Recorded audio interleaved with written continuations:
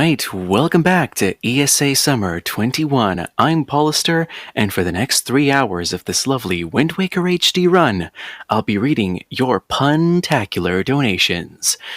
We are raising money for Save the Children. Links to donate can be found below the stream. We would also like to thank Twitch and ViewSonic for sponsoring this event. Alright folks, it is now time for Mr. Alberto to showcase Legend of Zelda Wind Waker HD with Joash and Gymnast on commentary. Good luck, let's get to 39k and also 40k. Let's do this. Alright, how are we doing today? My name is Mr. Alberto23. I have a lovely couch here today. Hi, I'm Joash. And I am Gymnast86. And so today we're going to be doing Wind Waker HD 100%, which is basically complete the game all the way. We're going to do everything and everything you can possibly think of. Probably a lot more than that we're going to do. And the game is going to be in Italian. You can't see it, but I will be starting the game. I'm trying to keep it on the home screen, and we're about to start soon. And I'm going to go ahead and take it away. And I'm going to start the countdown on file select. Ready? On my count. 3, 2, 1, go. All right. So let's go and skip that intro cutscene. Wind Waker HD 100%. So every single Wind Waker HD category is going to start off the same way. We're going to start off an outset, and we're going to do pretty much the hardest trick in any Zelda game that you can think of. But first, we're going to go ahead and just shout with Errol. Oi! Oi! Oi! Fratellino! Oi! Oi! So, the first part of the game, you're supposed to do this giant, long intro with a lot of cutscenes on Outset Island, but because we're on the overworld, and that's the same map the intro takes place on, we can really just skip it by swimming away from the island. And do you guys want to go over manual super swim? Definitely. So, to begin, we're actually going to be getting straight into the first major trick of this run, called the manual super swim, also known as pausa. And if you're wondering why we call it pausa, you will find out here in a minute. And so basically what Alberto's going to be doing is he's going to be jumping in the water, and he's going to be turning around back and forth while pause buffering. So he's going to be buffering back and forth, and what he's doing is, anytime he's turning around in the water, he's gaining some speed going backwards. In the game, that would be -3 speed.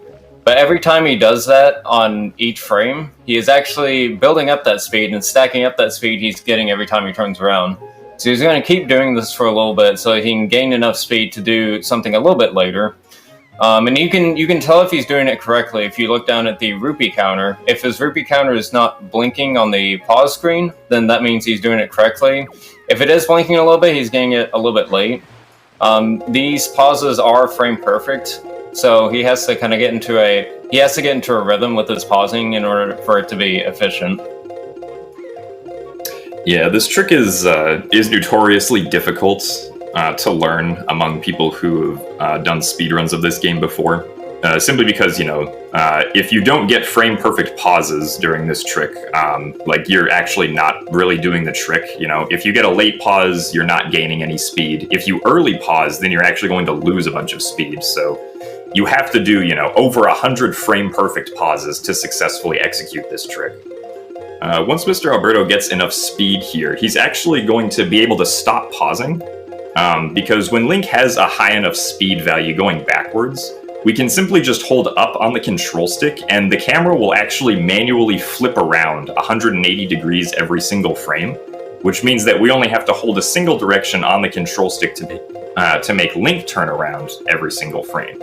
And from there, we can build up speed pretty fast to the point that we can super swim across the entire ocean, pretty much.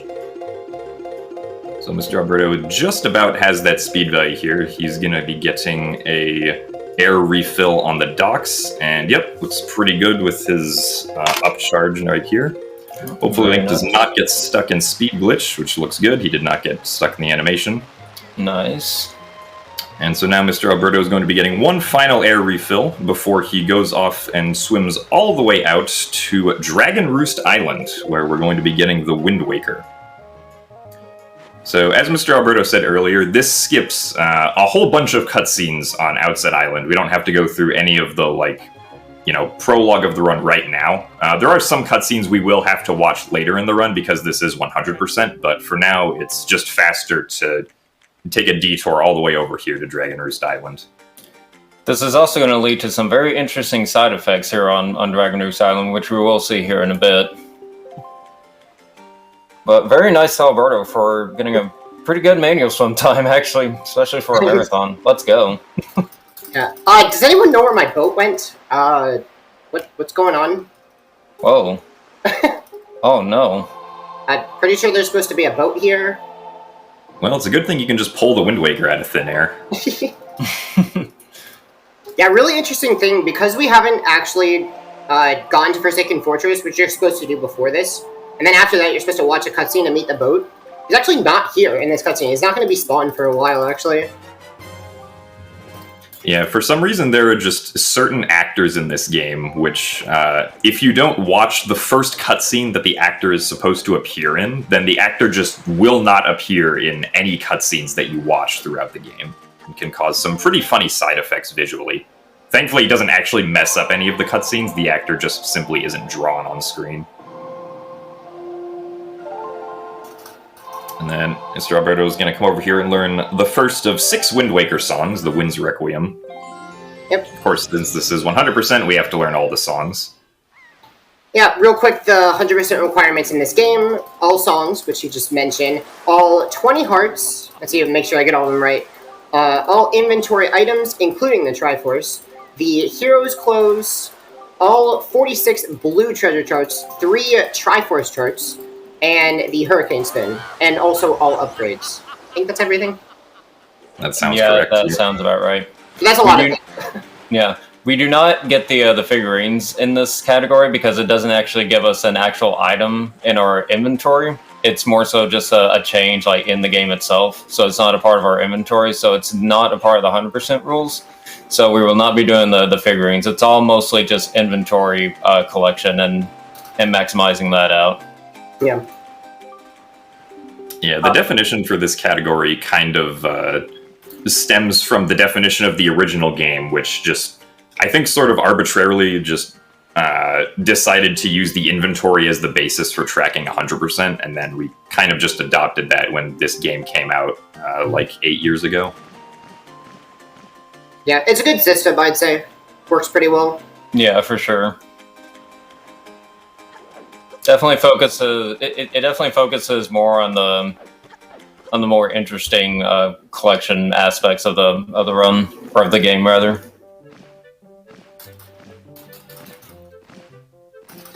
Now, there's a nice little cutscene here, so there's not much going on. If you want to read some donations, maybe? Well, I can read a few donations, but we might have some news on the back end, which I'll let you know in a second. So let's read a couple donations while we're at it. So, $14 from Mod366 saying, I already blasted through my planned donation budget, but I just can't resist. $39,000 hype. And you all beat me to it when I said it, but we hit $39,000. Ooh. Hey! Hey! Let's go! We also have $50 from Anonymous with no comment, but it is going towards the Sega Bass Fishing bonus run. And yeah, that is less than $50 away from being met. Now, I must tell you one thing real quick, because it is still early days. I must ask, is it possible that we restart the run for the file name incentive so we can get that in? Restart the run? Yeah, so we can. Did you put the file name, or? I have. Is that something we want to do? Well, we have raised over $167 for the name TaskBot, so unless that's already there, we could. We can. Is there a file name that people have chosen? Yes, it is TaskBot. TASBOT. Okay, sure. I can reset the run. Okay. Yeah, we are on schedule as well, so there's no pressure. Okay, we can reset the run. All right, that's fine.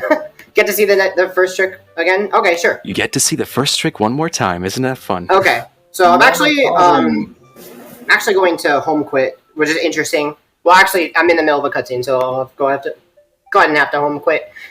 That'd be a little spoiler on why I home quit, but just know that I need to home quit before starting the game again.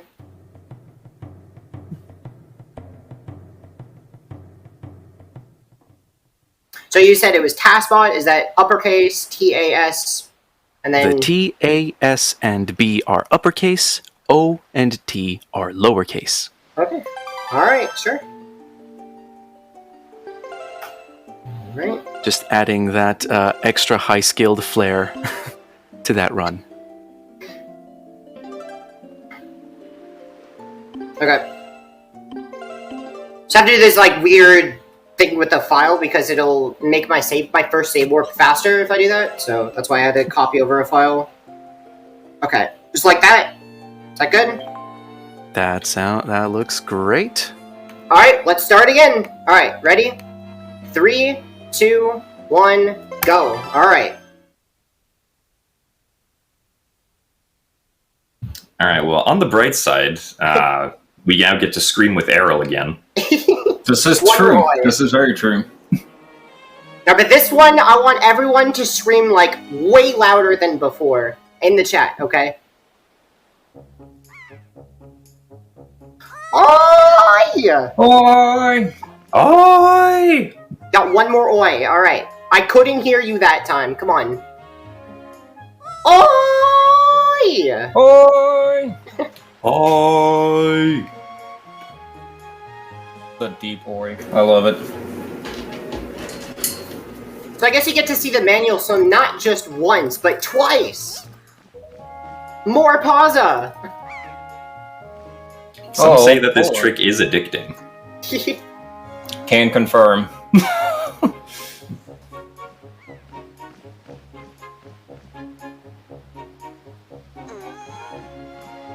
But yeah, so I guess for those who may not have been here in the last 5 or so minutes, Mr. Alberto is going to be doing a trick known as the manual super swim to escape the normal sequence that you'd have to go through at the beginning of the game on outset.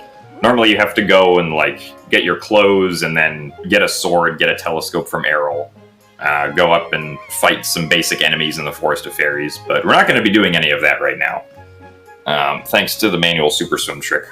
So Mr. Alberto is going to be jumping into the water, and then he's going to use pause buffering to turn around every single frame of gameplay that he's in the water here. And when Link turns around in this game, he's actually, his speed value is decreasing into the negative range every time that you turn around. And there's no cap that the game has on this, so we can pretty much just build up as much speed as we want based on how well our pausing is. So, Mr. Alberto has to do frame-perfect pauses here if he wants to continually gain speed in the water going backwards. It's particularly tricky to do because your pauses have to be frame-perfect. If you're too late and like there's multiple frames in between your pause, then you're not really gaining any speed, you're just kind of staying at the same speed. And then if you try to pause too early, then you're going to end up losing a lot of speed because Link is going to be swimming for like a few frames at the very least and losing speed during that. But Mr. Alberto is doing a pretty good job here right now with keeping the frame-perfect pauses going. Link slowly getting faster and faster in the water. Yeah, keeping it pretty steady. Yeah, Mr. Alberto specifically wants to try and make 180-degree turns for like being able to get the maximum amount of speed possible out of each turnaround. Because you do get less speed if you turn around at like a weird angle. Yeah. And you can, and like I said before on the first one, you can tell whenever he has frame perfect pauses if you look at the rupee counter. If the rupee counter is not blinking, then you can tell he's getting frame perfect pauses. If it ever blinks at any point, then he was a little bit late on the pause. And of course, if he was unpaused for a little bit, then that means he was a bit too early because the game didn't register a pause.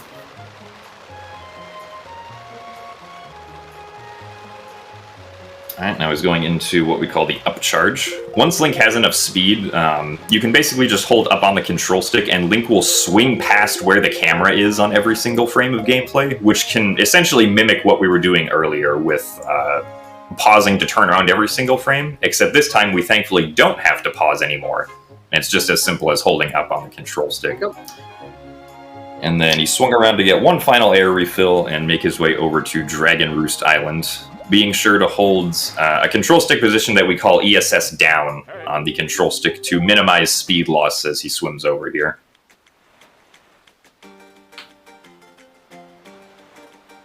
Just kind of want Very to nice. rate the difficulty of this trick. This trick is like very difficult, so getting it twice in a row is like already like a feat by itself. Yeah, not only that, but getting it sub 5 as well, both times in a row, like that's really hard to do. So definitely props to Alberto for that. Thank you.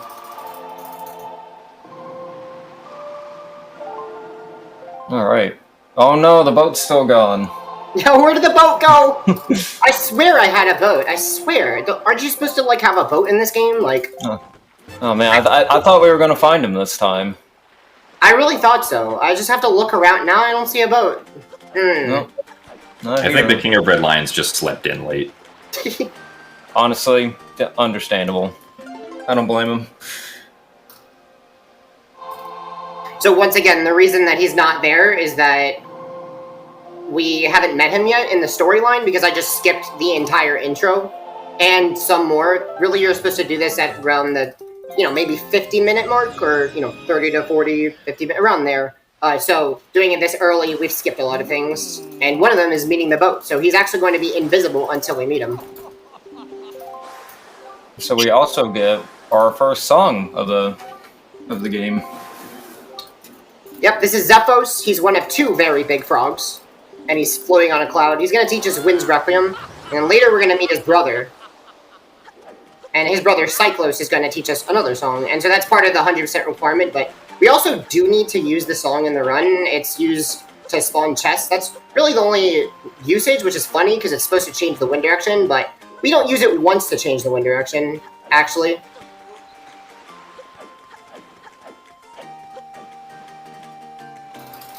That trick that I just did there, you could call it rock hop or rock skip, but whatever you want to call it.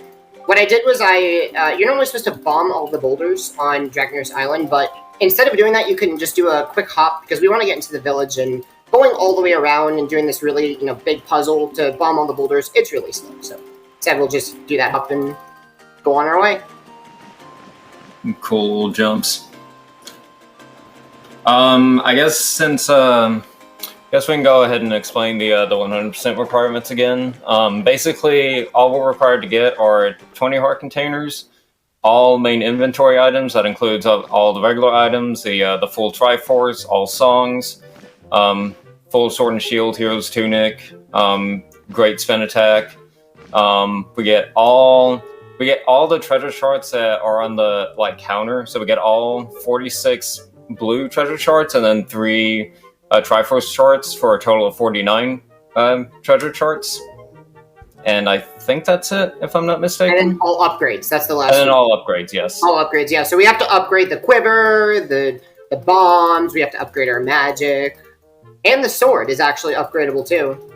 Yep. We don't get the figurines in this one because the figurines actually don't give you an item for your inventory. It just changes something in-game, on the map. So we don't... The figurines are not a part of the regular 100% rules.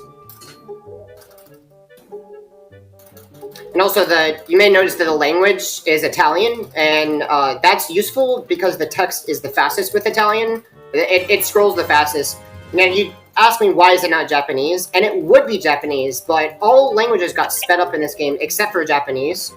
And so Japanese is now the slowest language compared to the GameCube version, which is the remake of. This is the remake of. Yeah, it's kind of... I'm not really sure why they did that. I guess they just felt that Japanese was already fast enough or something. Because the Japanese language in this game only scrolls at 1 character every frame, whereas all these other languages scroll at 4 characters a frame, which completely blows Japanese out of the water as far as language speed goes. Yeah, we'll show those speedrunners. Alright, it's time for mail game. Any guesses? I am going to guess 39. I'm gonna go with 38.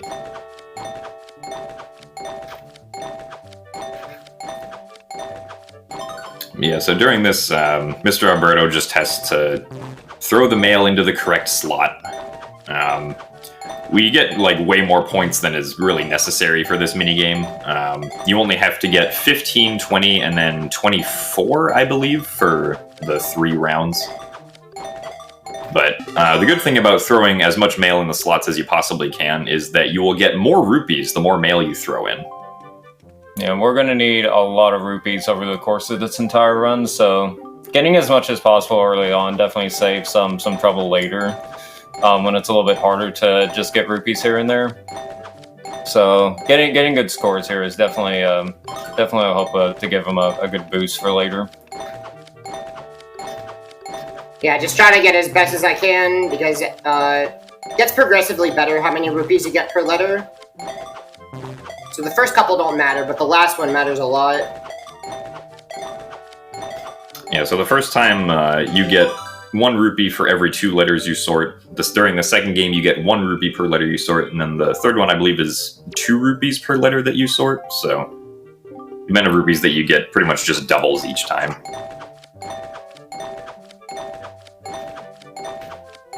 And the real reason that we have to do this minigame is because it gives us an item called the Note to Mom, which is a piece of mail that will eventually lead to a heart piece for us, which is why it's necessary. Yeah, so I'll actually have to do it one more time again later on. This is mostly just setup for the for getting the note later. Okay, not bad. Should have around 160 rupees. Oh, it's 3 per letter. It's nice. 3. Oh, 3 per letter. Oh, Okay, nice. yeah. That's a pretty good amount of rupees. That'll be useful for later. But it's also, you know, again, to get Note to Mom, which we'll get later. So we're not done with mail game, but we're going to have to come back and do one more round later.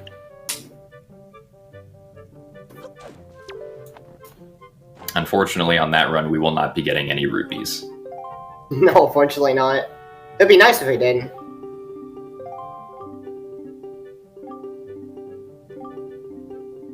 So I'm finishing up this quest to get the medley bottle. This is required to get into the Dragon Roost Cavern, which is the first dungeon of the game. And so I have to basically do this big quest of, well, it's really not that big, of mailing a letter to Kamali, which is I believe is the chief's son. And he has that pearl, which we do need, but, you know, he's not gonna give it to us quite yet. We have to impress him, I guess. We have to show him our speed skills. Yeah. Yes, because I did all that, now Medley is out here. This is just the normal quest, and so she wants us to throw us up onto that platform, and we're gonna yeet her over there, and then she'll give us a bottle for that.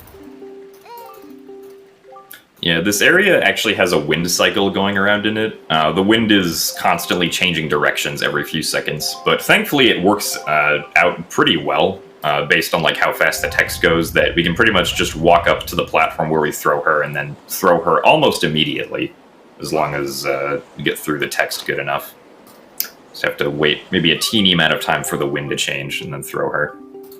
Yeah, interestingly enough, you can play this game on Spanish. Italian's actually kind of hard to get. You need a PAL Wii U. So people very commonly play on Spanish, and you could actually make the cycle by quite a bit with Italian, but it's really tight on Spanish because the text is slower with Spanish.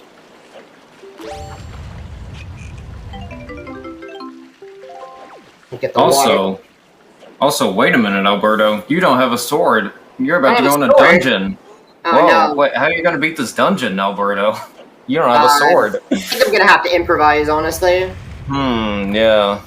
I could quickly go down to rent a sword and get you one. Oh, that'd be nice.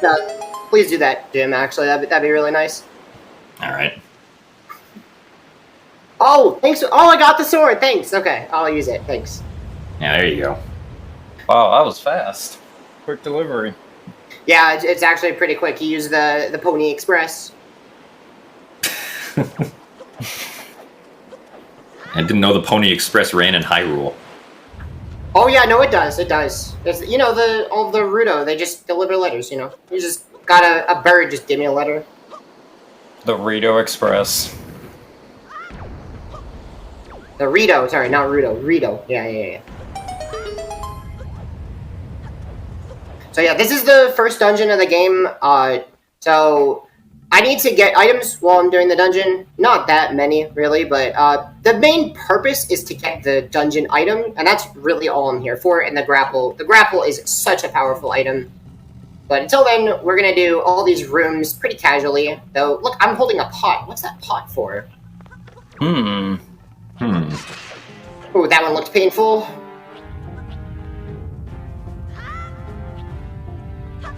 So yeah, I don't have a weapon, so we're gonna have to improvise.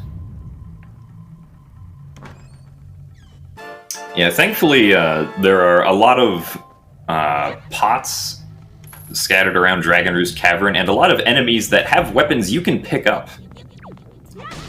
So, we're going full Breath of the Wild for this dungeon, just using our environment to our advantage. Yeah, so it's really neat. So even though most of this dungeon is like pretty simple in its movement, especially compared to the rest of the run, even though it's like kind of simplistic in nature, like it's still like pretty unique, kind of seeing it in a different light without having sword and seeing how to overcome those obstacles. Yeah, there's a lot of small optimizations, like right there. You guys want to explain what just happened? There's supposed to be a cutscene there, right? There is supposed to be a cutscene. So normally, the camera will like pan in such a way to where it'll show the melted lava that he just created. But if he moves his camera in a certain way, in a certain position, then he can actually skip that cutscene and it just won't play at all. Oh. Unfortunately, the Bokoblin was mean there. And destroyed both of the pots.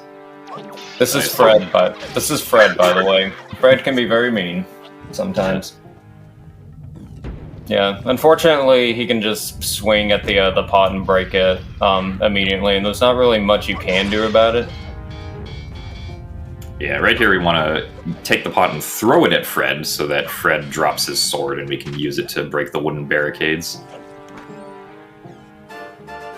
This is like one of the few downsides really to not having sword, because you have to kind of rely on some outside factors to get what you need.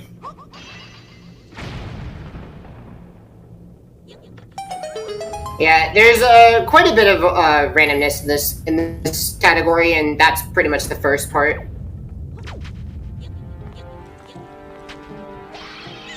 But there's going to be a lot more little things. And yeah, so movement-wise, if Link is holding something above his head, obviously he can't roll, and in that case, it's fastest to side hop with whatever object you're holding, since you can still do side hops when you have an object above your head.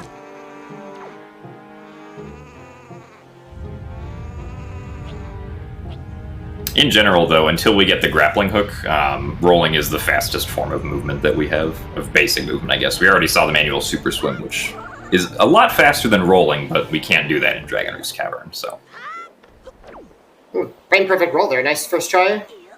Very nice. So, it is worth mentioning that jump that Alberto did there, where he jumped as he climbed. He's gonna be using that a lot throughout the run. So that's in general that's known as a roll clip.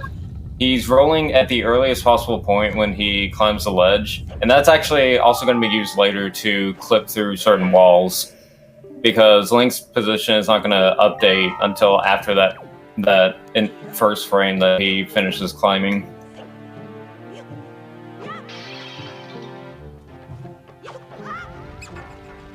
Also, while Alberto does not have the Gossip Stone, which is that stone he was holding that allows you to call different people, even though he doesn't have that in his inventory, the triggers for it are still all around the world, so it doesn't matter whether you have it or not in your inventory, those cutscenes will still be in the game.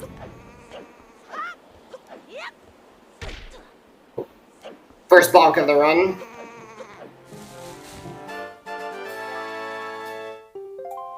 Yeah, Mr. Alberto was trying to roll up those stairs at an angle, because if you roll up into the wall at enough of an angle, you can avoid bonking while going up the stairs, but the bonk still snuck in there. Alright, hi guys. Do we have a moment for a few donations that have come in? Yes, sir. Fantastic. I bring better news this time, not restarting the run. Thank you once again for helping out with that, by the way. But yeah, let's get to some donations. We have $10 from Linkus7 saying, "Hey Alberto, I just wanted to wish you good luck on the speed run and marathon run. I'm super proud of how far you have pushed the Wind Waker HD 100%. Enjoy everybody, it's an amazing run." Thank you Linkus for the donation. We also have $10 from Aru saying, "Cute streamer, cat kiss. Good luck, Al. Get this sub for 50.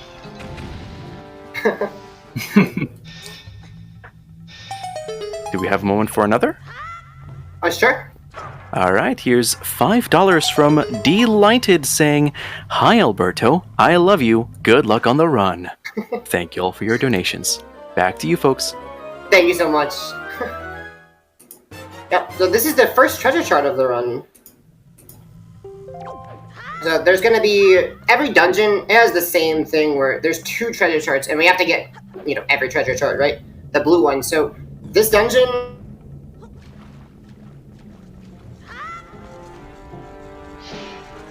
Okay.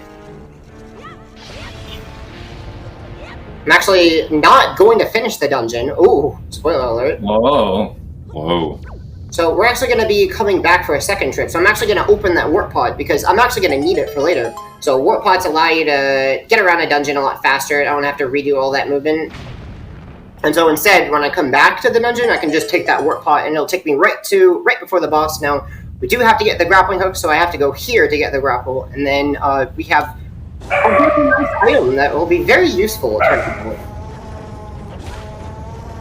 Yeah, it is worth mentioning that it is actually possible to beat this entire dungeon as is right now, without the sword and everything. You can even defeat Goma without the grappling, or you can defeat Goma with the grappling hook. Funny enough, however, we will be leaving and coming back later because it is actually faster to bring some extra stuff with us in order to finish the rest of the dungeon. Oh, these bokoblins are tricky today. Yeah, so this mini-boss fight can be tricky, trying to correctly get all the hits in on the bokoblins and the moblin that's about to drop in. If you have good positioning with where you are relative to the enemy, you can have each sword swing that you do hit twice onto the enemy, which is what Mr. Alberto is trying to do here. Yeah, it's just another, RNG element where you really have to rely on the enemies to cooperate because that sword is just so slow and clunky to swing.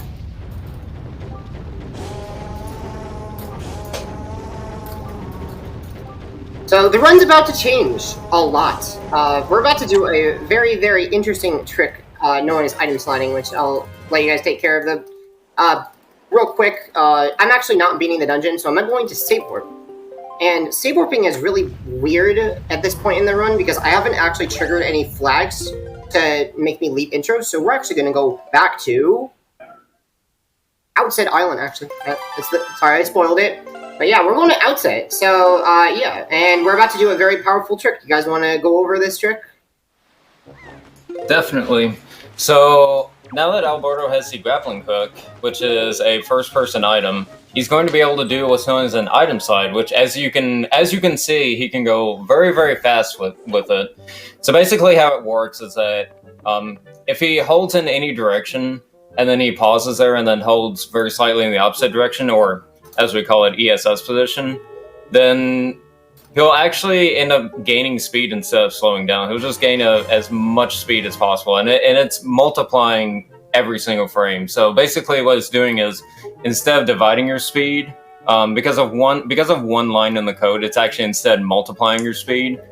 He can actually go so fast with item sliding that after a few seconds of charging it, he could actually crash the game. But fortunately, with the speed that he needs, he only needs to build it up for a few seconds. So item sliding, as you can probably tell, is a major factor of the speedrun. He's going to be using it pretty much everywhere, and it's going to now be our main form of movement throughout the game. It's pretty much the most powerful glitch of the entire game, bar none. It's so powerful, and it really changes the movement. And I really like that. I like how the movement is very complicated and very much of a puzzle to solve, and every area has a different movement with item sliding. And it's so hard to control because of how fast you're moving, but it's so cool to me, like, just watching Link zoom everywhere. And so, now, outset, remember there was an intro. We are going to do some of that intro, but because I do need some items, I do need the telescope which she's going to give us, and I needed the hero's clothes, but I don't need to do all of outset, and item sliding really speeds it up. So that's why we waited to do it until we had the grapple, so that we can item slide and get around way faster. Yeah, so that's kind of the goal with Wind Waker HD speedruns in general. Like, the goal is to try to get item sliding as fast as possible because it's so useful that you want to try to get it as early as possible so that you can get the most out of its benefits. Oh, a pirate ship! Whoa! Whoa. Well, the bird's trying to get away. It's carrying someone, though. It's carrying a girl. Oh. Oh, that looks painful. Oh, gosh. Oh, no. This isn't good. Yeah, we have to go save her! Nah, I'm not gonna save her. Do we, though? Yeah, I think she can handle herself. She'll be fine. Yeah, let's just, we're just gonna leave that alone and never worry about her because we don't care. I think the pirate ship looked pretty cool, though. Yeah, we should go check that out. Don't you think, Al? Well, maybe next time. That hop is a very precise angle, so I was a little to the left. We'll try it again. But yeah, do it one more time. But yeah, with the power of item sliding, we can get to that ship pretty easily, it turns out. Let's try it one more time. Yeah, so one aspect about item sliding to just kind of keep in mind is that you can build up speed, and then with however much speed you have, when you like release it by either swinging your sword or in this case hitting the target button, then however much speed you have will be how far you jump. So anytime you hit target when you do just a basic item slide, Link will shoot off to the left because of how his body shifts. And so that's one thing to keep in mind. Yeah, and I could use it to hop all the way to the pirate ship, so I had to have enough speed to travel the entire distance in one frame, and that's not a problem, because with item sliding, you can gain a lot of speed very quickly, and so we'll be using that a lot, that mechanic of just building up a bunch of speed and then releasing it to go wherever we want in one frame. It's pretty powerful.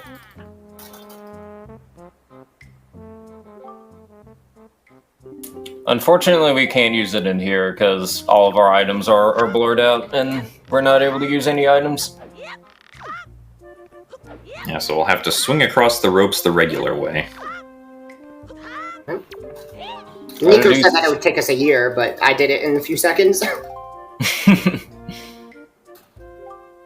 So we'll be rewarded very handsomely for the puzzle we just did. I wonder what it is. Wouldn't want to spoil it. The spoils bag! Yeah, if you can't read Italian, that's a spoils bag. Basically allows us to carry spoils, which we'll see them later in the run. We'll need to be collecting a lot of spoils. And let's save warp. So now I'm going to go to a different place. And a controller change.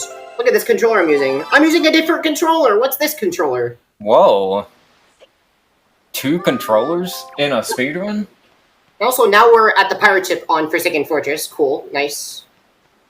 Yeah, so interestingly enough, that getting the spoils back changed my save rope location. So now we're no longer in the intro of the game. At least that's one of the flags that gets set. When you get the spoils bag, you're supposed to then when you save and quit, go to the pirate ship at Forsaken Fortress. And so I could have just left the ship, that would have worked too, but it's faster to save and quit.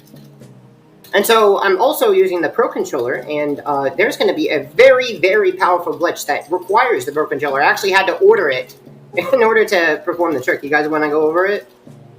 Yeah, so the reason why he has the Pro Controller is a new trick, actually. This trick was actually found this year, and it's called pause storage. So basically what he's going to do is with the Pro Controller, obviously you can pause the game and your pause screen will be on the TV instead of it being like the pause and transparent layout. It'll be the pause screen that you have on your gamepad screen.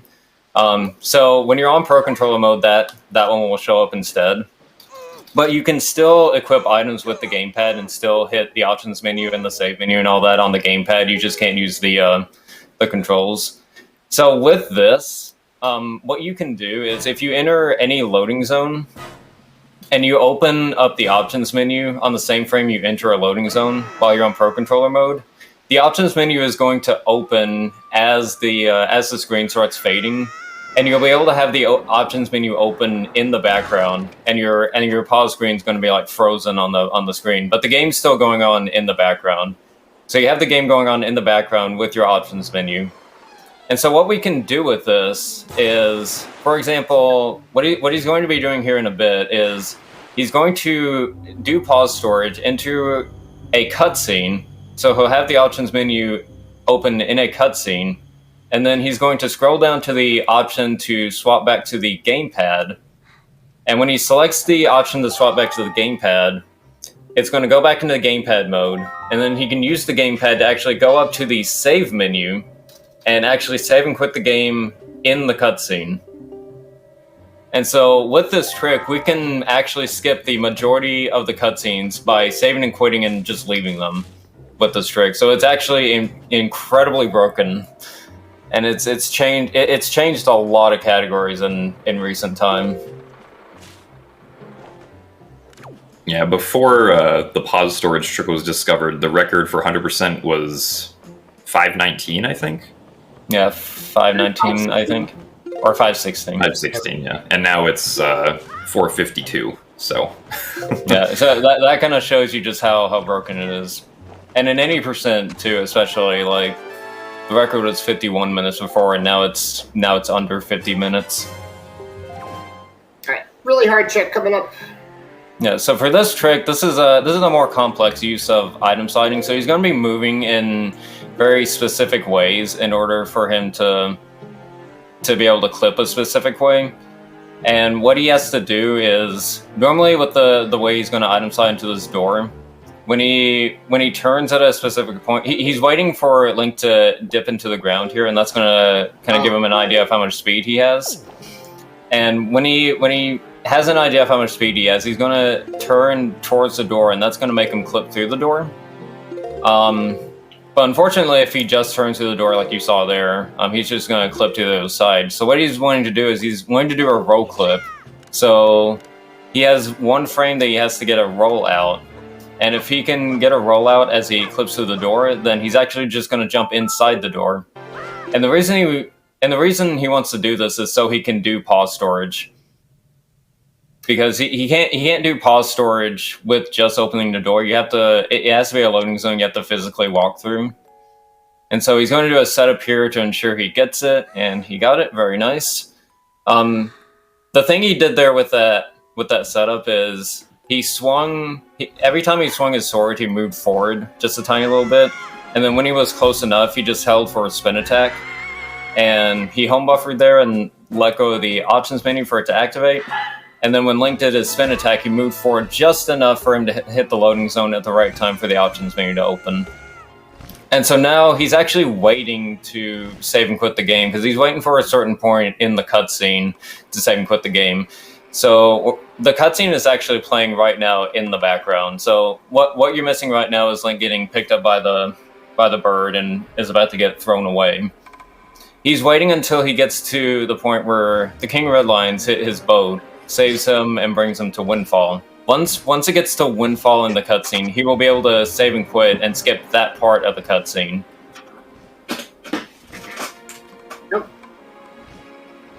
and so I actually have to wait. So if you want to get in any donations, now would be a good time. Fantastic. Well, I have a couple here, and a great announcement. We have $10 from Keaton the Fox with one simple comment: gaming. And we also have $50 from one of our friends in the German restream, Maiden Krieger, saying, "Great work. Greetings from Germany. Rummel." And I can tell you, with that $50, ladies and gentlemen, tomorrow, right after Mario Party 7, we're going to be watching the Sega Bass Fishing Run. That incentive has been met. Thank you all for your incredibly generous donations. $1,500 wouldn't have been raised without all of you. So thank you for your generosity, but keep those donations coming because 40K is fast approaching. Back to you guys. Let's go. Thank you so much. And so now Alberto is heading towards a sub near his ferry island, and he's gonna get another item here. I think that's the first time you've ever seen a super swim. So you can actually keep your speed in the water, and it's super powerful because you can actually use that speed to get around pretty much anywhere in a matter of seconds. So item sliding also allows us to sequence break even more because you can super swim across the ocean and get places that you're not supposed to be at yet. And it's also just way faster than sailing, which you're normally supposed to do to get around. Yeah, so no more pausing to get where we need to go from island to island. Yeah, the only thing that's really necessary for starting a super swim is you need to have some sort of sloped ground going into the water on the island that you're trying to super swim from. If there isn't any of that, then unfortunately it's a bit harder to try to get to other places really fast. All right, so right here... Oh, go ahead. Yeah, so Mr. Alberto is going to be doing pause storage again, this time into the Northern Ferry Island loading zone. And here he's actually going to do a trick where he duplicates the wallet on Northern Ferry Island. And so what he's going to do is he's going to get the text box for getting the wallet upgrade from the ferry here, and then he's going to save warp out of that, which will give him the wallet upgrade, but won't clear the flag saying that the Great Fairy has given him the wallet upgrade, right? So after he does this trick right here, he can just come right back into the fairy fountain that he save warped at, and he's just going to be able to get another wallet upgrade, right? And this will give him the maximum wallet upgrade, which can hold 5,000 rupees, and is a lot faster than having to go get the other wallet upgrade.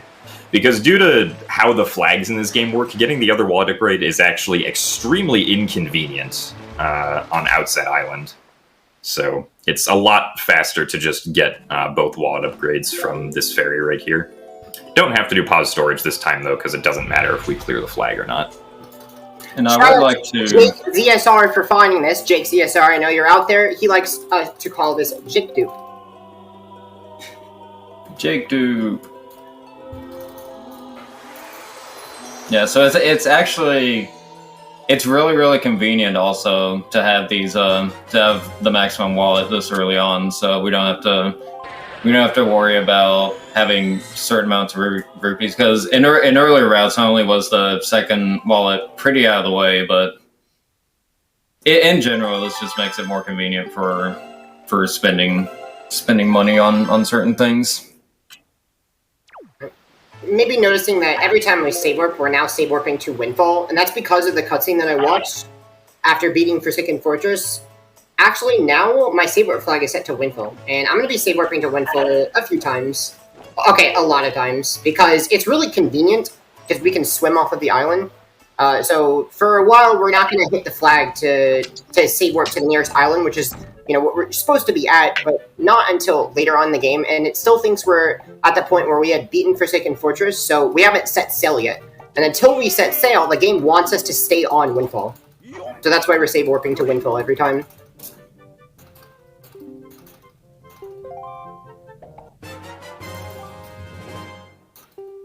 Yay!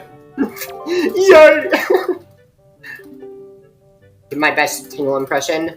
Hop, yup! Green plop! Also, we get the most important item in the entire game here, the Tingle Bottle.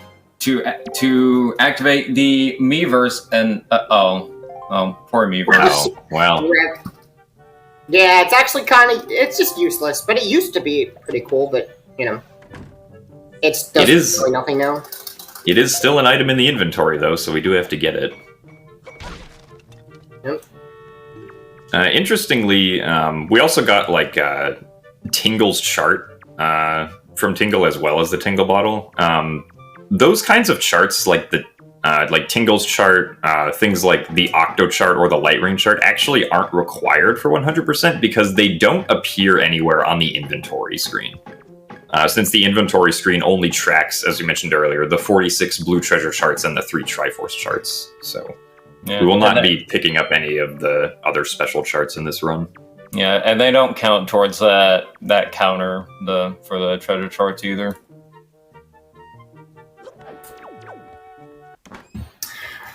Alright, I'm going to do a bit of a scene change here that I got the approval to do. Yes, it is time. Oh boy. So would you guys like to go over what's about to happen at the next minigame? Yeah, so the next minigame that Mr. Alberto is going to be doing is called Sploosh Kaboom. Or I think technically in-game it's called Sinking Ships, but Sploosh Kaboom is a much better name, so that's what we call it. So what Mr. Alberto has on screen right here is the grid of the battleship layout that you normally see on Sploosh Kaboom. It's an 8x8 board, and what's going to happen in the minigame is the minigame is going to spawn 3 ships on the board, one that's 4 units long, one that's 3 units long, and one that's 2 units long. But Mr. Alberto here has a tool that he can use, which is going to predict for him where the battleships are going to appear on the map, right? And the way that the tool does this is first we have to give it what the squid layout is on the first board that we do, which is why Mr. Alberto just kind of threw the first game right there. And based on that, and based on how long we've been playing the game, the tool can use the game's RNG seed that it starts with to predict where the most likely spots are for a squid to appear. And then we'll automatically update those as Mr. Alberto shoots around the board here. So Mr. Alberto was able to get a hit, and then the tool will predict for him where the most likely spot for the next hit to be is. And this is very important because if you don't use this tool to try and do runs right here, you will usually end up losing a significant amount of time to the Sploosh Kaboom minigame, since you only have 24 shots to try and find all 3 squids that are on the board. And if you want to get past this minigame as fast as possible, you need to at least complete one of the minigames in less than 20 shots, just like Mr. Alberto did there in 19. He's also going to try and beat his high score of 19 on this next one in order to get an extra orange rupee just for some more money. Yeah, so without this tool, like Jim was saying, you're essentially would just be guessing where the shots are and just hoping for the best. So it is really nice that we do have this to get to more so the gameplay elements of this category. Yeah, and just to be clear, this tool is not reading anything from the game directly. All the input to the tool is done manually via just keystrokes on our keyboard telling it where the squids are. There you go. Very nice.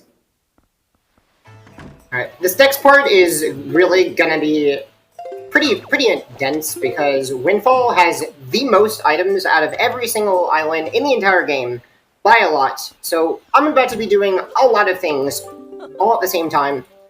I'm going to be waiting for 2 NPCs to get into place because I'm gonna have to take their pictures at a certain point. And while I'm doing that, I'm going to be catching kids, placing flowers, buying the sale, getting rupees, learning a song, a lot of things, basically. There's a lot of things about to happen. Yeah, so the idea of the Windfall routing here is that you want to basically do as much as you can until those 2 NPCs that Mr. Alberto mentioned, Garrickson and Anton, get into the position that they need to get into for us to take their photograph. Which does take quite a while, so it basically doesn't lose time to just try and squeeze as many things in here as you possibly can. before they get to their spots, as long as you still are able to get to their pictures in time. If you don't get to their pictures in time, then you end up losing a lot of time because you have to wait for them to walk all the way around again. Yeah, so we are able to do just a ton of things just because we have to wait for them anyway. So it is a very convenient time to just take care of the majority of things on Windfall. And one thing to keep in mind is he has to avoid these two NPCs as they're walking, because otherwise, if he walks by them, then they'll actually stop walking. So he's going to try to avoid them as much as possible too, so they can get to their destinations a lot quicker. Yeah, typically the one that's the hardest to avoid is Garrickson, because he walks around most of the spaces where Mr. Alberto's going to be trying to place down the town flowers here. He has to place down these town flowers to get a piece of heart from the man sitting on the bench, looking out on the horizon.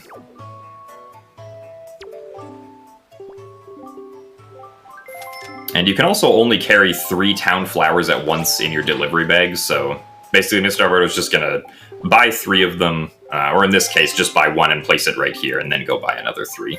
And just keep on buying 3 and placing them down and coming back, all while trying to avoid Garrickson.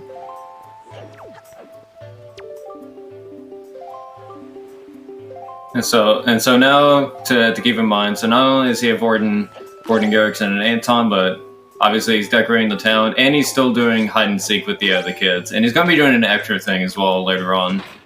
One thing to note here, he's going to be like randomly talking to NPCs here and there, and it might seem useless, but it actually is important for like a very small time save later, because he is going to be coming back to Windfall later, and you have to get through those. With some NPCs and some of their quests, they do extra dialogue.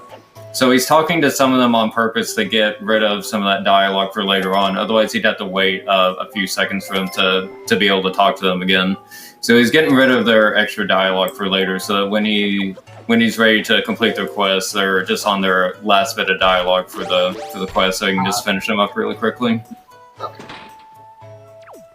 And the orange rupee that he got from Sploosh Kaboom was pretty important because it allows him to buy all the town flowers that are necessary for this part of the quest, since each town flower costs 10 rupees.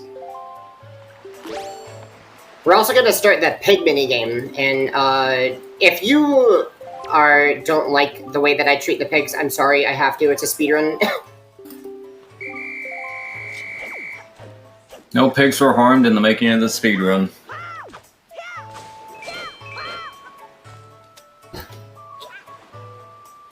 And right there, you saw that it jump slash up the ledge. It's actually faster than climbing for ledges where if you could jump slash up, because the climbing animation is pretty slow. So it's a lot faster to jump slash. Yeah, Link's jump slash in this game gets some serious height, so typically pretty good to use when trying to climb up consecutive ledges.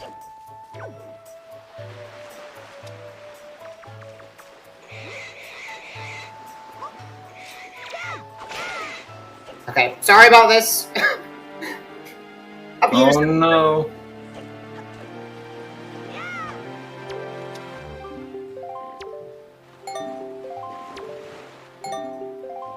Uh-oh.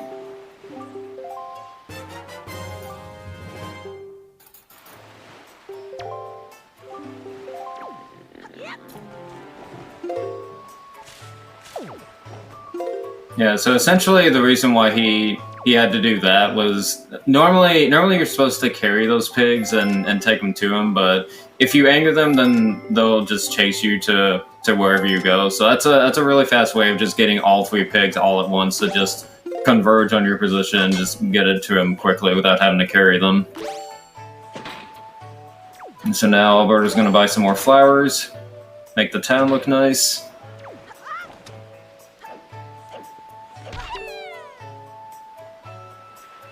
So I believe he's almost done with the flowers as well.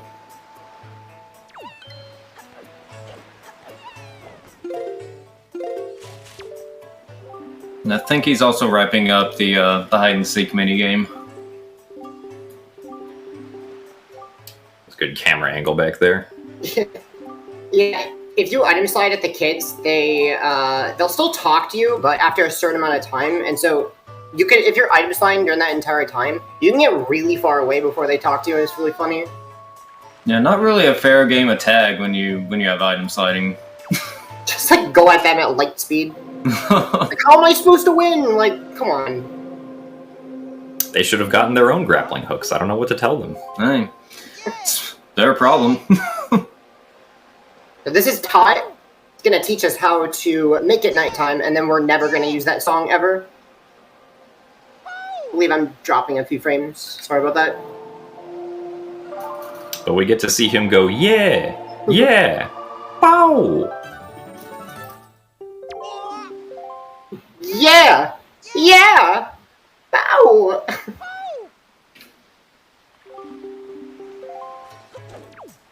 Does some pretty good pirouettes there, I just noticed.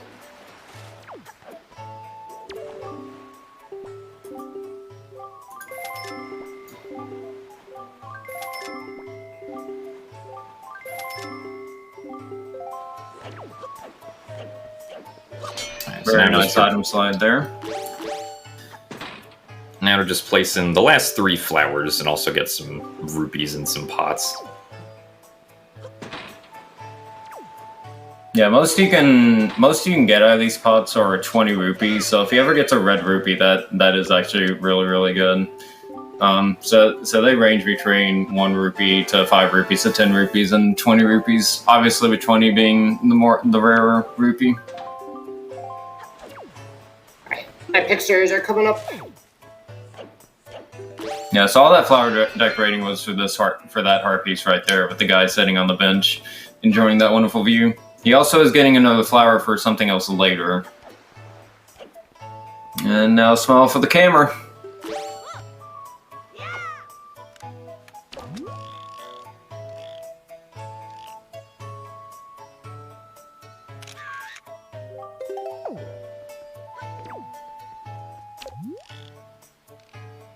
It's a little scary. Oh, nice backup though. Very nice backup.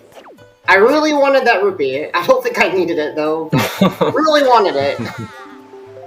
I still had time because I was waiting for him to get into a position. Really doesn't lose any time. Yeah, very, very nice. I believe he's good on these pictures. So very well done. That's definitely one of the things that is really, really good to get right on first try. Alright, get ready for Lenzo.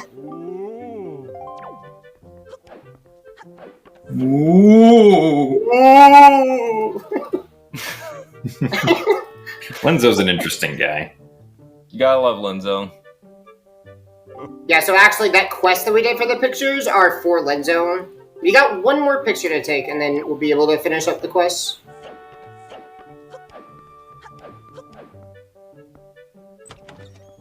And there's some really cool item slides coming up.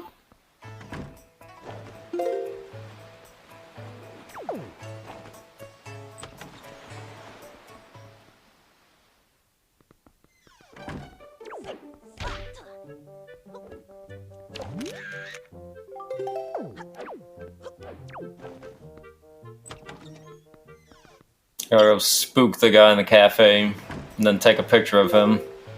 Poor guy.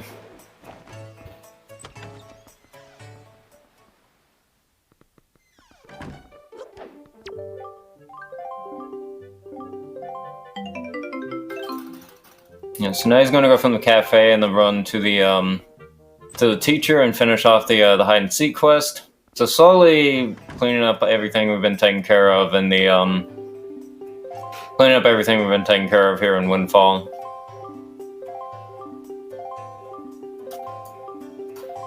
Alright, so now that I have all of my pictures, I'll be able to go to Lenzo and get all my pictures deposited.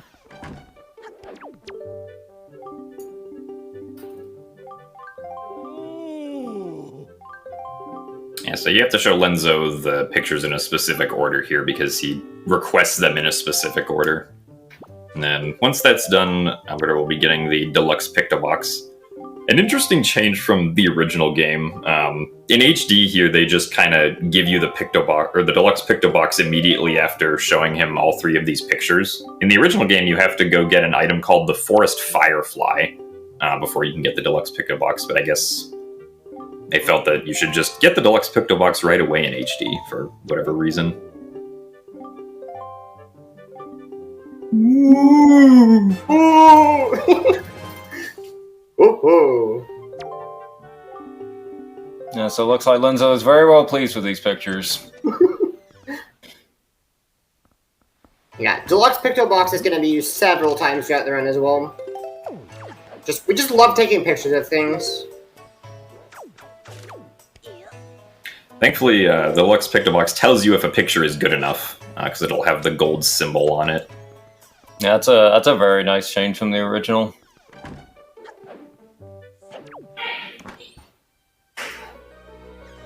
Do I have a moment for a couple quick donations? Oh, sure.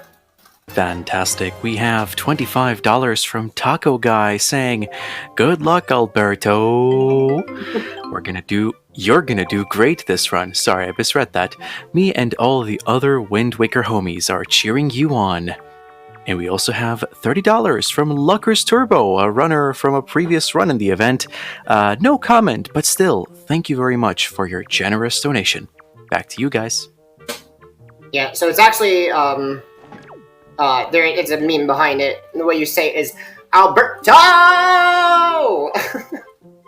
I apologize. My ASMR voice and my inability to wake people up is preventing me from doing that.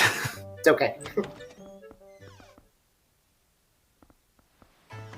Alright, pretty much finished up with Windfall. Now we can item slide to a bunch of different places and save warp back to Windfall from them, so that's what we'll do. Alright, so definitely very clean Windfall overall.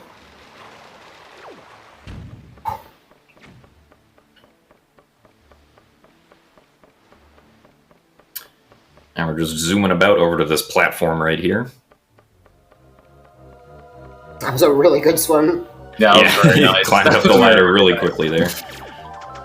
Yeah, it's just such a small target, it's really hard to hit it. So this gives us the opportunity to get some joy pendants and get the treasure chest up here that we want. Yeah, this is Starbelt Archipelago, I think that's how you say it. Really just has a platform, and that's all we want, so we can just go there and save warp. And again, whenever he save warps, he's going to be ending up back on Windfall, which is going to be very, very convenient now that he's going to be traveling to various different islands. Because as we said before, in order to do those super swims, he has to ease himself into the water. And Windfall is one of the easiest places to do that. Yeah, also has a convenient swim spot very close to where you spawn in. Alright, so we're going to Bird's Peak now. Yeah, here on Bird's Peak, you can clip in here using the grappling hook target by grappling it at an angle compared to the wall, and then just letting go with the right timing on the backswing. Normally the game wants you to have the bait bag and a highway pair and control a seagull to hit some high up switches, but thankfully we don't have to do any of that.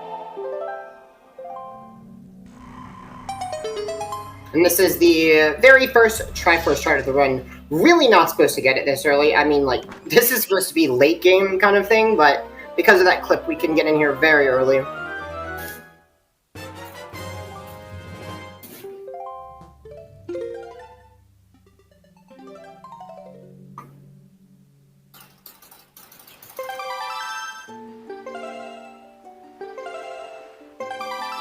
So speaking of Triforce charts, we're going to get one more.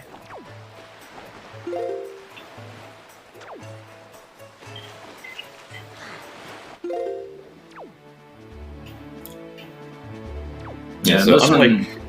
Oh, go ahead. Yeah, I was just going to say that unlike the original game, which has 8 Triforce charts, this game only has 3.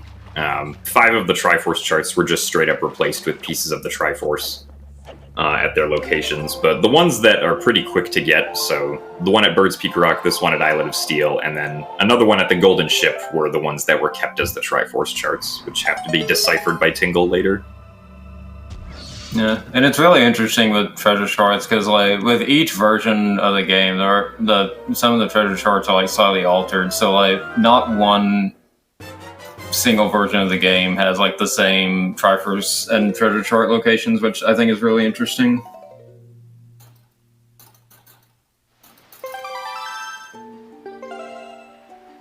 And so, as for the third Triforce chart, we will be getting that one later. Unfortunately, we can't just rapid fire all three Triforce charts one in a row, but we can get these first two, which is really nice. I'm gonna go for a cool strategy here to make it nighttime quickly. Yeah, so what Alberto is going to be doing here is he's actually going to be passing by Forsaken Fortress. And normally whenever you go into Forsaken Fortress, it's automatically going to make it nighttime because the game wants you to only do Forsaken Fortress at night. So he's actually going to take advantage of that by swimming by the island to make it nighttime instead of doing Song of Passing. And he's going to take a nice little snapshot of the moon for a side quest later. And then he's going to do a pretty precise clip here to clip into the Fairy Isle. Because normally you need, I believe, the hammer for this one. And these different fairy islands have all the different upgrades we have, like whether it's the wallet upgrade, the bomb bag upgrade, or the quiver upgrade. In this case, he's going to be getting the quiver upgrade. Unfortunately, this clip is really, really precise. It depends pretty heavily on a specific amount of speed.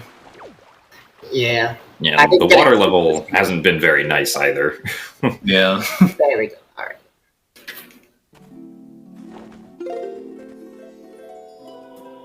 Yeah, and it's actually it's pretty important for keeping it on specific days that he turned it to nighttime, because as he progresses throughout the run, he's going to want it to be at a specific day so that he can do something else later on. So just another thing to keep in the back of your mind as well. We'll get back to that later.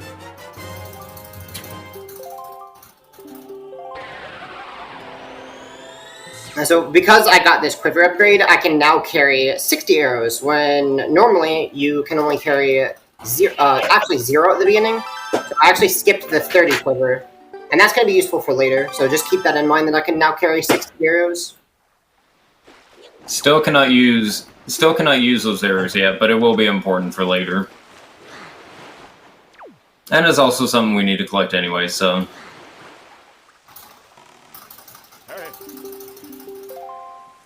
So next up is Great Fish. So that whole sequence of events really was to make it nighttime and then take that full moon picture, because I will need to deposit that picture eventually.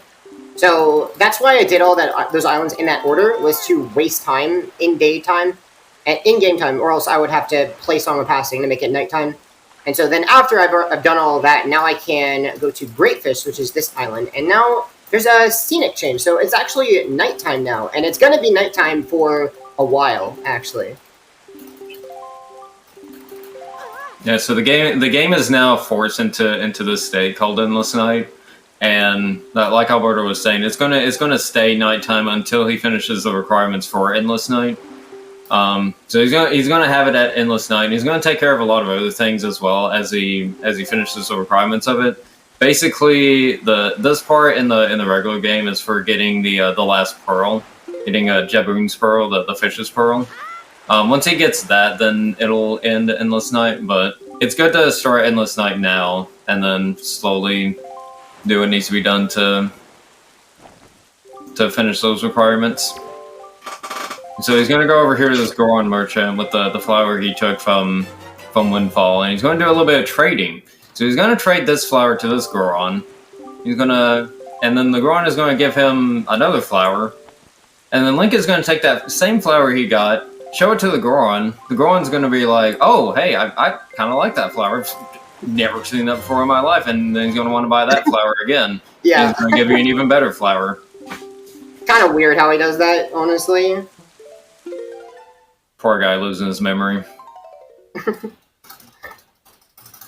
Right. One of the side effects of Endless Night is that the pirate ship is at Windfall, because what you're supposed to do in the casual playthrough is you're supposed to sail to Great Fish, and then supposed to sail back to Windfall, and then you're supposed to learn a password to the pirate ship and enter and get bombs. Well, I don't really want to learn the password because it's slow, so we're just gonna skip the password. And so you can do a roll clip here to clip into the pirate ship, and then he's gonna have to do some pretty specific movement to get around so he can get behind the door. Most doors, like I'm pretty sure every door, will have a loading zone behind it, so as long as you can get behind a door, you can activate its loading zone and get on the other side. And Alberto has to be pretty careful about his movement here on the pirate ship because the collision inside of it is kind of wonky. Like, it's very easy to fall underneath the ship or just to clip back in bounds. So Alberto's got to be really careful with his movement here, but fortunately he's got in there pretty quickly. And so one thing to note about this pirate ship, earlier in the run, when he got the spoils bag, that was the first minigame for this pirate ship. It goes to the next minigame, which is this one for getting bombs, whenever he gets the Gossip Stone. So the reason he actually got the Gossip Stone earlier on, when he was in Forsaken Fortress the first time, was so that he was able to do this minigame here. And so now he's able to do this minigame in order to get the bombs. And once again, the grappling hook is dimmed out in here, so we can't use it, which means that we have to just swing across the ropes the regular way. But thankfully it doesn't take too long. Well, we're still kind of using something rope-like, like the grapple. True. That is true. Unfortunately, we cannot item slide with swinging ropes.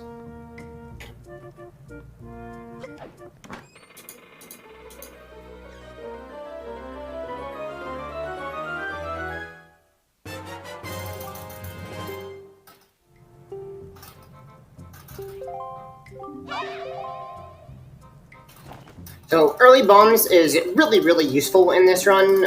That's really the entire point of going to Gritfish and then going to Windfall, was to get bombs, because bombs are very, very powerful. We're going to be going to the second dungeon very soon, and we're going to want bombs to sequence break there. So actually, we're about to see bombs being used very, very soon. Yeah, so bomb, as Alberto was saying, bombs are actually going to be pretty broken for what we're going to do next. Because where we're going next, you're not supposed to have bombs. And also, Alberto turned to Hero Mode, which, for those that don't know, Hero Mode is a harder mode where you take twice as much damage. So that is actually very important that he did that. He's not doing that because the game is too easy, mind you. But he's actually going to be damaging down intentionally here. Oh my goodness, hope he doesn't die. These swims are really, really difficult because you are literally blind during Endless Night. So you have to have a really good sense of direction. Yeah, sometimes during these Endless Night swims, you can use the lightning in the background. If you can hope for some lightning, sometimes it brightens up the area so you can see a little bit easier. But even still, it's really hard to navigate the Endless Night swims. It's something something that definitely takes a while to get used to, for sure.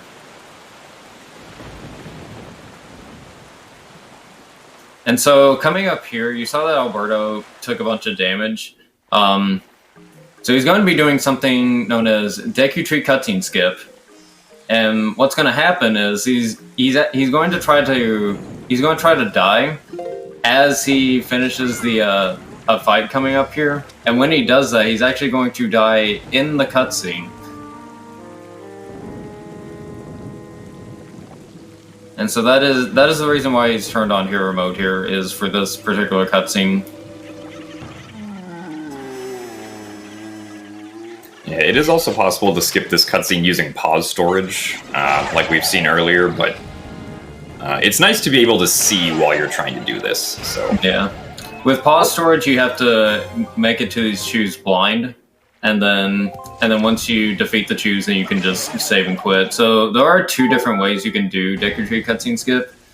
For Alberto here, he's going to be using the bomb version. Yeah, I missed the home button, unfortunately. Ah, dang. We'll just have to watch the cutscene. But what the purpose was to attempt to die on the exact same frame as the cutscene starting, and that would basically allow me to skip this cutscene. But instead, we could just watch it. It's a nice little cutscene. You get to see some Koroks.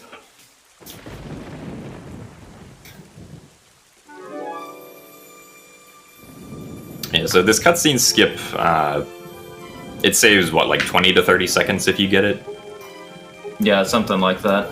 Somewhere around there. Yeah, because I believe I don't think Mr. Alberto's entered back into the King of Red Lions yet. So, like, when he dies here and goes through the death animation, if he was to skip the cutscene, he would spawn back at Windfall, which means he'd have to super swim all the way back to Forest Haven to come back and get the leaf. Yeah, and even with swimming all the way like across the world, it's still pretty fast. Just especially because of how fast you can super swim in this game. Yeah, it's really not the biggest time save, but it's still pretty significant. It's because this cutscene's really not that long, and the movement to get back in is really slow, so... It's also interesting to see that there's multiple methods to skip this cutscene now. We have pause storage now, and we have the death version, which the reason I opt for the death version is because it is slightly faster. It's only like 10-15 seconds faster. I will have to save warp after the cutscene because my health is way too low for the next area, and I won't get any refills, so I have to turn off hero mode. Yeah, and unfortunately in hero mode he can't get heart drops either, so he would have to go into Forest Haven without taking a single hit. And with the amount of stuff he's actually going to be doing in Forest Haven, that's pretty unreasonable. And the problem with that also is that, as we were saying before, if he dies, he's going to end up all the way back at Windfall, and it'd take a very long time to get back to Forest Haven. Or to Forbidden Woods, rather.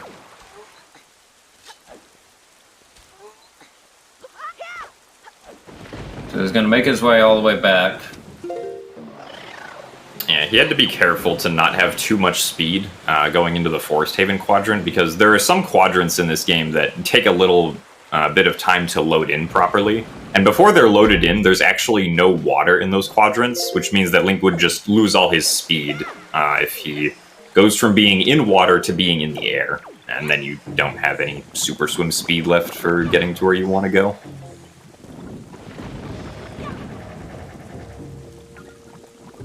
So we gotta take all these bulbs up and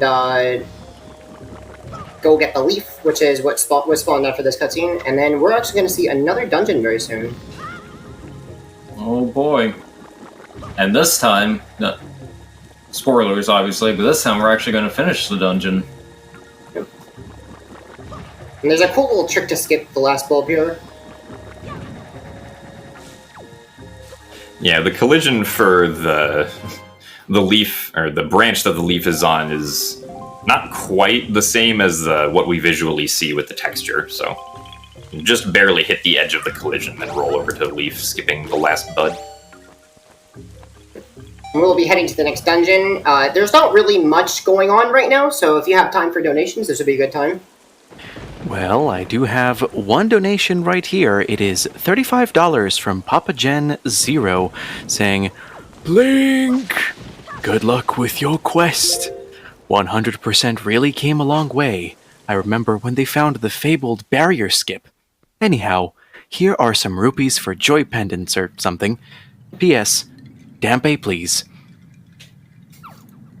I can also talk a little bit about Save the Children while we're at it. Sure.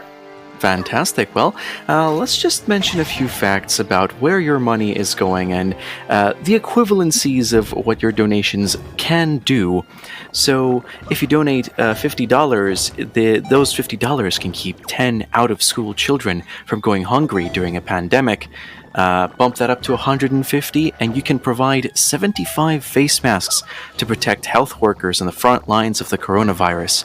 $200 can equip 40 frontline health workers with protective medical gowns. But if smaller donation amounts are more your thing, well, $10 can buy malaria pills for 20 kids. Whatever amounts you choose to donate, thank you all for your generosity. We are less than $800 from $40,000, and I'd be excited to announce that when it finally happens, so please get those donations in. Thank you. Back to you guys. Thank you. Alright. A couple things I should probably mention about leafing in this game. There's something called a leaf pump. And I don't know if you guys have heard of a leaf pump, but basically I can preserve height while I leaf by taking out the leaf and then very quickly pulling it out again. And that will preserve height because for some reason when you pull out the leaf, you actually gain some height. And I can use that to do some leaps that I normally am not supposed to be able to make. Yeah, it's a way for leaf pumping. It's a way to maintain your height a little bit more. However, the one downside to it is that you do use a lot more magic. In this area, that's not really that big of a deal since the bulbs fill up your magic. But there are other areas where you do have to be kind of wary about that.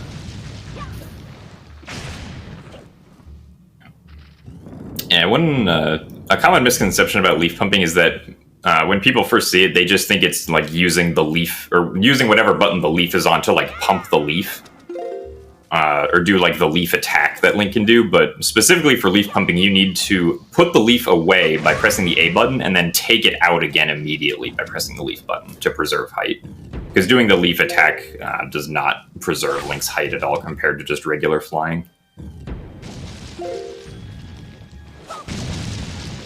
You're probably noticing that I'm using bombs a lot in this dungeon. In fact, I'm just pretty much churning through them. You're not supposed to have bombs for this dungeon, and it really breaks it so much. Yeah, it makes these barriers that are on the doors pretty trivial. Because normally you're supposed to take one of those seeds and chunk it at the plant, but with bombs you can just get rid of them pretty easily. And you might be noticing with some of these doors, he's putting down 2 bombs. The thing about these is that if you get too close to the plant, it closes up until you get far away from it again. So what he's doing is he's putting 1 bomb close to it, then he's backing up and then putting another bomb close to that bomb, and to where he's backed up just enough for the plant to open, but he's able to hit the second bomb he put down, so that it explodes and hits the first bomb, and then that first bomb hits the plant. It's just a way to to blow up the bombs a lot quicker and take out the plant. Also notice that I'm gathering these golden feathers, and that's actually the first spoil that you really want to farm in this category. We're going to need 20 feathers. That's going to be useful for later. And I believe we have 8 right now? Yeah, that sounds right. So the strategy for this mini-boss is you want to kind of just stick it up against the wall and then do a bunch of quick spins, or jump/quick spins in this case as well. Because then the Mothula can't, like, get knocked back far away from you, and you can get consecutive hits with the quick spins in on it. And we're going to get the dungeon item, the boomerang. And so one interesting thing about the sword combat is that if you do a jump slash, and during the jump slash, you rotate the control stick so that Link automatically does a quick spin when it's over, the jump or the quick spin portion of that attack will actually do more damage than a regular quick spin. It does about twice the amount of damage that you would normally expect. So it's a pretty powerful technique, especially once you get like the Master Sword and the amount of damage that your sword does is upgraded. So we'll be seeing that happen a lot whenever sword combat is necessary. And here we are. Since this is a pretty convenient room as well, we can also get a lot more feathers here.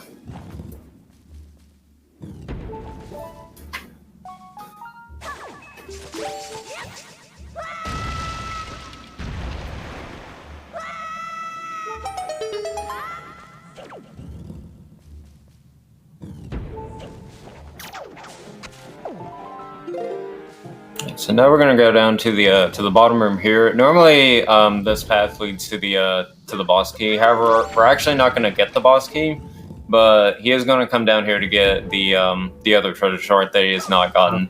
Because, like Alberto said before, each dungeon has 2 treasure charts.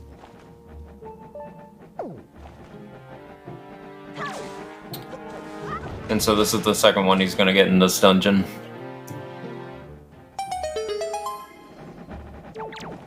And right here, he's actually going to throw the boomerang in a very... He's going to attempt to throw the boomerang here in a specific spot, to where when the boomerang comes back, it's going to go through the wall and hit the plant on the treasure chest.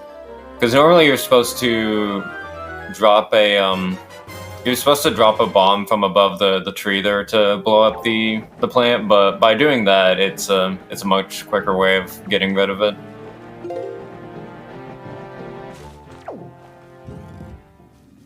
Yeah, so we have all of the feathers we need now, so I don't need to get any more.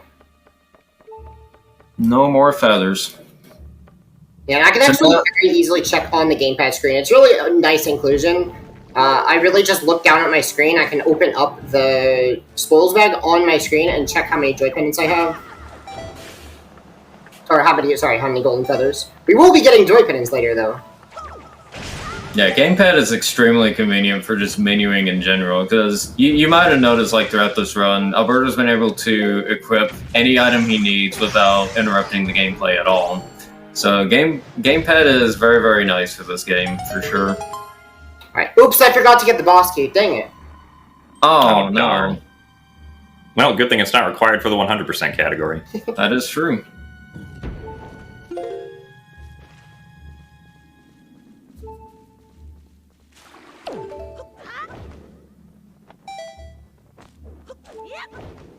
Yeah, there's a very interesting item slide you can do here to get out of bounds, and then using the leaf, you can fly around and get behind the boss door into the loading zone. So, very nice. Well done.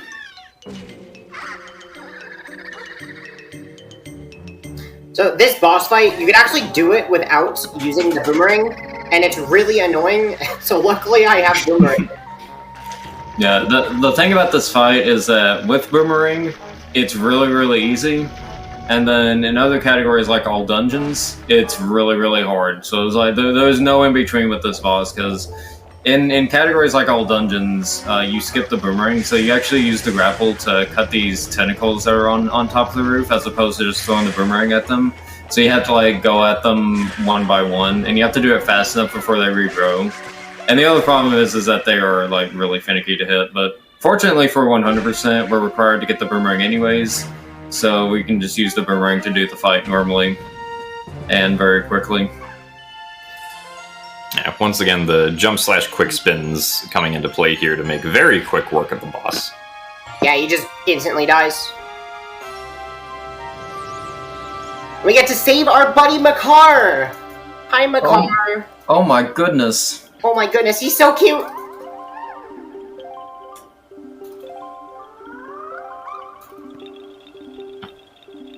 Now it is 100%, so I do need every heart container. Yeah, can't be leaving these heart containers here. Oh. He's also going to need to collect the 899 other Koroks in the game, so I hope you guys are excited for that. Ah, yes. You found me!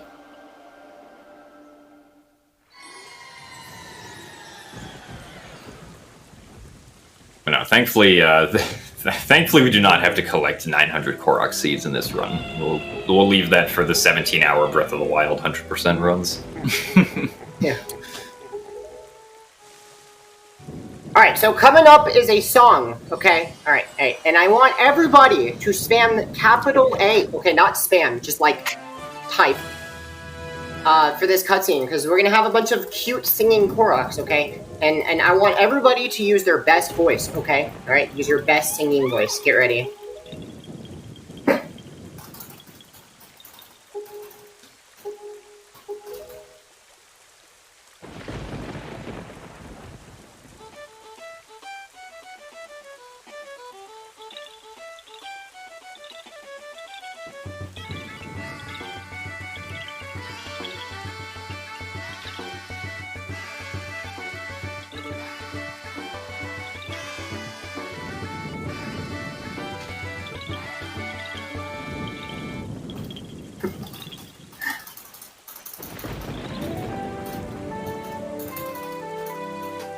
Very good, very good. Yay!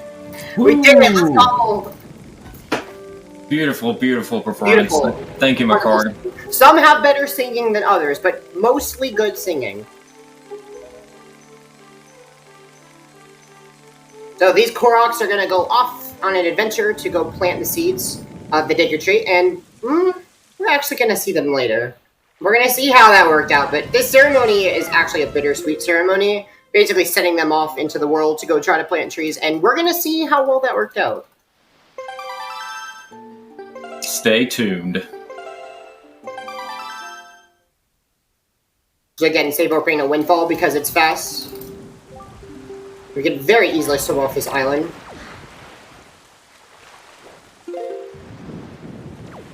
So hey, remember that one dungeon we were in about what, an hour ago? Remember that one dungeon? Oh yeah, we should probably go finish that, shouldn't we? Oh, we should. Yeah, we do kind of have to get that pearl, don't we? And the heart container. And the treasure shard that we didn't get. Mr. Alberto here equipping the green chew jelly, an interesting choice. Yeah, just mishaps with the touchscreen. There we go. Yeah, I imagine that probably screwed up like where the normal, like where the spoils like layout in the inventory is. So we're gonna deposit all these to this guy. His girlfriend really loves these golden feathers, and so we're gonna get something in the mail later. We're gonna get a heart piece for giving him those 20. And the 100 rupees is really nice too. And then we're also gonna finish that mail game. Okay, we get to see one more instance of throwing mail in the correct places. I'm gonna guess 38. This time I'm gonna guess 39. Whoa.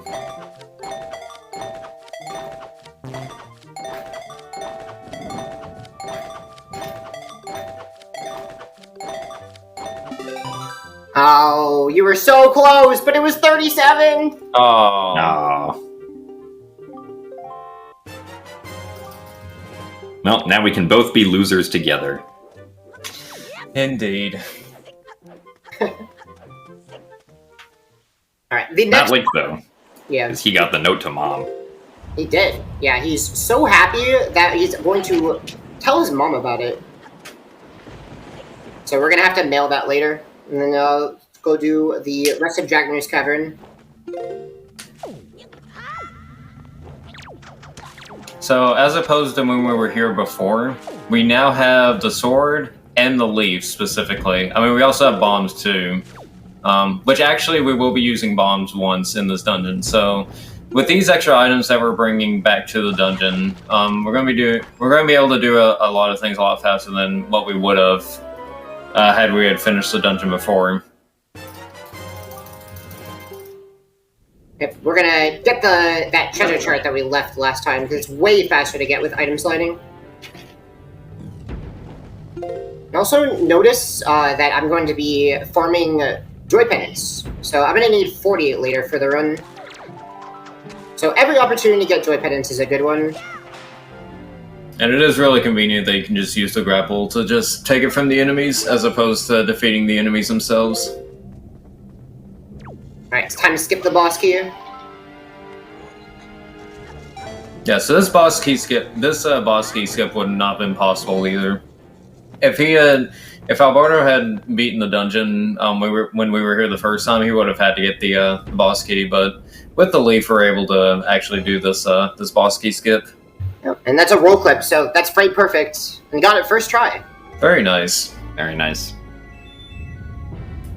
Yeah, so in general, for roll clips, we want to grab partially out of bounds and then climb up. And on the very first frame, this game runs at 30 frames per second, climb up and roll on the very first frame available. And so it's pretty tricky, and there's a lot of them throughout the run. Alright, so the thing about this boss, so there's a couple of things to note about this boss. One, it's still pretty typical as to how you do it casually. Unfortunately, the fight itself is kind of slow. You have to do these three phases here, swinging across Baloo's tail to bring the ceiling crashing down onto Goma's face. But a very interesting technical thing about this fight is in HD. If you look at Goma, whenever he's putting the ceiling back up on top, the game actually lags a little bit. But the interesting thing about that is that is not the case in the original version. So somewhere in between there, like on the HD version, somehow now it just lags even more. So that's why Alberto is just staring at the ground there while waiting for the ceiling to come back. It's a very interesting looking ground, don't you think? It is, you know. Let's see those high quality textures up close. Yeah, this is really just an auto-scroller. There's not really much going on in this phase, but the second phase is quite interesting and quite quick, actually. So really just gotta swing 3 times, and then the armor will come off, and then we can actually deal damage.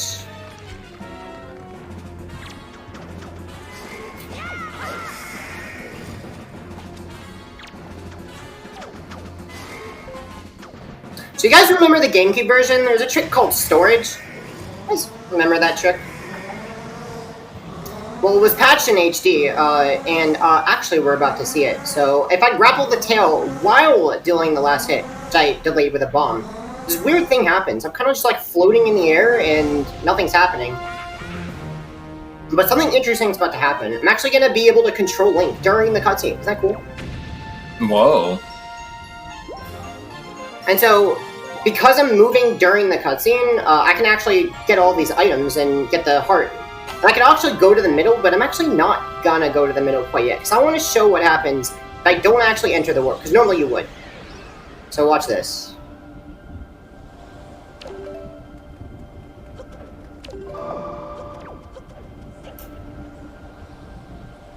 So there you go. Get storage, and you get camera lock if you pull Wind Waker. Oh, if only we could get that in a few other places. And so, interestingly enough, that cutscene, because we had control of Link while the cutscene ended, we could actually get storage at the end of the cutscene if we're just not in the warp. Normally, I'd just be in the warp at the end of the cutscene, but I decided to stay out of the warp so I could show that if I pull Wind Waker, I get camera lock. And so, in the original game, you would do something called dry storage to get camera lock, and you can super swim with it on the overworld, and you can do a bunch of other things. But it was patched in this game, so we're actually not going to see that glitch anywhere except for in that boss room, and it saves like 2 seconds. Well, if I were to go in the warp, it would have saved 2 seconds, but I just wanted to show it off. Yeah, so we're going to get Din Pearl, and this is just a cutscene, so it'd be time for some donations if you have any. I do have a few, actually, yeah. So we have $50 from Anonymous with no comment, but thank you. We also have $30 from Soupfan saying, old but quote-unquote good. I was about to make a Zelda joke, but I don't want to try and force it. Thanks, Mr. Alberto23 for that awesome run, and ESA for that awesome event. No thank you, Soupfan, for that incredible pun, and please, please, please, please, keep those coming. We also have $25 from Super Whooper64 saying, and I'll do it right this time, go, Alberto! Finally. Thank you so much. Finally, $5 from Bird Skull saying, we're so proud to see you at ESA. Have fun with the run, and good luck, Alberto. That's all the donations for now. Back to you, folks. Thank you so much. So this is going to be the Endless Night swim section of the run. I can't see a single thing, and there's a lot of islands I want to avoid, but I want to get to these triangle islands because I'm going to place all the pearls that I just got, which is, you know, the normal sequence of events. Now, luckily I can use my map that I see on my gamepad screen, so I actually kind of just look down there, so I can actually see where I am on the overworld. Makes it a bit easier, but it's still very scary to do these high-speed swims all in the dark.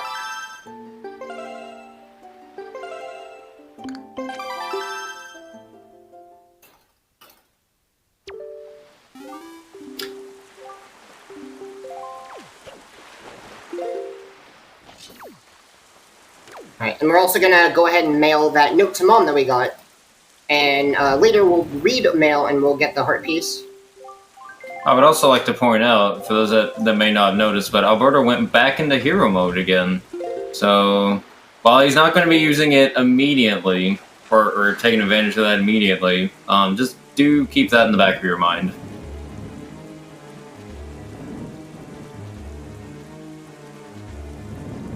Alright, so we're going to outset, and we're just gonna, turn that on. What is that noise? Is that metronome? Whoa. Oh my goodness. Yeah, so I'm actually using a metronome on my phone right now. I will need it to time a trick coming up. That's a pretty precise timing.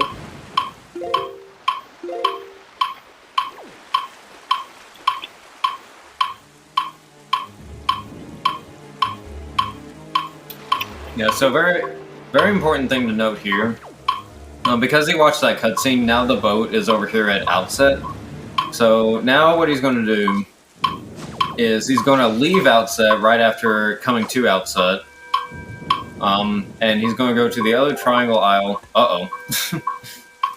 Yeah, got caught in the reef there for a second. But he's going to go to this other triangle isle to place this pearl.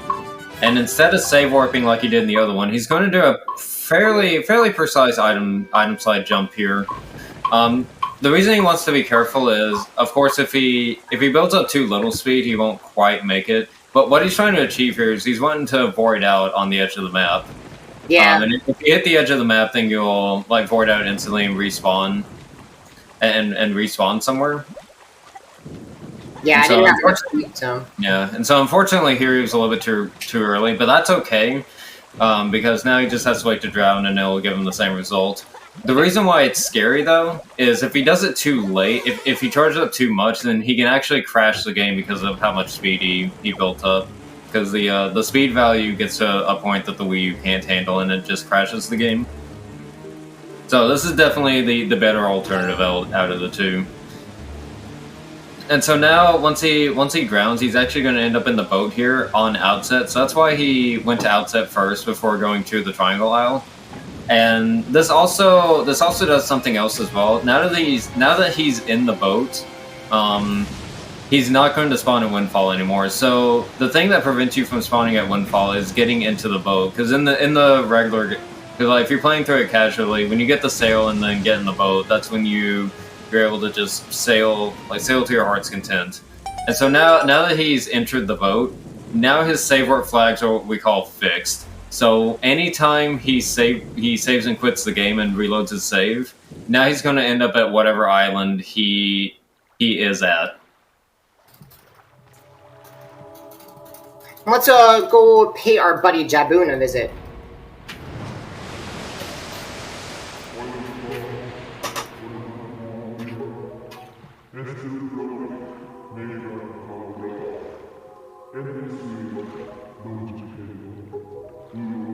So, when we watch this cutscene, we'll get the last pearl of the game. So there's 3 pearls, and that's for the first 2 you get for beating the first 2 dungeons, which are Dragonair's Cavern and Forbidden Woods. And so after that, there's 1 more, and that's actually from this fish. He'll give us the last pearl. And then now we're supposed to place all them. So I've already placed 2 of them. So I'm supposed to then place this 3rd one, and then that'll allow me to raise the 3rd dungeon of the game, which is Tower of the Gods. This really, really big island. It's not there yet. And also, this cutscene is going to end the Endless Night, so it's not quite endless, is it? No more endless. So not only is day and night going to be passing by normally again, but it's also just going to be a lot easier to see where you're going.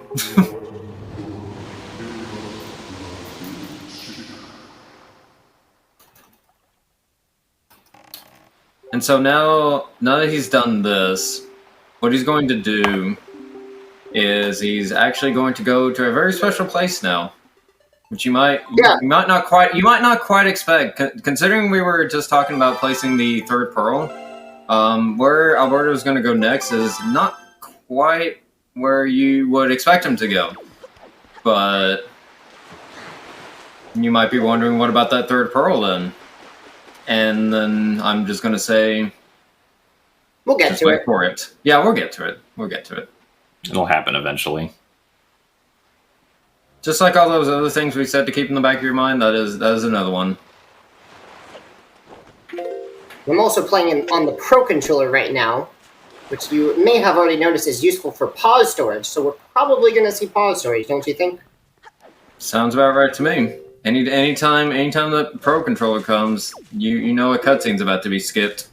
But what cutscene are we going to be skipping, you might ask? Well, you may notice now we're at the Forsaken Fortress again. So now this particular Forsaken Fortress is the one where you can get the hammer from Phantom Ganon. You know, you do the Phantom Ganon fight here in that little lobby there. But he's not going to do that right now. He actually can't defeat Phantom Ganon yet because he doesn't have the Master Sword. But what Amar's going to do is he's going to do specific movement here. He's not going to go quite around that building there, but he's going to go around in this way by leafing over to the other side. That's going to avoid activating the Phantom Ganon fight because it extends upward.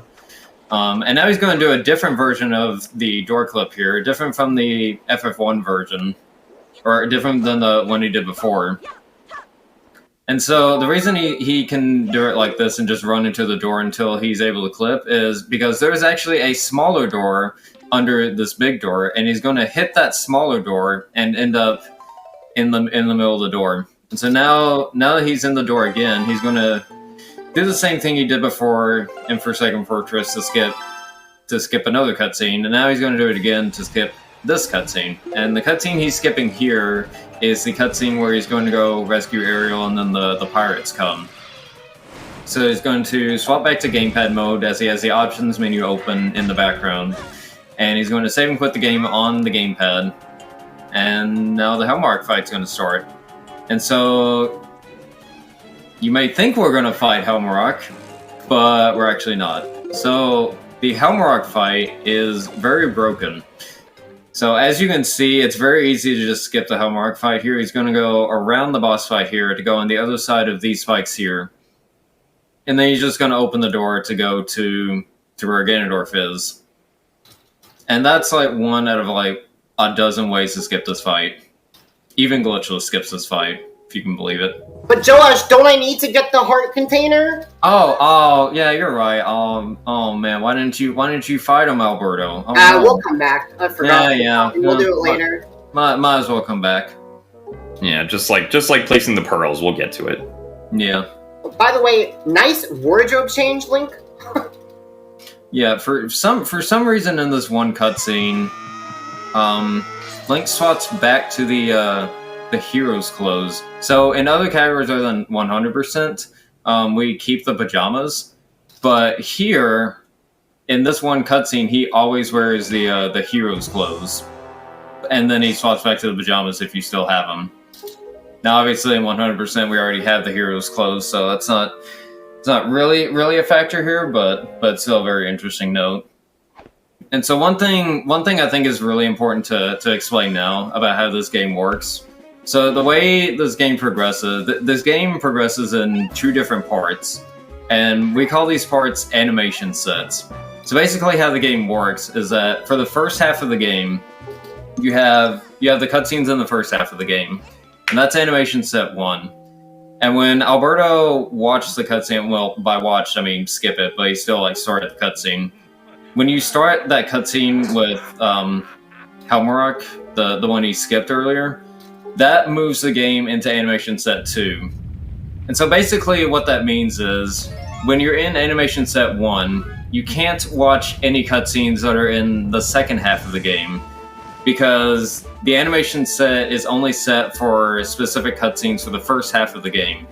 And so if you watch cutscenes that are outside of that animation set that you're in, then those cutscenes are either going to be really buggy or they're going to crash.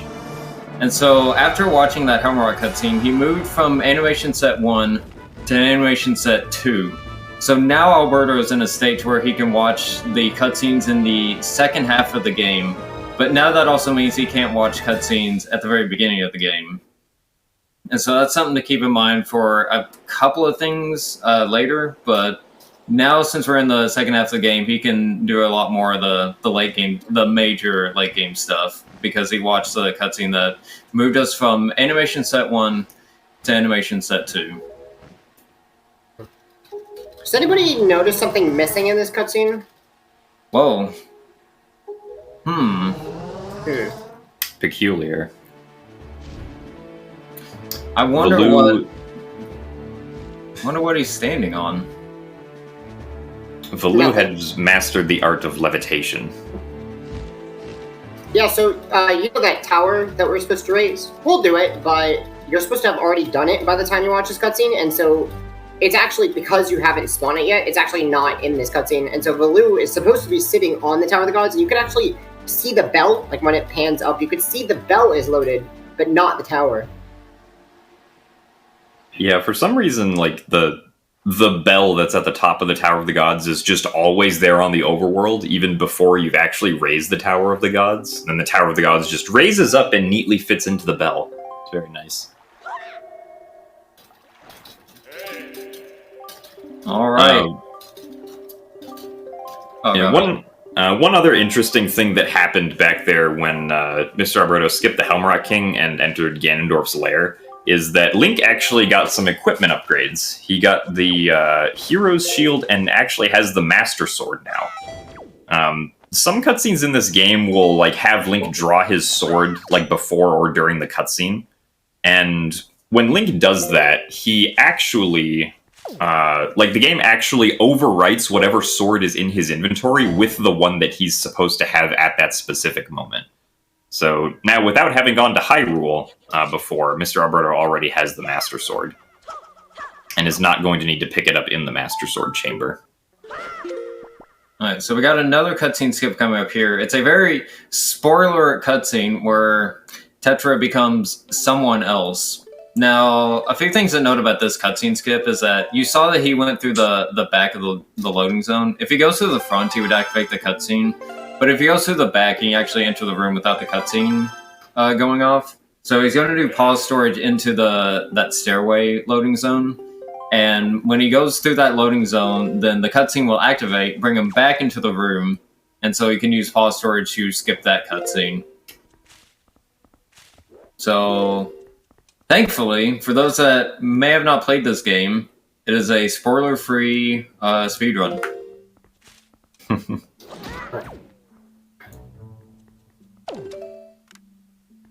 Do we have a moment for a couple donations?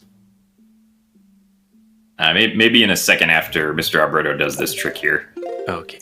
Yeah, so this trick right here is probably the biggest discovery, or one of the biggest discoveries, I should say, that this game has had. This barrier, people had looked for years and years, and Jimas can probably explain it a lot more than I can in terms of like the history of it. But basically, this one skip here, which he's doing with a pretty precise item slide, lets you go straight to the final boss of the game, which allows you to skip every dungeon and the Triforce quest, which usually takes a few hours.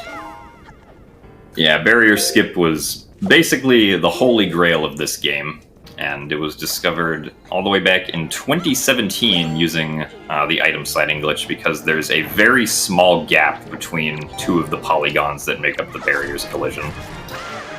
And then right after that, Mr. Alberto is going to go into the trial skip here. Normally the game wants you to beat these 4 trials to unlock the trial door, but by getting out of bounds with either a ledge clip or in this case a roll clip, you can just simply jump out of bounds and then use the leaf to fly around to the loading zone. Yeah, I had to do a backup there. We should have time for the donations now.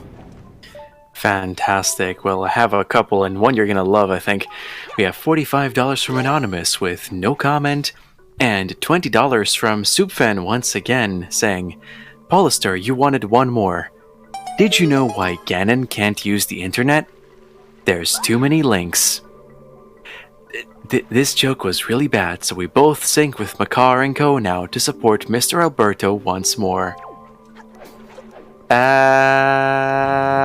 Okay, thank you. Thank you for those donations. And $600 stand between us and $40,000, so keep those donations coming.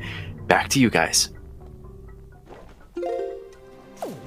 Alrighty, so here Alberto activated the dark portal. There's a couple of things that are really important about about this. So he's not going to go through the Dark Portal yet. That goes back to Forsaken Fortress. But one big thing is it actually skips the cutscene in the other room, where the camera pans to the different torches to show you the order that you're supposed to hit those crystals. So he is going to use Dark Portal later, but it is good to activate it at that time to skip that minor cutscene. And so for the maze here, the maze is actually set. The maze has a set solution. Like, the solution never changes between anytime you play the game. So as long as you have the directions memorized for this maze, then you'll always get it right. And not only is there the certain maze paths that you're supposed to go through, but there's also a couple of very special hidden rooms in here, which Alberto is going to take advantage of this one in particular to grind a few rupees in. I believe he's going to be grinding to 1,000 rupees here. Yep. He's also going to get a couple of joy pendants from the Bokoblin. And he also got a nice little hop out of that door for some reason. Yeah, the floors aren't quite connected between the rooms there, so if Link happens to walk over the right spot, the game will think he's in the air and will make him jump.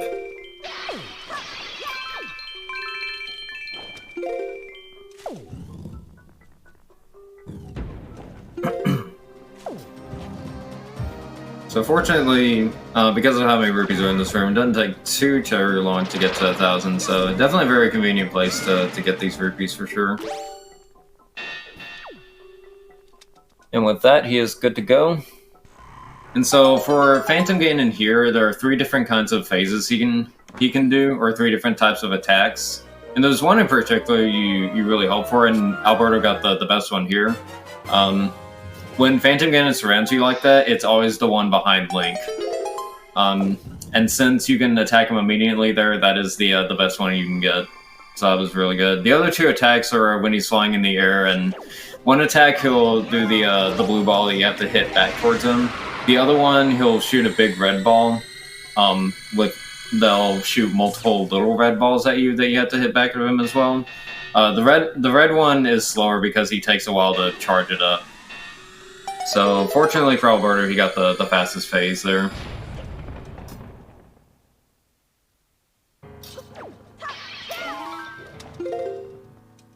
And so now what Alberto's going to be doing is he's actually going to be heading up to the Puppet Ganon room. And so if you remember from before when we watched the cutscene with Ganondorf watched the cutscene with Ganondorf before, we got the Master Sword and the shield. Well, we're going to be doing a very similar thing with this cutscene as well, and we're going to be getting a couple of things here.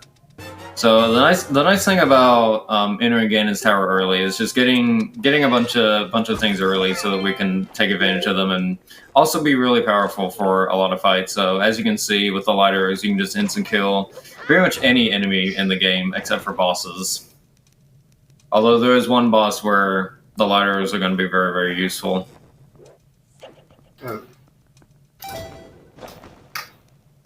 Yeah, so instead of entering the door right away, Mr. Alberto has to do this kind of finicky trick known as Final Staircase Skip.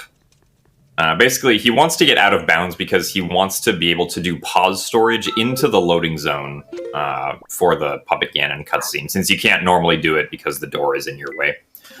He's also going to be doing the side hop method here, where he home buffers a side hop and letting go of the options button at the same time so that it activates right as Link touches down into the loading zone and allows for save warping out of the Puppet Ganon cutscene. Yeah, that's also frame perfect, and I just got it first try, so... Yeah, very, very nice. So, as he's skipping this cutscene, we are also getting the items that this cutscene gives you. So, like that cutscene before, this cutscene gives you the fully charged Master Sword and the Mirror Shield. So, Alberto has the best Master Sword in the game. Unfortunately, it doesn't do any extra damage, but for some story flags later, it's going to be useful. And of course, with the Mirror Shield, it's going to make Earth Temple, which is the temple where you normally get the Mirror Shield, it's going to make that temple go by a lot faster as well. So, got a lot of useful things in this dungeon from getting in here earlier on. And so now we're going to go back to Forsaken Fortress, and he's going to go get the hammer that we ignored before.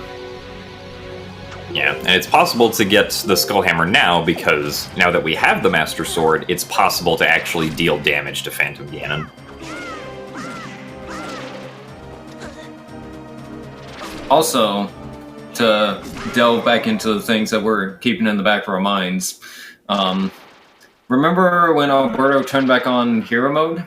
Well, definitely pull that to the front of your mind now, because we're actually about to get to why he did that. Which, speaking of, he's actually damaging down for his next trick here that he's going to be doing with hero mode. Which, while he's getting set up for it, I guess I'll go ahead and explain it. So, basically, because of the animation set thing I explained before, if he enters into the Helmrock room again through that door, the game will actually crash. So, in Wind Waker, you can only enter through that door once, and once you enter it once and watch that cutscene, then you can't enter it again. Otherwise, the game will crash. However, there is a completely different cutscene skip that we can do, very similar to what Alberto attempted with Deku Tree cutscene skip earlier. And so what Alberto's going to try to do is he's actually going to try to die as he enters the loading zone, and that will allow him, and that will actually skip the crash because he's going to die in the cutscene, and that will allow him to get back into the to the room, so that he can go back and fight Helmrock to get his heart container. And so he's going to do door clip here again, same way he did before. And when he clips into the door, he's gonna wait for one of those little mini villains to spawn, and it's gonna be the mini villain that's gonna do the damage to him to knock him into the loading zone.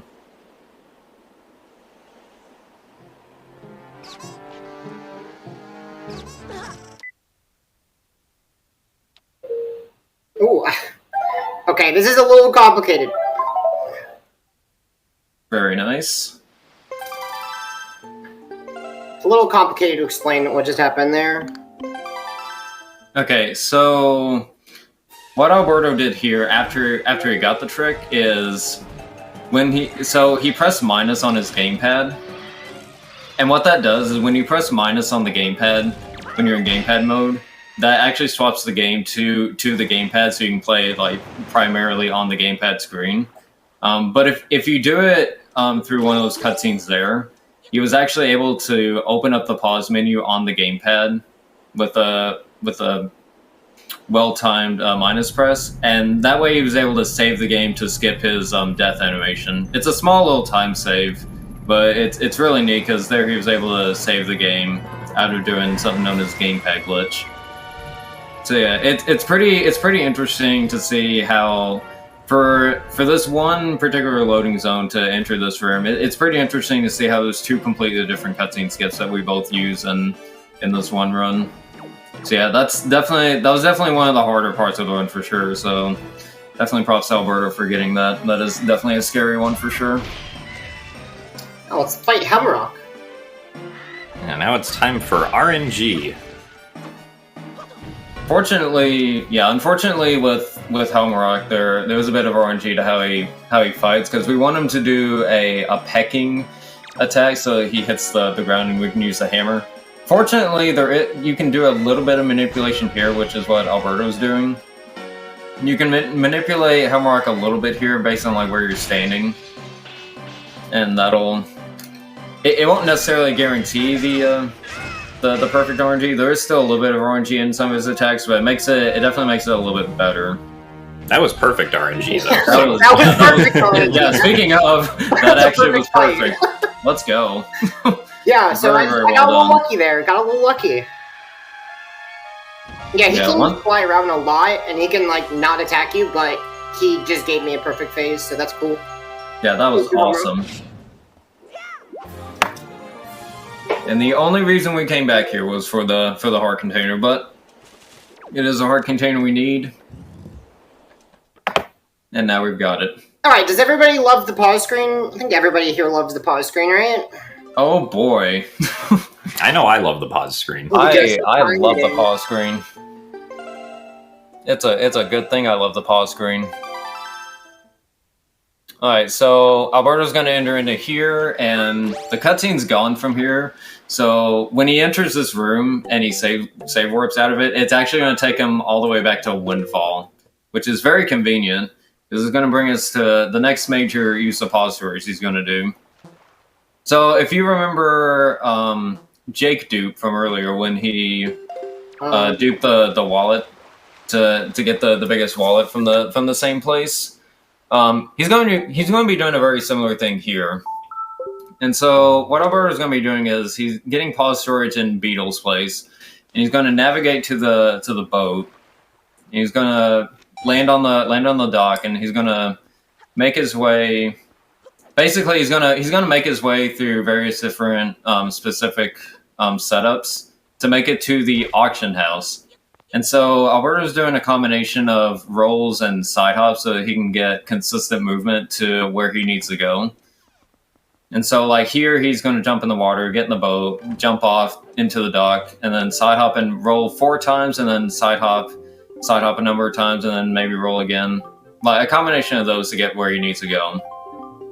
And so what's going to happen is he's going to take pause storage to the auction house, and it's going to start the auction. And for those that don't know what the auction is the mini game where you bet a lot of rupees to get a certain item. And if you've seen older routes of this, you may remember that it's random what item the mini game gives you. And so in older routes, it used to be complete RNG, where like how many tries it takes to get a specific item, because you used to be able to do auction in 2 different parts. One to get the swift sale, which is the faster sale earlier on, and you had to just hope you got it within a decent amount of tries. But now with pause storage, now we're able to just buy out every single item all in one go, because what he's going to do here is he's going to do the auction while in pause storage. And when he gets the item for when he gets the item from the auction, then he's going to save warp after he gets the item, but before it takes away his money. So essentially what he's doing here is he's stealing all of these items without losing any of his money.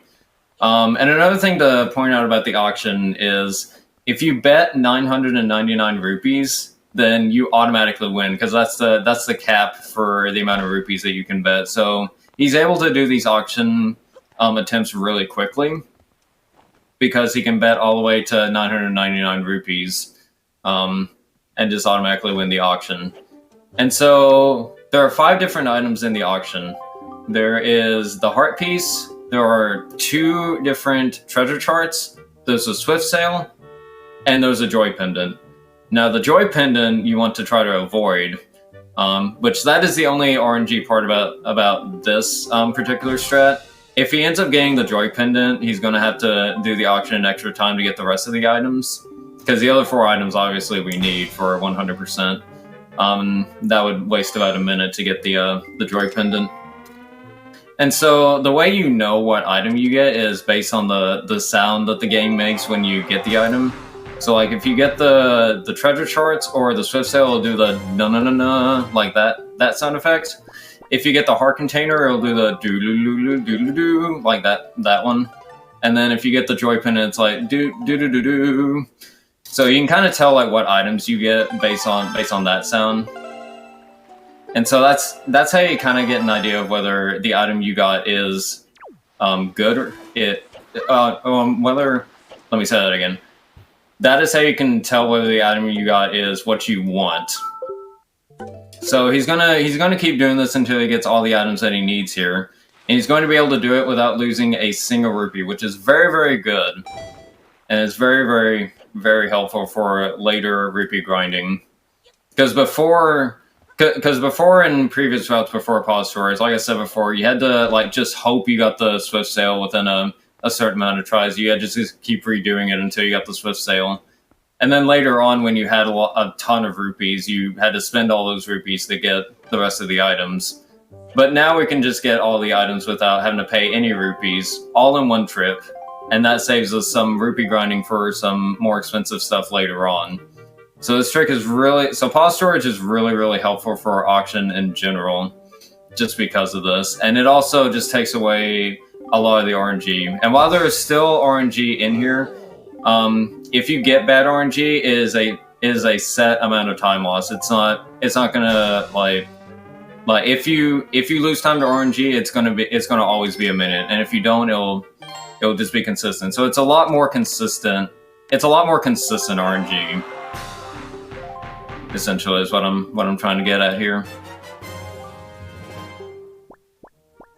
Yeah, although unfortunately, I believe the chance of getting like an auction without the joy pendant is only like 20% or something.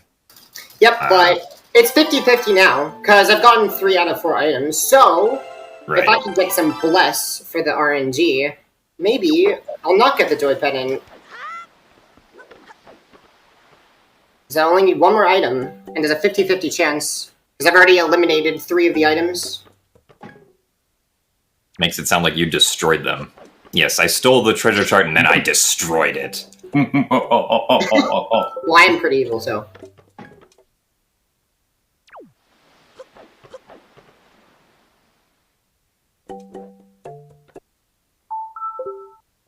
Alright, so hopefully this is the last trip we make.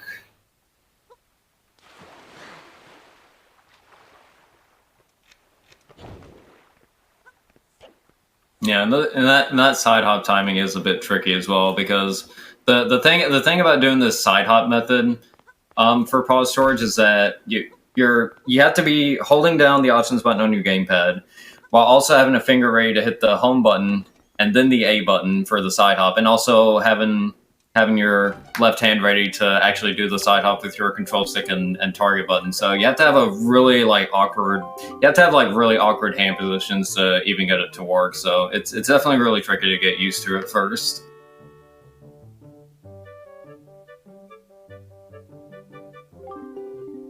So now here we go. Is this going to be the last item, or is he going to get a joy pendant?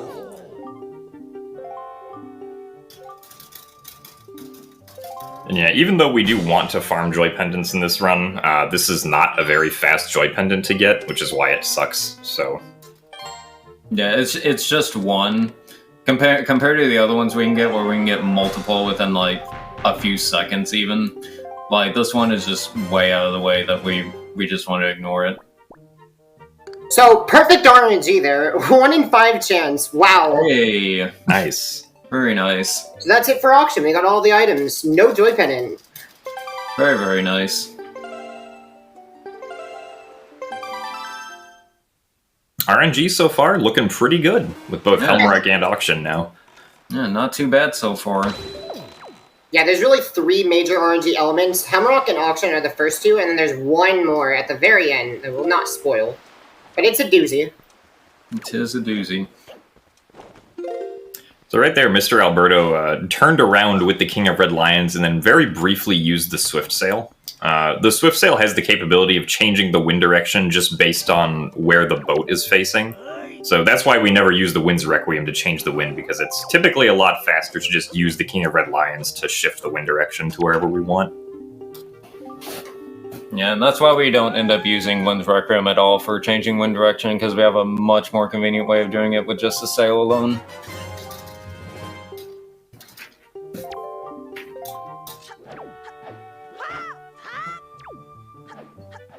Now we're cleaning up some more quest stuff on Windfall.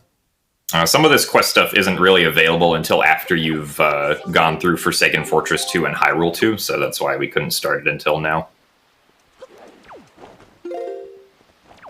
And so now we're going to do another segment kind of similar to what we did in Windfall before, with where we had the 2 NPCs walking around and trying to get to a specific location. So for this, he talked to Mila for the Mila side quest, where he's going to get a bottle from her. And she's going to be moving around Windfall until she gets to the bank to try to rob it. And Alberto wants to be at that bank when she's attempting to steal it to get the bottle from her. So while he's waiting for Mila to run around Windfall, he's going to do a few things here. So very similarly, just going to be multitasking here and balancing a few things while waiting for something to happen. So he's going to he's going to activate the windmill. And so the reason he changed the direction earlier is because you have to have your wind facing north in order for the windfall to, or in order for the windmill to work. And so he's going to ride the windmill up here, and he's going to do a kind of precise shot here to shoot the spotlight to light it up, and it's going to make a chest spawn. Yeah, walls don't exist apparently. And he's gonna go down here and talk to that guy again. And that guy's gonna be really happy that you activated the lighthouse. He's gonna be so happy, in fact, he's gonna give you a heart piece.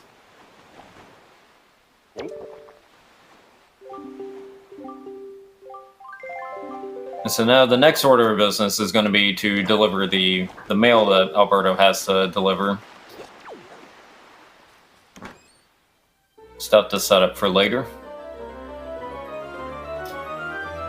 And then now he's going to go over and actually get that treasure chest he activated from the lighthouse. He's going to do an item slide over there. And get this treasure chart.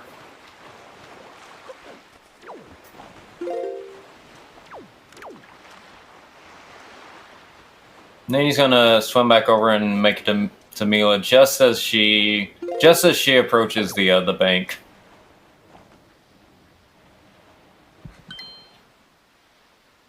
Be very careful. If she spots you, it's over. Yeah, you can't let her spot you too early, otherwise you have to redo the entire thing. Which is not very good.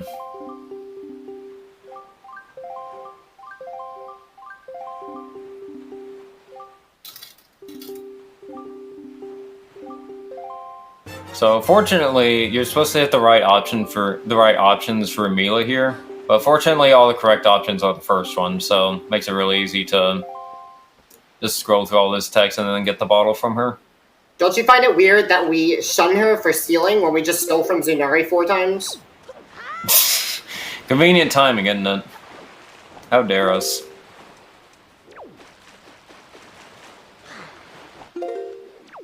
Trying to change our ways.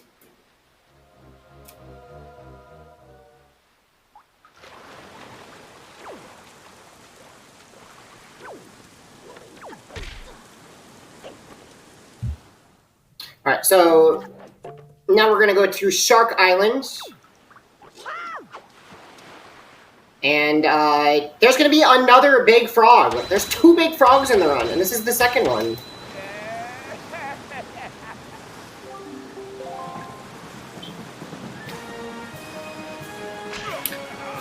Yeah, so now that we have the swift sail, the sailing is also significantly sped up. And once again, we don't have to worry about our wind direction because the swift sail will automatically change the wind to be in a favorable direction for our sailing. It is also worth noting that with the sail, you'll see that he's swapping back and forth between the normal one and the regular one. Anytime you activate the sail, you get like an initial acceleration of speed, and then it slows down to the normal speed. So he'll just keep activating the swift sail in order to keep getting that acceleration of speed, which makes the sailing just a tiny bit faster.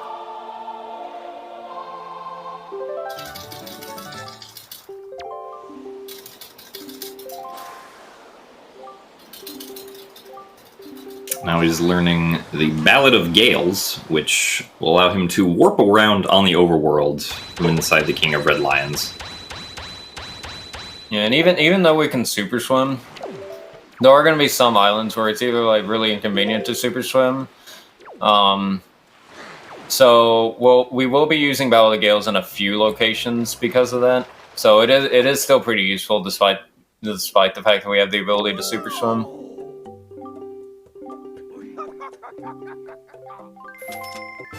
And so now, once again, going back to the back of our minds here. If you remember, we have not placed the last pearl yet. So after Alberto buys a few things here at Beetle's shop, he's going to get the bait bag, and then he's going to get the pear and the bait for some stuff later. And so after he does that, he's going to be doing another cutscene skip with pause storage, which I'll explain in just a moment. Alright, so he entered and exited the ship to reload the shop so he can also get the pair. Alright, so for this cutscene skip he's about to do, what he's going to do for it is, once he gets pause storage, he's going to jump into the water, and then he's going to drown. And when he drowns, he's going to end up in the boat. And then from there, he's actually going to be facing the Triangle Island in the boat.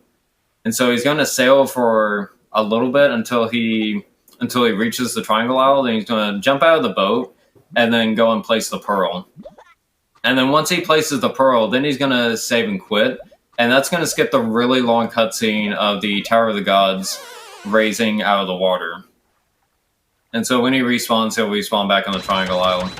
A very interesting thing about this cutscene skip is that there are two different ways you can do it. If you save and quit before the actual cutscene starts, so like after you place the pearl, but like after you place the pearl, but before the actual cutscene starts, then you'll just raise Tower of the Gods and still end up on the main map. But if you save and quit on the actual cutscene itself, then you actually end up at the very end of the Tower of the Gods segment, like after the boss of the dungeon. Unfortunately, that's not very useful for us right now because we need the stuff in the dungeon, and since we're in Animation Set 2, the stuff that would happen after the dungeon is not something we want to be a part of, and it's not very useful for us at all. Yeah, this cutscene skip is actually fairly necessary because due to Animation Set number 2, if we tried to watch the cutscene regularly, the game would just crash at an early point in it, so it is necessary to do this if we want to be able to complete the game now. Yeah, a lot of the routing in this game and like how you approach stuff, a lot of it does depend on these animation sets, like when to do certain things and when to hold off on certain things. So it's always something you have to keep in your mind whenever deciding when and where to go.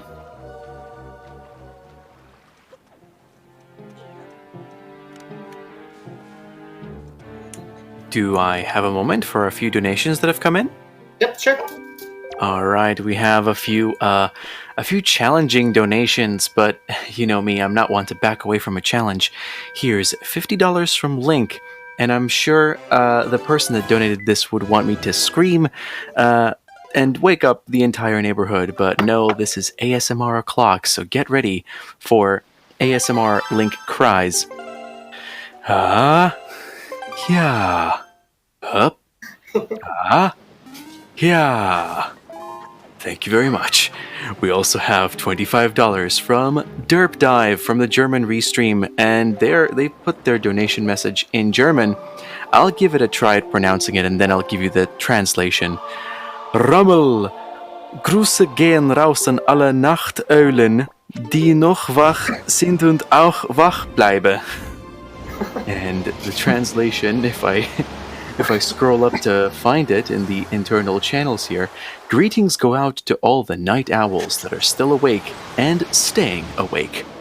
Finally, $50 from Anonymous with no comment, but thank you all for your generosity. We have less than $500 to go for 40k, so let's get that 40k, friends. Back to you guys. Thank you. Yeah, it's pretty late for you right now. I can tell you right now. It's only 4 p.m. for me, and I'm Eastern, and for Joash and Gymnast, it's even earlier, so... Yeah, it's 7 for me. 7 p.m. I can tell you here in Greece, it is 3:05 a.m.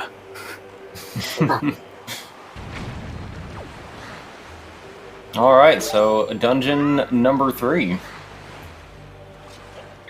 So since we got the bow earlier, we're actually gonna just we're already gonna have the bow right at the very start of the dungeon. This is the dungeon where you normally get the bow.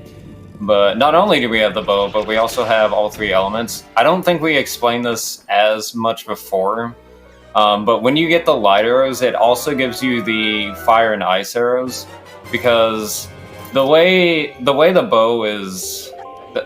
bow works in this game is, instead of the fire, ice, and light arrows being like separate items, the different upgrades are the items for the bow. So you have the regular bow, and then you have the bow with the fire and ice arrows. And then when you get light arrows, it's essentially the bow with all 3 of them.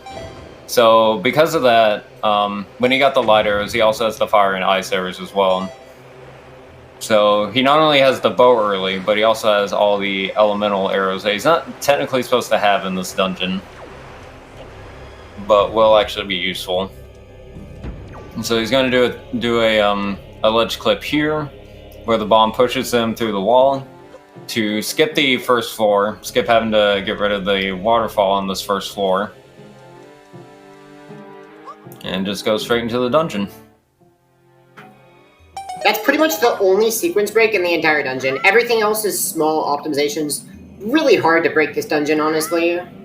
Yeah, the thing about this dungeon in comparison to other dungeons is that it's very the way it's laid out is very straightforward. There's no interconnecting corridors or passageways like kind of some of the other dungeons do. But everything is kind of just laid out very strictly, so it's really difficult to find skips for this dungeon because of just the way it's laid out. So for the most part, we're gonna have to go through it in its intended order, obviously with item sliding gimmicks, but still. You just skip here now. Oh yeah, we got Jack Click coming up. So you can kind of just grab the statue here.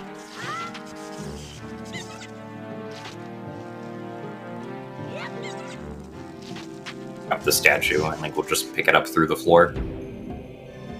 That clip was initially made known to us by a 10-year-old kid named Jack. That's why it's called Jack Clip. Thank you, Jack. Yeah, he was just a casual runner. He didn't really know what he found, and he's like decided to tell a bunch of speedrunners. They're like, "Oh, cool, new discovery. Thanks, Jack."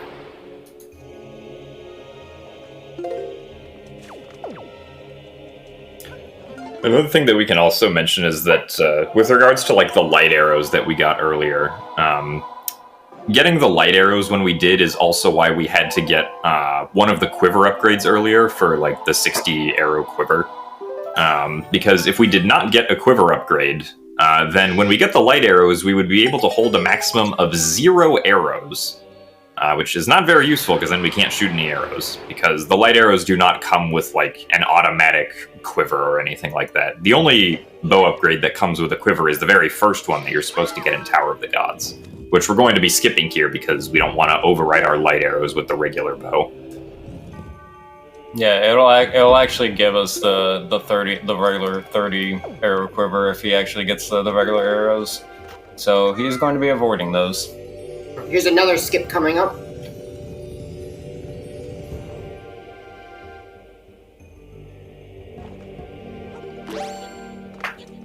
So using some precise side hops, you can skip having to use the command melody in this room. By just kind of side hopping around the pillars on the edge. It's actually really precise, but there's a good setup for it.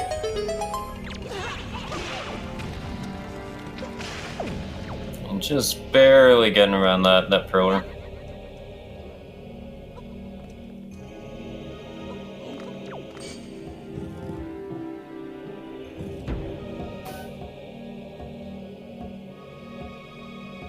And once again, because Link is holding an object over his head, the fastest form of movement is side hopping when that happens, because you can't roll. And you can't item slide either, since you can't hold out a first-person item and hold something over your head at the same time. Of course, side hopping is kind of awkward because, you know, you can't really move very easily. Like, it's just really weird. So, you know, when it comes to, like, changing direction, side hopping's not that great.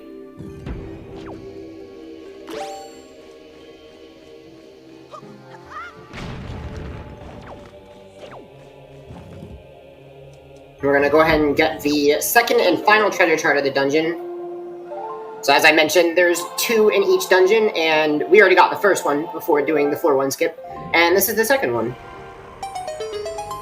Yeah, interestingly, this one has, like, the same symbols on the floor that you would use for getting, like, a piece of the Triforce, or, like, a Triforce chart, but it's just a regular treasure chart. Yeah, it's the only one that requires Wind's Requiem. It's so weird, honestly. Thank I had you, a feeling they Nintendo. probably intended to put a piece of the Triforce here, or a Triforce chart here originally, but didn't go through with the idea.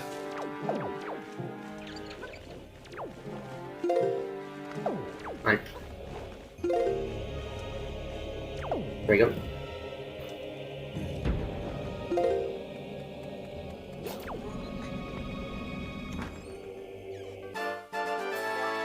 Really just so awful, the items landing in this dungeon. There's just like a lot of really, really cool item slides that I really love. Yeah, even without major skips in this dungeon, just the movement itself, it's one of those examples where the movement is really shown off really well, just in general in this area. I'm gonna just go ahead and take out the keys if I can, because they're really annoying. Yeah, so these keys are, as Alberto said, very annoying. In fact, I hate these keys because Yeah, everybody does. yeah, exactly. Yeah, Because luckily- basically with these keys, when you're climbing up that ladder there's a pretty good chance that they'll actually just fly into you and knock you off the ladder constantly. So it is definitely understandable for Alberto to want to take out those keys. And thankfully for the lasers, you can just kind of item slide directly through them if you have damage invincibility. And so once again, skipping the use of the command melody. We are going to use command melody in later dungeons, but it is pretty amusing how you get command melody in this dungeon and then never use it. That's also very nice. We use it in other dungeons though, but that's spoiler. Whoa.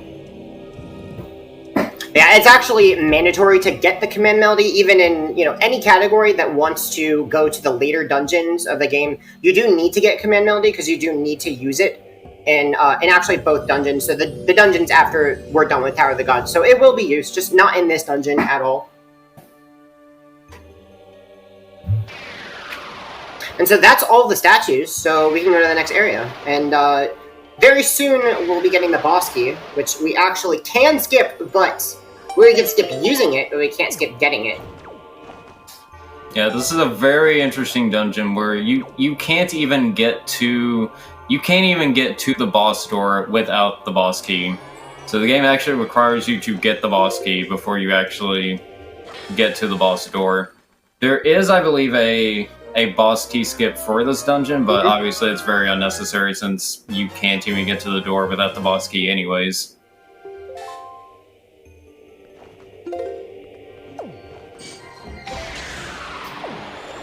Because opening this chest will spawn the Armoses on the other side of the room, and then once you defeat those enemies, then the door opens to where the boss door is. Alright, so very soon we're going to be fighting Godon. Do you guys like floating heads and hands boss? We've seen those a few times, but not too many times, right? Nintendo wouldn't reuse their bosses 15 million times, right? No. Well, there's a meme I like to do in this fight, because he sounds like he says, "Trust me." Trust me, guy.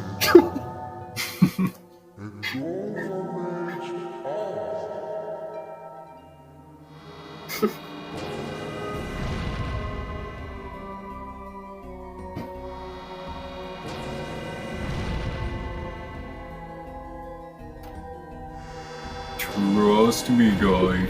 Trust me, guy.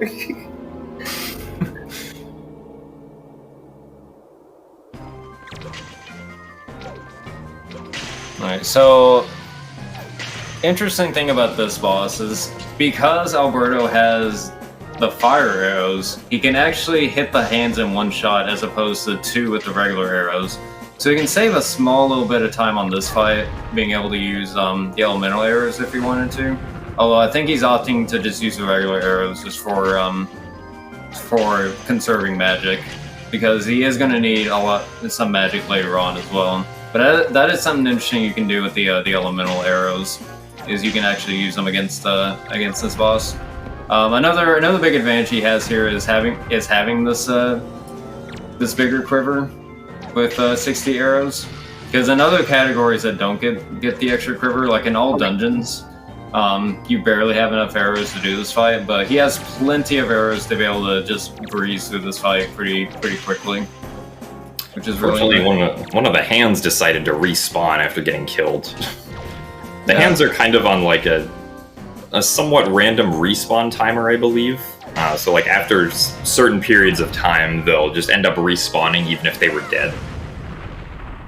Coming back to life. This boss is fun. Yeah, it's it's kind of annoying. You gotta really just try to manipulate the head and the hands. Really, I mean, I got one of the 1 cycle, so I got to show it off, fortunately. But yeah, I mean, it's really kind of annoying because the hands will respawn and the head will move around, and then he'll start firing lasers at you, and then you can run out of arrows. But I actually churned through 38 arrows, so that wouldn't have been enough. Luckily, I have the 60 quiver, so I actually would have had to get snot arrows, so I would have run out of arrows. But luckily, in 100%, you have a bigger quiver for this fight. And it's just, I don't think it's very well designed, honestly. Yeah, I agree. So, just like with the Hellmark fight, the only reason why we even, finished the dungeon in the first place is just to get the heart container. Oh yeah, don't go through that loading zone. Do not go through that loading zone. No. If you go through that loading zone, it is bad. Your game will crash. Yeah, so if I had gone to that loading zone, I'd quit without saving. Because if I save and quit in that area, I'd end up at the top of Tower of the Gods, which is where the bell is. And you're supposed to ring the bell after, the dungeon, duh. So why didn't I do that? Well, if I did that, my game crashed. Because that cutscene is an animation set one cutscene. So I can't save and quit because I would just save and quit to that area. I wouldn't save and quit to the beginning of the dungeon, unfortunately. So just make sure to not enter the warp, and you'll lose 10 minutes. Sounds like a good deal, right? Yeah.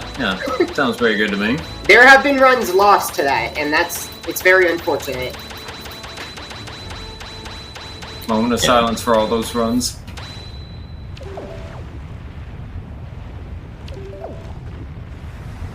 Alright, so we're heading to Fire Mountain. We're actually going to go inside and get the power bracelets. And so, very useful that I have the bow, because that actually gives me both elementals, and you need them for the Fire Island, which is Fire Mountain, and Ice Ring, because we have to thaw it. Or, no, wait, no, that's Ice Ring.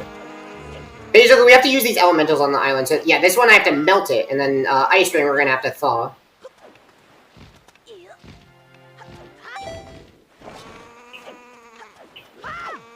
Use more jump slashes to get up on these ledges quickly. And then use the leaf to cross over the sidle gap without having to do some really slow sidling. Then also use the leaf to activate the loading zone into Fire Mountain a lot quicker, because otherwise you have to go through this, scream animation that Link makes when he falls into the loading zone, and it, takes a few seconds longer. Oh, we're gonna hear that a lot this run.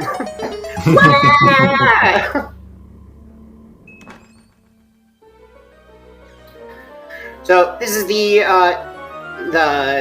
power bracelets, and so power bracelets are important for getting into the Earth Temple. So there's 2 dungeons at the end of the game, and basically they're both marked on our map, and that's the Earth Temple and the Wind Temple. And so for these dungeons, it's the same deal where you first have to go to the island that you have to use the elementals on, and then after that you get an item that allows you to enter the dungeon. But just to learn the song, and then you have to then take the song and teach it to the sage of the dungeon. And there's 2 dungeons, so 2 sages. And then after that, after you watch a cutscene, you can then enter the dungeon with the sage.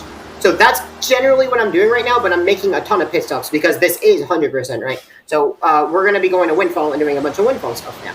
And there's really not much going on here, so if you want to get in a few donations, you can, unless you guys want to talk about something. Well, I think I would like to take a moment here and talk about some of the incentives that are coming up.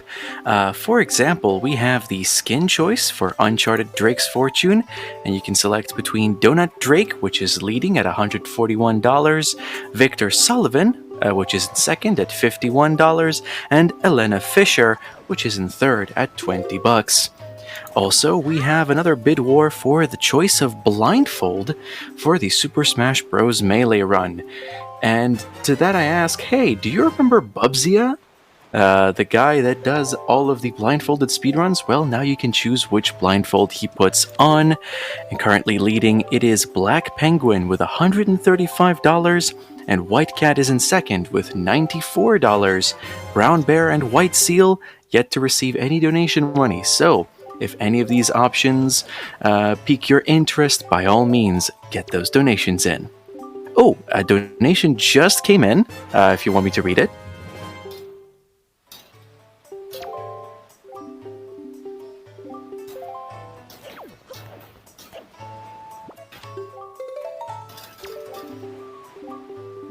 Hello. Hello. There's a donation here if you want me to go through it. Oh, yeah, sure, sorry. Yeah, no worries. We have $15 from Nacho Run saying, "Good luck on the rest of the run to the GOAT, Alberto!" And shoutouts to Joash and Jim, people happy. And that donation is going to nothing. So again, don't forget to dedicate your donation to one of our lovely incentives. Back to you guys. Thank you so much. And thank you, Nacho. Thank you, everyone, for all the donations. I really appreciate it. Yeah, not much going on. Just giving a couple of pictures to people. So, all those pictures that we took for the Deluxe Picto Box, this is the time to do it. Really just lumping Windfall into just, big tricks these trips where we just do a bunch of stuff on Windfall. And this is not even the last trip to Windfall. So remember, because this island just has so much stuff on it. So we're just reading mail now. Get all the rewards for the mail. We don't even want to read all this mail. Like, there's a bunch of stuff in there. Just, you ever get junk mail? It's like, stuff that you really don't want to read. Well, unfortunately, there's a lot of junk mail. We got to just go through all the mail to get to the very end, which really all this is just to get 3 heart pieces. All the rubies they're just useless, honestly. Yeah, one interesting in quotes thing about reading the mail is that you can actually use down on the control stick, and I believe down on the D-pad also to get through the mail quicker. No, because normally for text you end up using the A and B buttons to advance through text, but for mail you can use A and down. All right, time for the rat sub, the glorious rat sub that everybody loves, right? Ah, yes. Oh, yeah. So, unfortunately for this sub, this is the only sub in the run, I believe, where we can't just item slide to the side, because it automatically puts us here at the bottom. And this room, you just have to defeat all the rats, which, as you can see, is a little bit chaotic. Yeah, they're immune to their own bombs. Come on. So they're actually, the correct terminology for these rats is actually, they're called bomb chews. Because they hold bombs. And yeah, they're immune to their own bombs. And they'll end up getting often these chain reactions of all the bombs going off and cause the giant explosion that usually hits us. So it's very common to get hit in this sub a lot. But this time it wasn't that bad. Yeah, it was pretty good. And we gotta leave the sub and we're gonna go to the island. We're gonna do an item slide to get to the island. So this is actually the Earth Temple. It's called Headstone Island, and so this is where we have to learn the song, and then we have to go teach it to the sage Medley. It's actually the sage. We know Medley. We do know Medley. If you guys want to go over the trick that I'm doing. Alright, so once again we're going to be doing pause storage to get this song. And so he's going to do the side hop method again to get into this loading zone. He's going to walk up and play the song that he's going to learn. He's going to learn the Earth God's Lyric, which is the song required to get into Earth Temple. And this is the song that you're going to teach Medley, so that she comes with you back to Earth Temple. And so after he learns the song and when he gets it, he's going to save and quit, skipping the cutscene of talking to the sage, but also still having the song. And we'll do this for both Earth God's Lyric and Wind God's Aria. As you can see, he saved and quit here. And now he's going to, I believe, Super Swim to Dragon Roost again. Yeah, we're not quite going. Or not quite we're gonna do yet. a couple things first. Well, just this. It's time to sail over and get double magic from the 4-eye Big Octo over here. Light arrows are pretty powerful against big octos. If you can line up a light arrow shot here to hit 2 of the eyes, the top one on this side and then the one on the other side, and then just use bombs to take out the other 2. Yeah, another thing really good about the light arrows is that they pierce. So they can go through one enemy and just keep on going. So you can hit multiple targets with it. So he was able to hit the eye in the back with the light arrow. Yep, this is a 4-eye octo, and we're going to be seeing 2 more octos later in the run. They're all 16 eyes, so this one's quite easier than the other ones because of less eyes.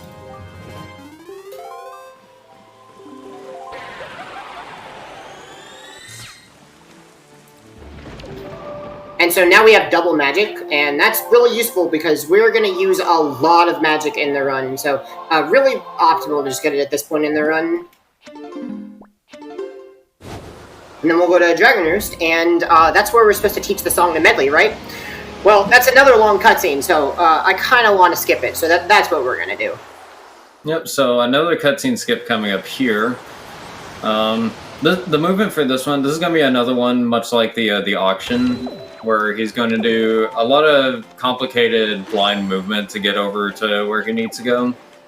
This one's going to be a little bit trickier because he has to get past a place where you can fall down, where you're supposed to grapple over to the other side. So because of that, he has to get around that by doing certain setups, either to grab what am I trying to say? To grapple the grapple target so he can swing to the other side and then make his way to Medley. One thing about pause storage I don't know if we've explained too much is that when you have pause storage, you cannot pause because you have you already have the options menu open, and if you cancel out of the options menu, then you cancel out of pause storage. So Alberto can't actually pause when he's in pause storage. So he actually can't item slide as easily. You can still item slide without pausing by doing it unbuffered, but that's really tricky to do. And it's also hard to tell like exactly how well your item slide is going when you're blind. And so that's one thing to keep in mind about these pause storage setups as well. I wasn't quite on the ladder. I'll have to do it again. Yeah, this one is really, really tricky. Yeah, I couldn't really tell where I was.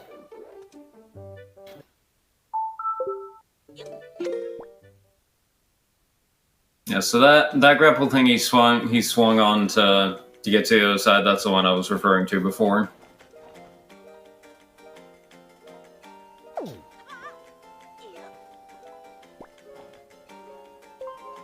So he's going to do the setup again.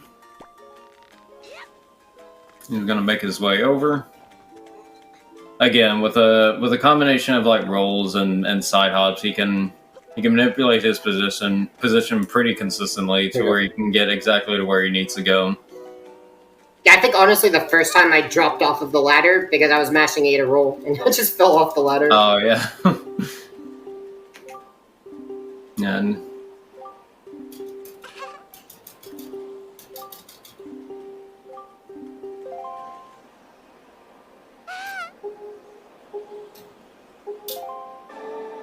And so eventually, we'll slowly hear Medley's music getting louder and louder. And then he'll be able to talk to Medley. And then once he teaches her the song, and the next cutscene starts, then he'll be able to save quit out of it and skip it.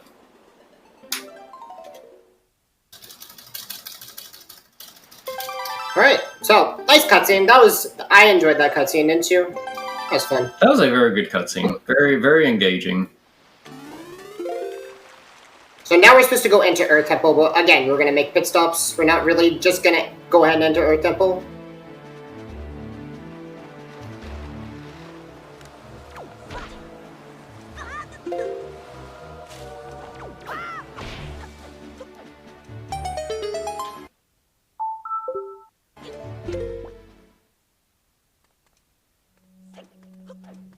So now we're going to go ahead and skip the cutscene that we're supposed to play to get the other song, which is the one to enter Wind Temple.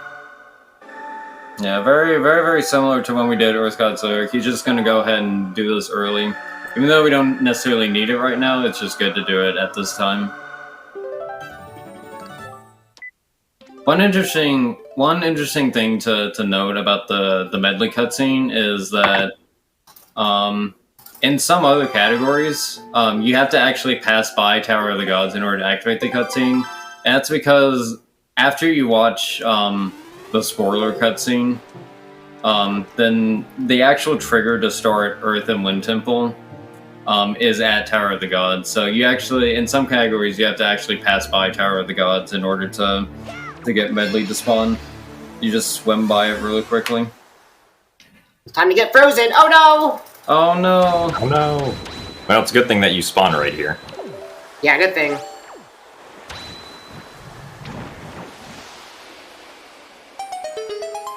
So this is Ice Ring, and now we're gonna do all the stuff on Ice Ring now.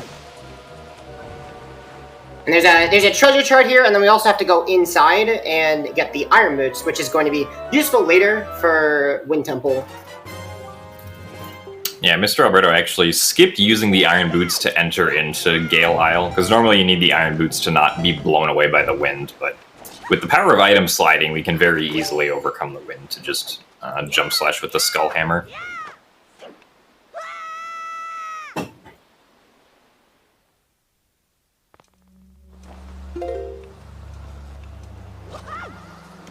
With an item slide, we could just skip pretty much everything. This entire interior is just skipped with an item slide. Now there's an island hop coming up. Oh boy. Oh man. So, like I've already said, he's going to be doing an island hop. The problem with doing island hops consistently on like every island is that you can't tell how much speed you have. That's just very hard to determine, and you can't really ever get that consistently. However, with this particular setup that Alberto's going to do, he's going to angle himself in such a way to where he's going to clip through the wall at a very precise speed, at a very consistent speed. So when he hits that certain speed, he will clip through. And so with this position, he's going to be able to clip at just the right amount of speed to land directly near Earth Temple. Now, unfortunately, he was a little bit far away from it, so he's going to have to do a short little manual swim to get over there, but otherwise, this is not too terribly bad. Yeah, it's kind of inconsistent. It's not the most consistent thing, but yeah, luckily you can just manual swim. I wasn't close enough that I could swim, so I had to do a short little manual swim to, gain some distance, and then I could just swim the rest of the way. But yeah, now we're at the island. So the reason I did that was, again, because, we can't swim off of Ice Ring. So that would be the best option, is to island hop. Really, that's the only time you see an island hop in an RTA speedrun is when you can't item slide off of the island and super swim. Otherwise, that's what we would do, because, island hops are pretty difficult in a lot of ways. A lot of them are task only. The farther they get, the more task only they become. And yeah, tasks can do some really crazy thing with, crazy stuff with island hops, where they can, they know exactly where they're going to land. So they can land in a spot that you should never be able to get to normally, just by getting enough speed to travel the entire distance, sometimes the entire ocean in one frame. It's ridiculous. So definitely check out a task. Well, we don't have task tools yet, but we're working on it. So it'll be using a lot of island hops for sure. Yeah, if you'd like to see what a task would technically look like, we don't, like you said, we don't have an actual task, but we have what's known as a theory task, where it uses the original game and footage of HD to kind of splice together a run that looks like a task. If you want to get kind of an idea of what item sliding kind of looks like, then Alberto actually has a video on his YouTube about, which is a theory task of any %, which kind of shows off what item sliding looks like for a task. Alright, so this is Earth Temple. You guys want to go over Earth Temple? Yeah, so for Earth Temple, we have to have medley for the second room coming up here with the 2 buttons, because otherwise we can't get past this door without her. But after after we use medley here to hit these to hit the other button to open this door, Alberto is actually going to leave her behind because there's actually a number of things we can do to actually skip medley for the rest of the dungeon. So the things that we need medley for, that we would need medley for the rest of the dungeon, or to break the 2 song blocks where we play that same song we played to enter the dungeon. Those are the 2 main reasons we would need medley. However, there are some very tricky ways to get past those song blocks. So Alberto's going to show off how to skip medley by doing those techniques. Yeah, it also helps that we came in here already having the mirror shield. So, like, we don't have to worry about shining lights, at least for the first part of the dungeon, which is fairly quick. And we also have the light arrows, which can, like, make quick work of those purple shoes there that you normally have to shine light on. So here, normally you and Medley are supposed to shine light onto those 2 eyes for the smoke to disappear and the stairs to go down. But Alberto's going to do a roll clip here to get on the other side. And then here's the first song block that I mentioned. And so, once again, another really precise roll clip here. Yeah, so that time it was kind of a combination of a ledge clip and a roll clip. So you wanted to ledge clip to get partially out of bounds and then climb up and do the roll clip, because you wouldn't be able to do the roll clip if you couldn't grab partially out of bounds there. So a bit of a breather here from all the roll clips, but there is going to be more coming up.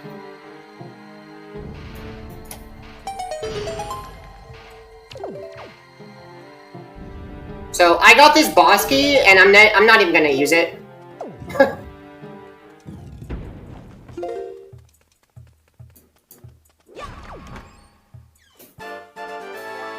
Sorry, not the boss key, a small key. I got a small key, and I'm not going to use it once, but I do need it to spawn these cans that I have to defeat to get a treasure tray.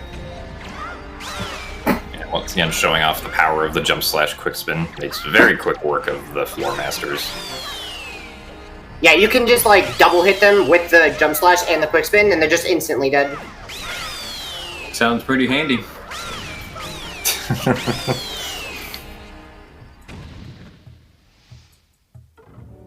Alright, some more medley stuff coming up. Some medley skip stuff coming up.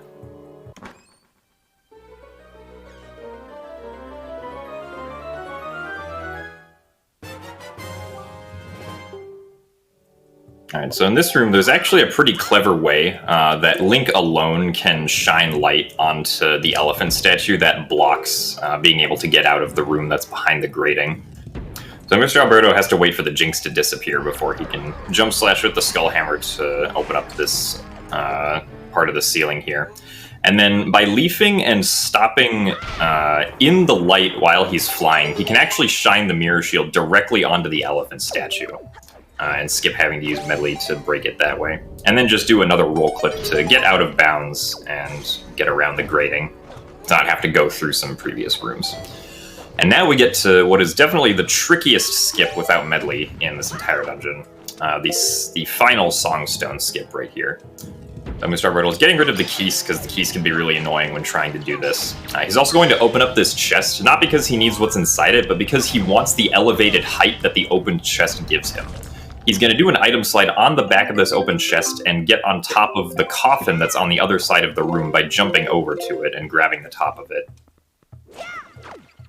And then he's going to use the leaf to fly over to the coffin that has the re-dead in it. And he's going to do a very precise ledge clip right here, using a bomb and then being able to throw the bomb, trying to do a roll clip out of it. Unfortunately, it was a little late on the timing there, so just got to set it all up again.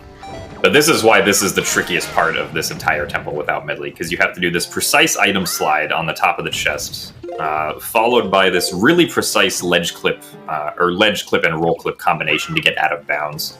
And then once that happens, he's going to have to fly out of bounds behind the Songstone, being careful not to get back in bounds. So it's all a very tricky process. Yeah, it's hard to item slide off of this chest. Look, I got a very steady thumb.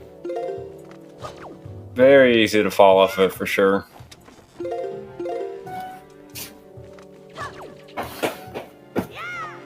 Yeah, I'm having a little bit of a shaky thumb right now.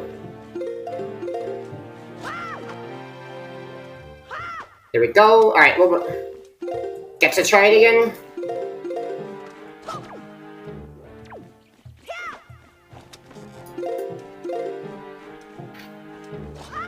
There we go. Okay.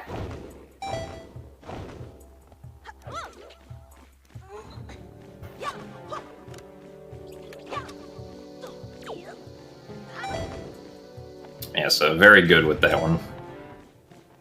And not the easiest thing to do while nervous, but... Yeah.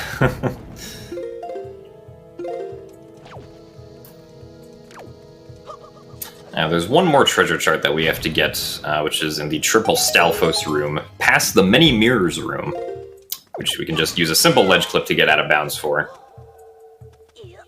And get over to.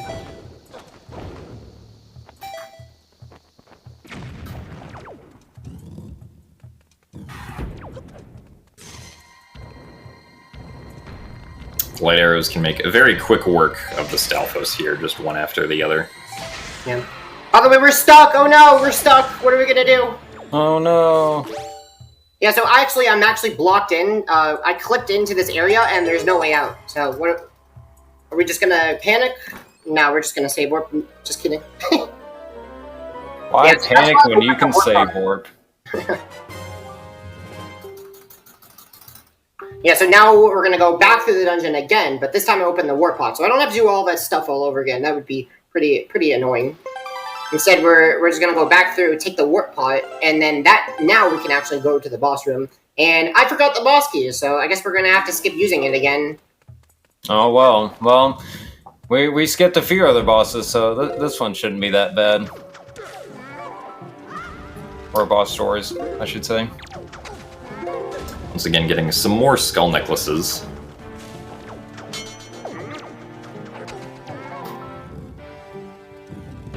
In total, Mr. Umbrello needs to get up to 20 skull necklaces for a treasure shard on Windfall later.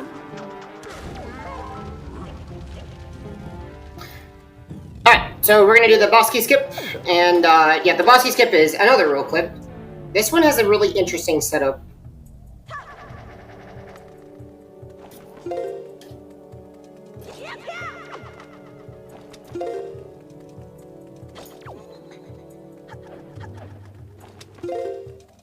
Yeah, Alberto has to move in like a very specific way on this torch here because the collision forward is a little bit weird, so he has to do it in kind of a specific way to where he can grab the ledge in the place he wants to, and then in a position where he'd be able to roll clip out of it.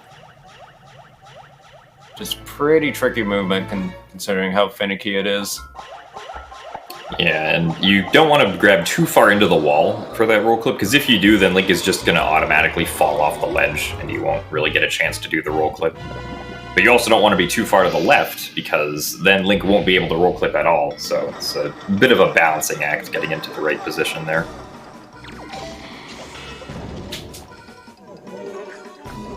And now, this is Jalhala, the boss of the Earth Temple, who, very conveniently, we can shoot light arrows at to make solid again.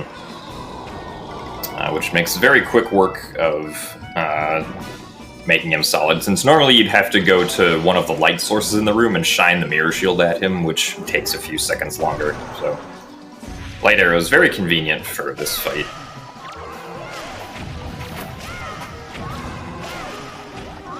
You can actually one-cycle this boss. Well... Yeah, well, yeah. That's definitely easier said than done. The way these phases work is when you kill a certain amount of these pose, then it automatically goes to the next phase. So there's 3 set phases. So anytime you hit those checkpoints, it's going to automatically bring the big Jalhala back. But you could one phase all of them if you killed every single one of them on the same frame, which Good luck. yeah. Yeah. With 15 randomly running around enemies, trying to somehow kill all of them on the same frame is not something that anybody has ever done before, even in a task setting. the least amount of cycles anybody's ever been able to get in a task is 2, where you have to kill 6 Poes all on the same frame. So, I don't know if we'll ever see a 1 cycle of this boss, even though it is theoretically possible. Alright, time for my sword to get downgraded. Oh no. Oh, yeah. Why would we downgrade the sword, though? I don't know, you tell me.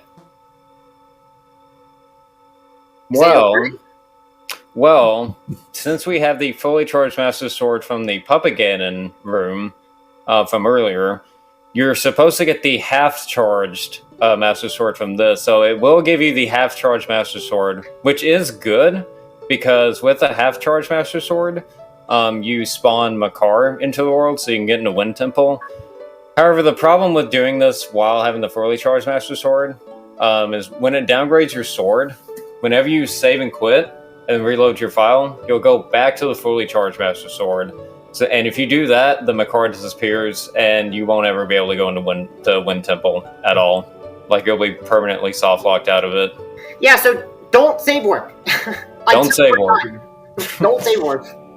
Save warping will actually, like, end my speedrun. So, I mean, like, I literally cannot finish the run if I save warp until we're done with Makar. Yeah, there's not much going on right now. We could do a couple donations. Well, actually, I have a little announcement to make since this is the 3-hour mark, as we previously mentioned. This is going to be the end of my donation reading shift, and the end of donation reading for me for this event. So thank you all once again for your incredible generosity. I am now hounding you off to the very, very capable hands of Mod366. And chat, do me a favor. When he comes on, make sure to hit that 40k so he can have something very, very nice to announce. But that's going to be it from me. Thank you very much, Alberto, Gymnast, and Joash. That was really entertaining. And thank you so much. Yeah, thank you. Good luck with the rest of your run. Thank you so much. And have a good night. Have a good night. Yep, good night, everybody.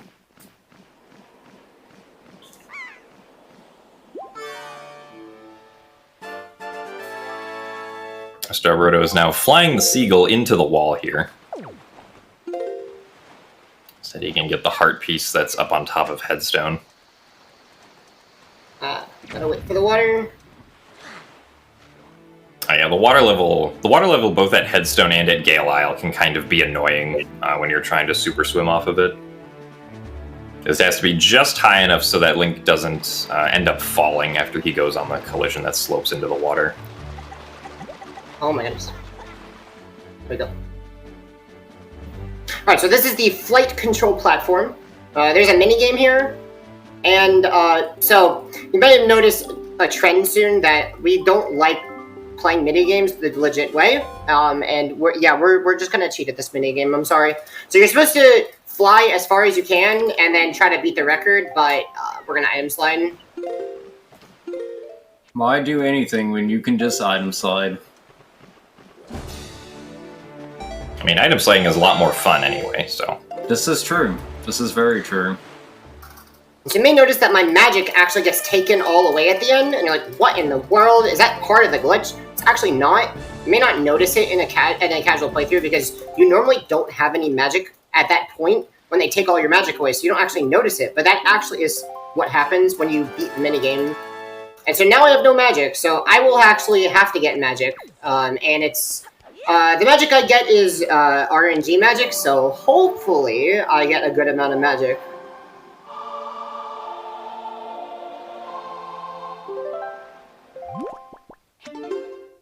Yeah, so now we're gonna go to Makar, and Makar is cute. That's pretty much all you need to know about Makar. He plays songs, and yeah, let's go watch a cutscene where we watch Makar play a song. He played a very beautiful song for us before, and so now he's gonna show us his next performance. Yeah, unlike the medley cutscene, the one with Makar is not long enough to justify needing to use pause storage to skip it. So... Well, also, if we save warps, Makar would go away. Yeah, that's also true. Yeah, that too. So it's actually not even an option to skip this cutscene, but it's really not that long of a cutscene anyway. So even if we did skip it, it really wouldn't save that much time, especially considering that we'd have to do a lot of blind movement, and that's fairly annoying. But we actually do end up getting a cutscene skip later because we watch the puppet getting cutscene. That's coming up later. So we actually will be able to skip a cutscene because of this glitch state that we're in. And not because of pause storage. Nope, actually we'll just skip it for free. Yeah, time to jam with Makar. Guys, can I cut in for a quick second? Sure. Wonderful. First of all, hi, I'm MOD366, or Mod for short, and I just want to announce that because of Lieutenant Lael donating with the comment of I fix it, a whopping $460, we are now sitting at the before mentioned $40,000 mark. So thank you very much. Hey, it's really appreciated. Wow. Let's go.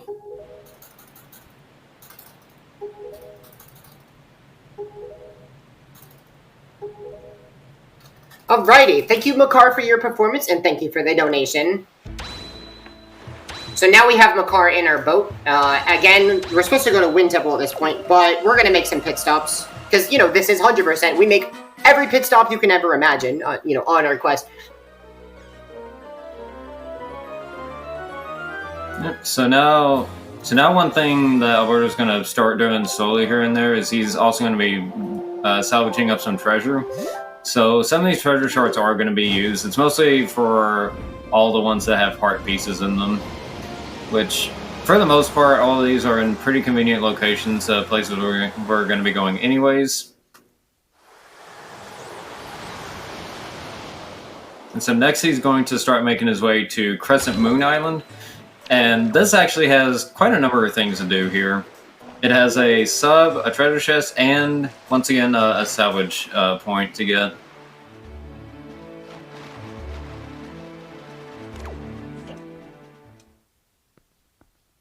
So this is Crescent Moon, and it's the quadrant right next to the Wind Temple, which is where we're supposed to go. So you can't swim off of Crescent Moon, so it's really convenient to do the Crescent Moon stuff that you have to do, and then just sail. Because sailing is really not that slow with this swift sail if it's one quadrant.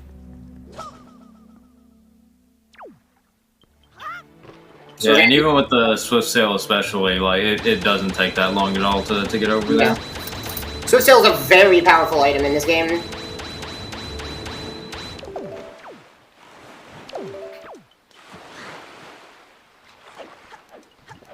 And you may have noticed that I just did a jump there. Jumping is really powerful when you're close to an island, because when you're close to an island, your speed gets, you know, decayed by a lot. So what I like to do is I pull Wind Waker and then put it away, and that actually refreshes my speed. And then when you jump, you actually keep your speed midair. So for as long as I'm midair, I have the speed that I had when I did the jump. And so because I get full speed, I can actually, for the entirety of the jump, have my full speed. And that's really, really good when I'm close up to an island, when the entire time that I'm on the, you know, in the water, it's trying to slow me down.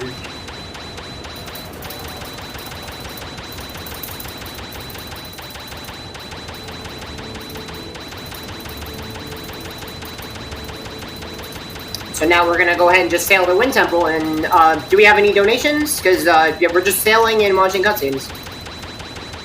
Wonderful, then let me take this time to again thank everyone for your generous donations, because with all of your donations we have blasted through all of our current incentives already. We only have 2 more bid wars open at the moment, but these are kind of interesting in my opinion, because you can choose the skin of the protagonist for Uncharted Drake's Fortune, with Donut Drake currently in the lead with $141, followed by Victor Sullivan with $51, and Eleanor Fisher with $20 in last place. And we also have the wonderful blindfold choice when Babsia will run Super Smash Bros. Melee blindfolded.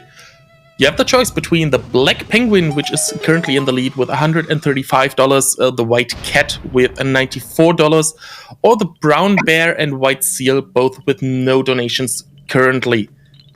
It's still a lot of time until then. You can still switch this around completely But if you do want to do that, keep your donations coming, and do remember to select the bid war on the right of the donation page, so we can get your money allotted to whatever you want it allotted to.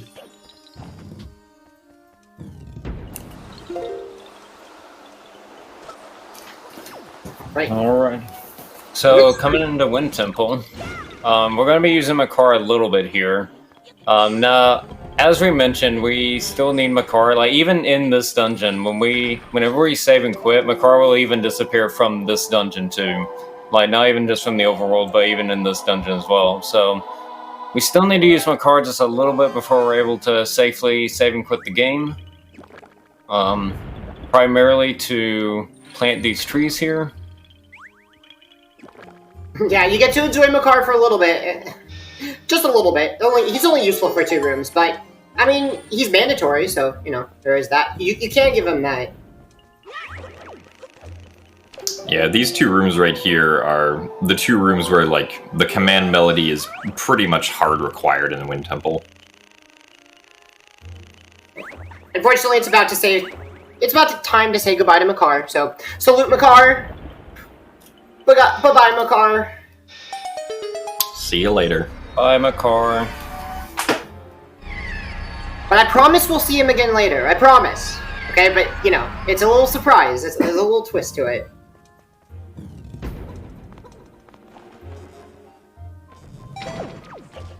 Alright, there's a precise shot there to take out the warp pot. And I'm gonna come back later and take the warp pot up there. Yeah, it skips having to go through a kind of long room. Kind of long and inconvenient room. Now, we are going to get the boss key in this dungeon, but it is technically skippable. It's just very, very difficult. Yeah, this one's one of the few BK skips that is not very reasonable to do in a run at the moment. But fortunately, it doesn't take too long to just go over here and get the boss key.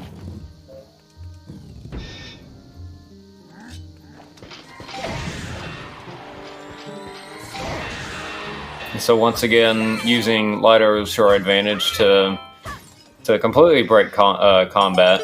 He's also going to be collecting a few Knight's Crest here for something later. So now I'm actually stuck in here. If I leave this room, I soft lock because there is the Songstone. So what am I gonna do? I'm kidding. I'm not stuck. I'm gonna save warp. And you know what happens to Makar when I save warp? Bye bye, Makar. Yeah, because Makar I is re-upgrade Gonzo. Master Sword. So now I have a fully charged Master Sword after I upgrade. After I save warp.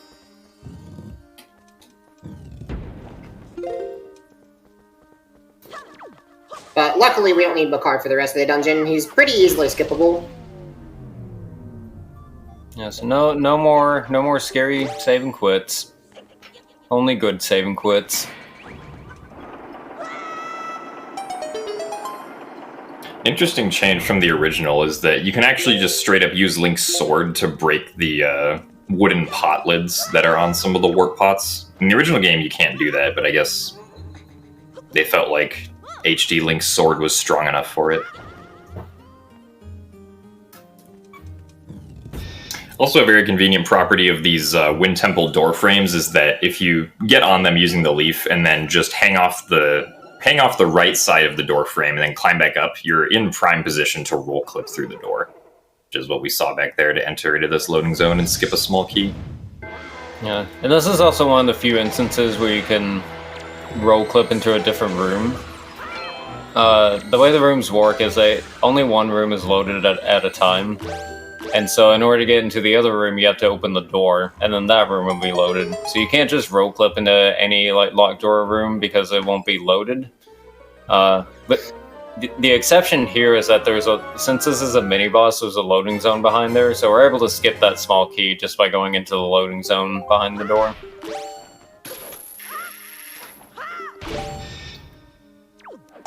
Let's try to get that magic on our way. Ooh! Pretty cool item slide there.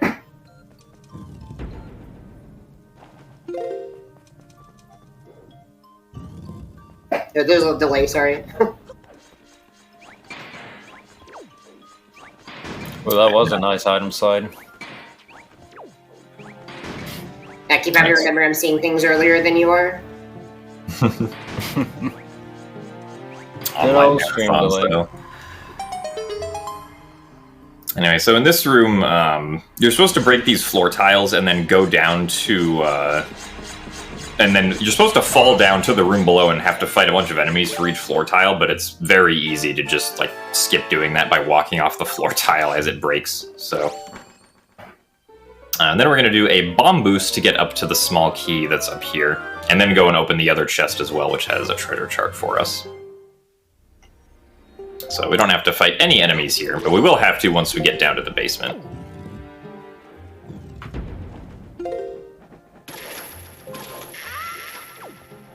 Yeah, fortunately the next treasure chart is like on the way to the boss, so unlike some other treasure charts you get in dungeons, like this one you don't have to go out of your way for. Like it's in one of the rooms on the way to the boss door. Right, this room is really finicky with how the chest spawns. I have to defeat all the enemies, but even if you do that, it's kind of weird. It's really peculiar with what it requires. You have to keep all the enemies loaded on the screen while they're dying, but even then, sometimes it just doesn't really spawn. Yeah, one thing that's really weird about this chest is that it checks to see whether or not the the stone heads that you pull down to reveal these bokoblins are destroyed or not also. Which can kind of mess with things sometimes. But it looks like we got it here, thankfully. Yeah, so worked out pretty nice this time. Sometimes Very I just side hop down and it doesn't spawn and I have to just go back through the door, but this time it was nice.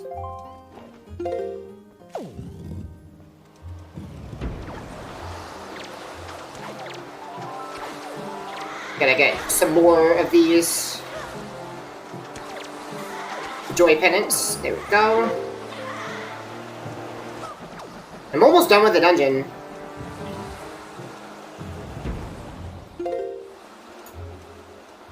And then we just got some really long rooms left, which are very easily skipped with item sliding. A song stone that we can also just clip through using item sliding. We get on top of it. You can even clip through it without item sliding, honestly. Yeah, it's possible to like squeeze behind the song stone using sidling, but the item slide is a lot faster because the sidling's pretty slow. I told you Makar will be back, didn't I? The promise is a promise. And he's got another show for us. Oh, he's got the grand finale for us. This is it, the big one.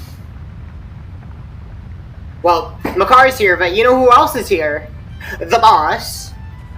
So, we're still gonna have to fight the boss, but with really weird music, because Makar's music overrides the regular boss music. So, we're just gonna hear this music that Makar's playing the entire fight. So, enjoy that. But hopefully the fight's not that long, because there's actually a really, really big skip for this fight. That's 3 frame-perfect inputs that I have to hit. So I'm going to have to focus for that. But yeah, there's a 1 cycle for this boss. It's really cool. Hopefully I can pull it off.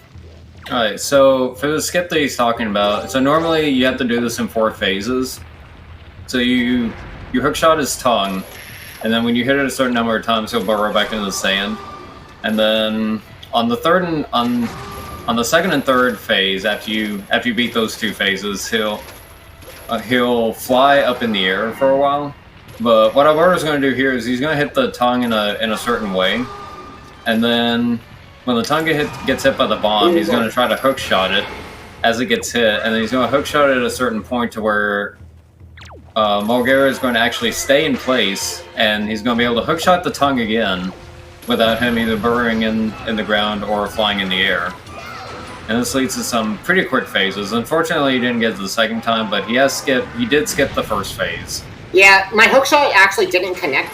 It sometimes happens, so I actually didn't mistime it. The hookshot sometimes is really finicky and doesn't connect with the enemy if you're trying to hookshot, so it actually just didn't hookshot Mulgara. I do have to take out these babies, though. They're really annoying for the 1 cycle.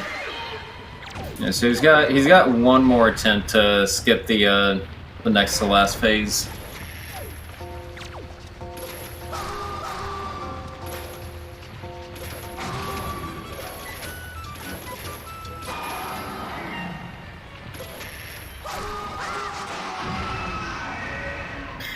well, 2 out of 3, so... Yeah, not bad at all.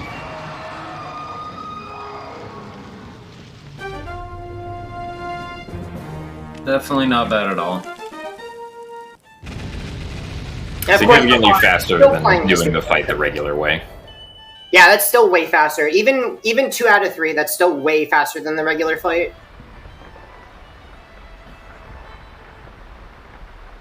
And then that's really the final dungeon of the run. So there's going to be a lot of cleanup now, and also the Triforce collecting quest, because after you beat Wind Temple, you're supposed to collect the Triforce, and that's really what we're going to be focusing on. And yeah, I remember I mentioned a cutscene skip. Yeah, there's supposed to be a cutscene at the end of Wind Temple. Plays to upgrade your Master Sword, right? Well, my Master Sword already is upgraded, so if I try to watch the cutscene, it actually won't play because the game thinks that the cutscene's already played because it's supposed to upgrade your Master Sword. And so, there we go, no cutscene. And that's also why Makara is just putting on the show for us during the boss. Yeah, the dungeon it basically was treating the dungeon as if it was already completed, so when you re-enter that room after you've already taken the warp, Makara is just infinitely playing that song.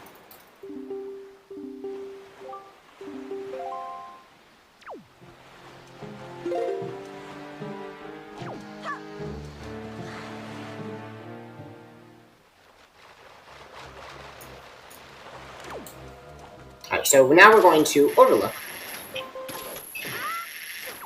And this is going to have the first part of the Triforce quest, the very first shard, actually, that we're getting is from Overlook. So there's like some small skips for this. You have to beat every single room. Every room spawns a bunch of enemies, and you have to defeat all the enemies in each room to light all these torches. So that's really what I'm going to be doing. And I can actually just go ahead and just light them, and that skips a cutscene at the end of each room. It's just a small time save, but yeah, every single one of these rooms it has its own strategy to defeat the enemies as fast as possible. Yeah, like even though we have light arrows, like sometimes it is faster to use like other methods, just because like the light arrows also take a moment to be able to be shot again, because they have a small, like a few second cooldown before they're able to be used again. Yeah, so when going into each one of these doors, Alberto is pulling out a bomb before he opens the door. And that's happened at a few points earlier in the run as well. So every time that happens, the bomb cancels the animation of Link looking back at the door to see that it closed in on him. And so for each one of those that happens, it saves about a second to pull out the bomb instead.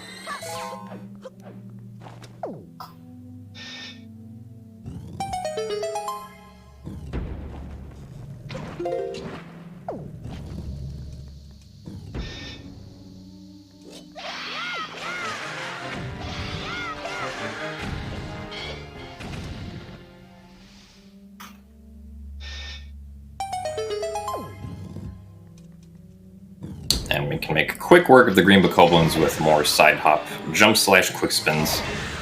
And then the dark nuts are a bit of a joke, considering the fact that we already have the light arrows, so we can just easily light arrow multiple of them at the same time. Nice and easy, quick work. And then we just go to the room and play Wind's Requiem, and we can get the Triforce shard. So there's 8 of these, so this is going to be the very first of them. Now, remember, in the original GameCube game, this would actually just be a Triforce chart, which you would have to then decipher and then salvage. But they greatly shortened the quest in this game, so 5 of them, including this one, is just a shard. So, cool. Some cheese.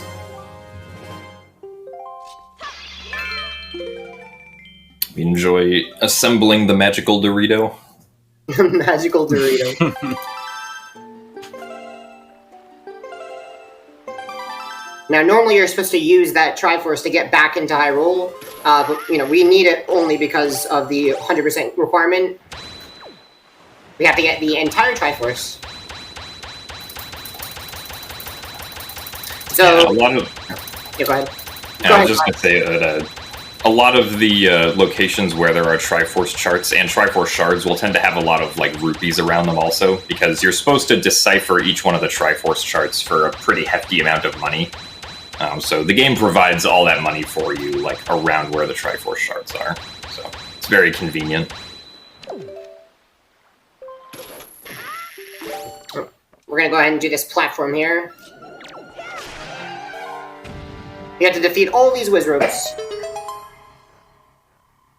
And there's not much going on, so you can read some donations if you'd like. Who's in a few? Wonderful. Thank you very much. So just to let you know, our fundraising team works on a ask and you shall receive basis.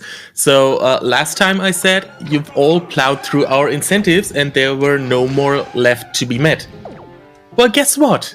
We now have more donation incentives for all of you guys. The next one of which will be another bonus game after Dark Souls 3. And that will be in around 17, 18-ish hours.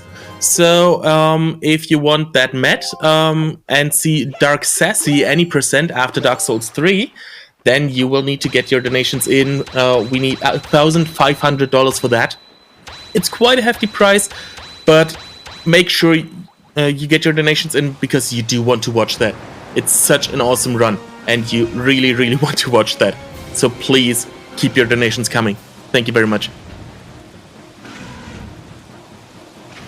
Alright, we got a 69 Octo.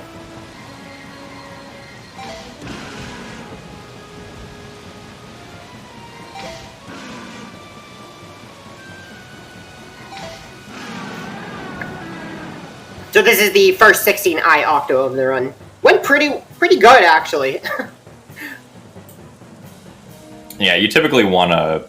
Or you know if it's like a decent Octo fight if you don't make a full revolution around the Octo before it's already dead. So, that was pretty good. It can be kind of hard to get the initial bomb shots off because the Octo, like... The Octo model gets, like, warped in weird ways when it gets hit. And it goes through its, like, exaggerated damage motion. Yeah, it's really tricky to hit the bombs, but in general, for Octos, lead with bombs and then end with light arrows. The light arrows are usually for the leading shots, and the bombs are for the tailing end of the Octo, because you wrap around the Octo as you fight it. So at the leading end, you can really get a really nice quad shot and a double hit with the light arrow, which you can't do with bombs, because bombs you can only hit one at a time, really.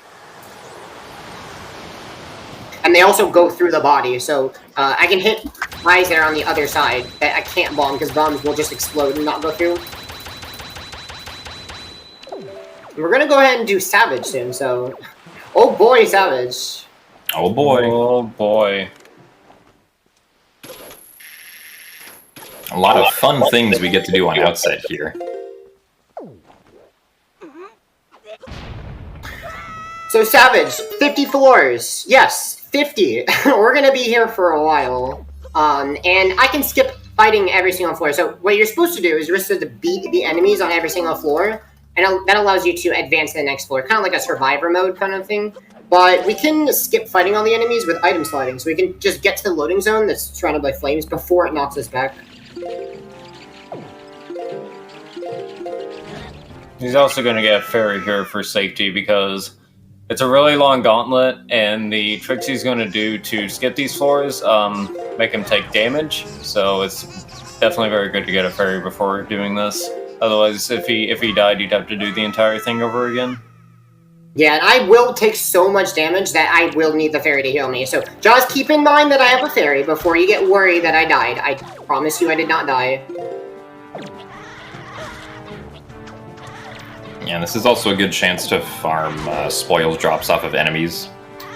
Because thankfully you can still get the spoils drops using the grappling hook. Enemies will specifically not drop like treasure spheres in Savage Labyrinth, but thankfully just use of the grapple hook and spoil is still there.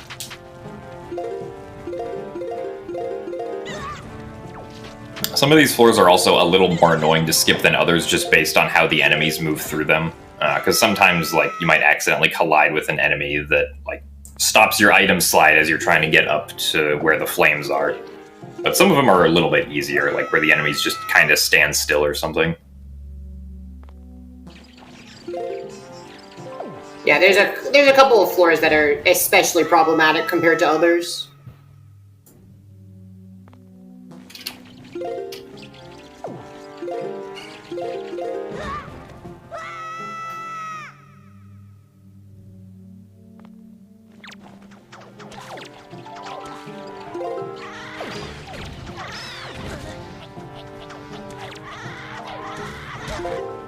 You get to hear the symphony of Link's screams as he goes down every single floor. Wah! Wow!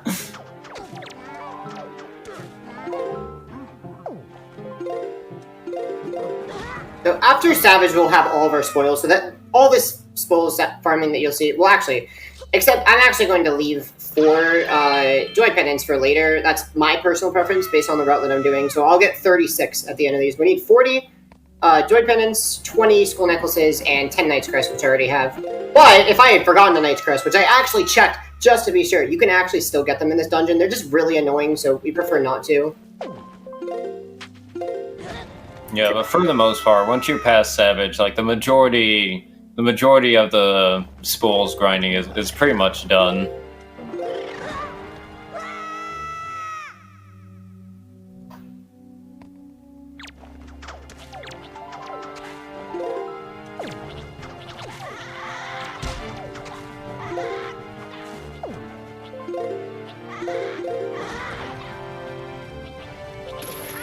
Oh, nice backup. I'm a little delayed, so you'll see the cool backup that I just did.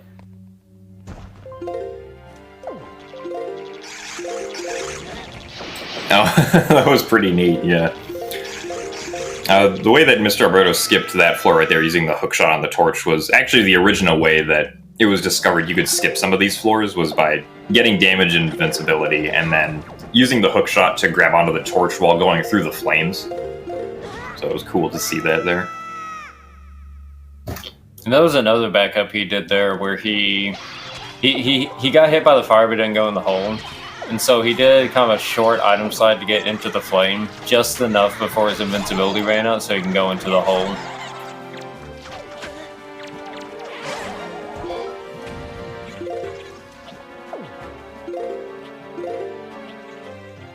Oh man, getting another green shoe jelly. Yeah, Oh I've already man. gotten one, so it doesn't matter. One for the road, I guess. Yeah, another just to be safe.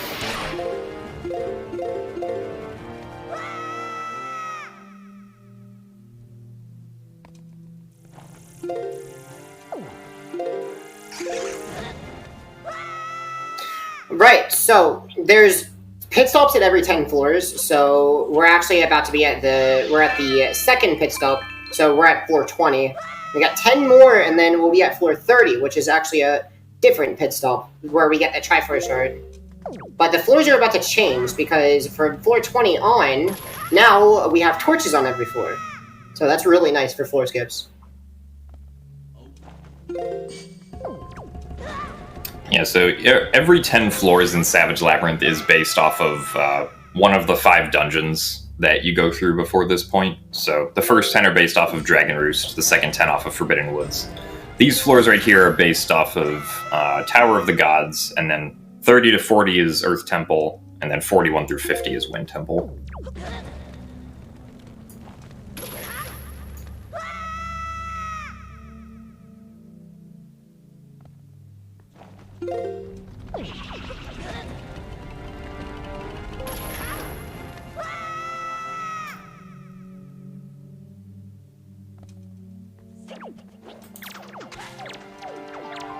Do you have time for a few quick donations?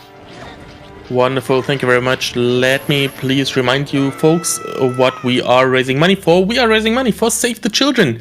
And to ensure that most vulnerable families have the funds to give their children the right kind of food and care needed to stay healthy, Save the Children makes sure that expectant mothers and babies receive care and information before, during, and after childbirth, so that babies have the best chances of surviving, growing, and developing. Save the Children also works with local and national governments to strengthen policies and systems so no child dies from a preventable cause.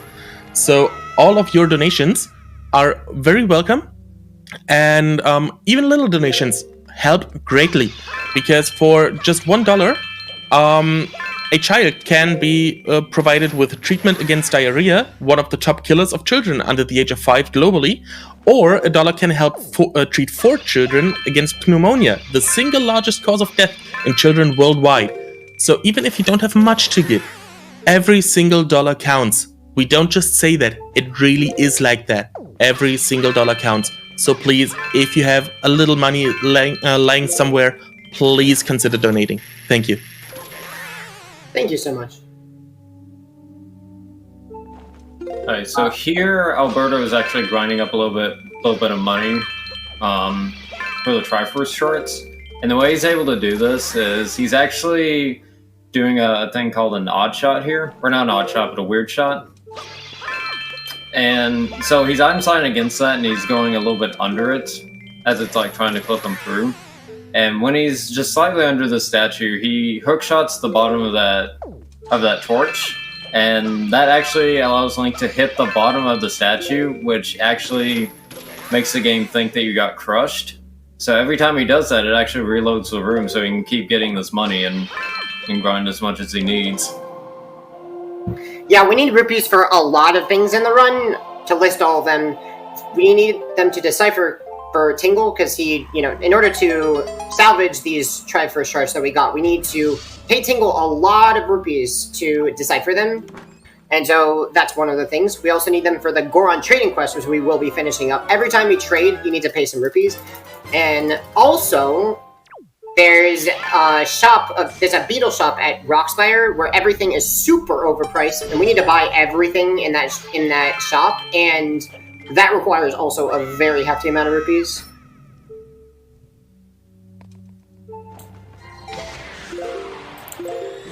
Hope I don't die. Uh-oh. Oh no. Oh, no. Getting a little closer, Alberto. Nah, it's okay. I'll have a fairy. Oh man, good thing you got that fairy. Good thing I got that fairy, right? Yeah. Savage will always kill you unless you have a fairy, pretty much. It's just too much damage. Because every floor we're taking damage.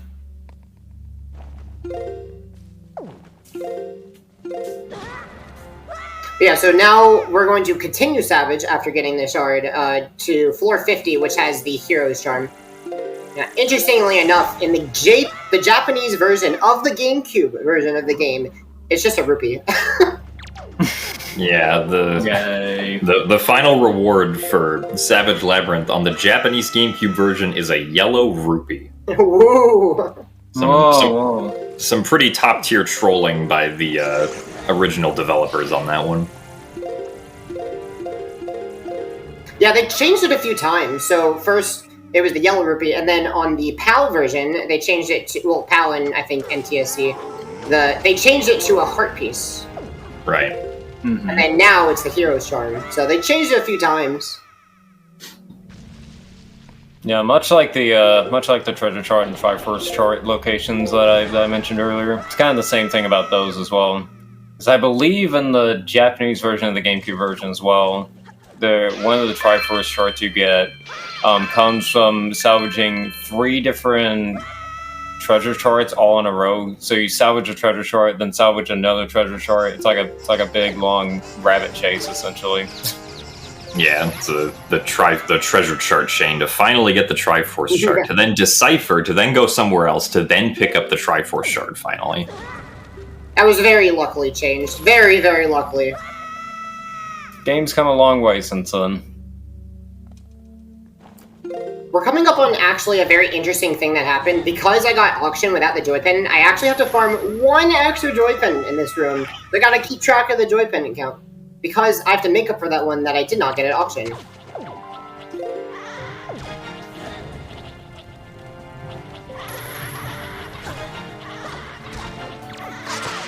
Can I hop in with a quick donation? Sure.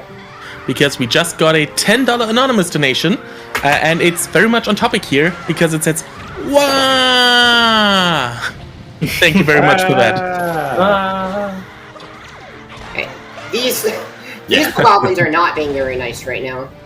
Unfortunately, failing this floor skip the first time usually results in this happening. Yeah, they kind of just go wherever they want. It's not really in my control. It's just completely based on their pattern, and I got a pretty bad pattern there. And then they kept coming back. Really, you can't go for the floor skip if they block you or push you to the side. So I had to just keep trying to get rid of them. And then finally, they decided to leave me alone. But that's a common place to lose a lot of time in my PB attempts because the floor just doesn't go well because the bokoblins are just crowding me.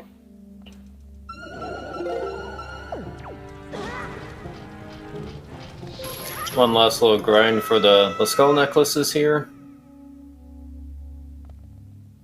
Yeah, and then having to do these floors normally get really mean because eventually they put you with 4 dark nuts, and they also decide to put these moblin laser statues on the walls so that you can't get anywhere near the outer rim of the arena. You have to stay in the center where all 4 dark nuts are. Yep, but luckily we could just skip it. It's just so annoying to do this casually. I don't really know what they were thinking. Gotta heavily guard that yellow rupee. I remember doing this casually, and I would have 4 fairies, and I'd just still not make it. It was just such a hard dungeon to do casually.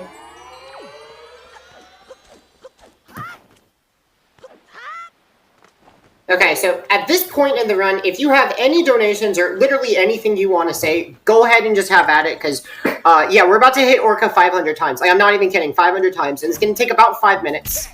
And we have to hit him 500 times for a heart piece. So, yeah, if you want, just read all your donations, and, yeah, that's about it. Okay, then before we get to donations, which are hopefully coming in the next 5 minutes, let me tell you that with your donations, you can also win one of our wonderful prizes. You may have seen them scrolling through below the webcam on the stream, but we have some wonderful prizes that you can win by donating. If you donate $10 or more, you can win a Bomberman Perla Beat Sprite, which looks really awesome, and $10 is not much for that, so get that in if you want that. We also have a This Is The Run custom ESA-themed Nintendo Switch Pro controller for a $30 minimum bid. We also have 2 different ViewSonic monitors, one of which has a $25 minimum donation and one is at $35. And we have our grand prize, the fabled PlayStation 5 in a bundle with a Ratchet & Clank Rift Apart. That's the title. And if you believe that the PS5 actually exists and you want one, it's $50 and you might win it. The estimated price of this bundle is $500, so it's really cheap if you look at it that way. If you get it with a single $50 donation, and it doesn't even have to be a single $50 donation because all these minimums are cumulative. So if you've already donated like $10 and want that PlayStation 5, all you have to do is donate another $40. It doesn't have to be a single donation. So if you want to get your hands on that, now's your time, now's your chance to donate.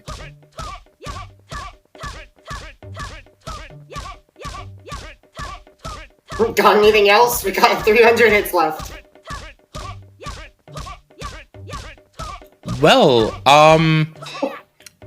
yeah, of course. I mean, I totally forgot to tell the people where they can view the prizes other than scrolling by on stream. So if you go to prizes.esamarathon.com, there you can see it. There you can also watch the monitors, because I'm not going to go through the specifics of monitor names because no. And yeah, other than that, please do remember all of our bid wars and incentives that you can donate towards. And as I said earlier, if you do donate, there's a box on the right. There you can select the bid war or the incentive that you want your money to go towards. And after that, do not forget, below the box you have to set the amount of your donation that goes towards that incentive. So if you don't do that, then nothing gets added to an incentive, and that's just wasted money. Well, not really wasted, but you know what I mean. But I've wasted enough time for a donation to come in. Okay.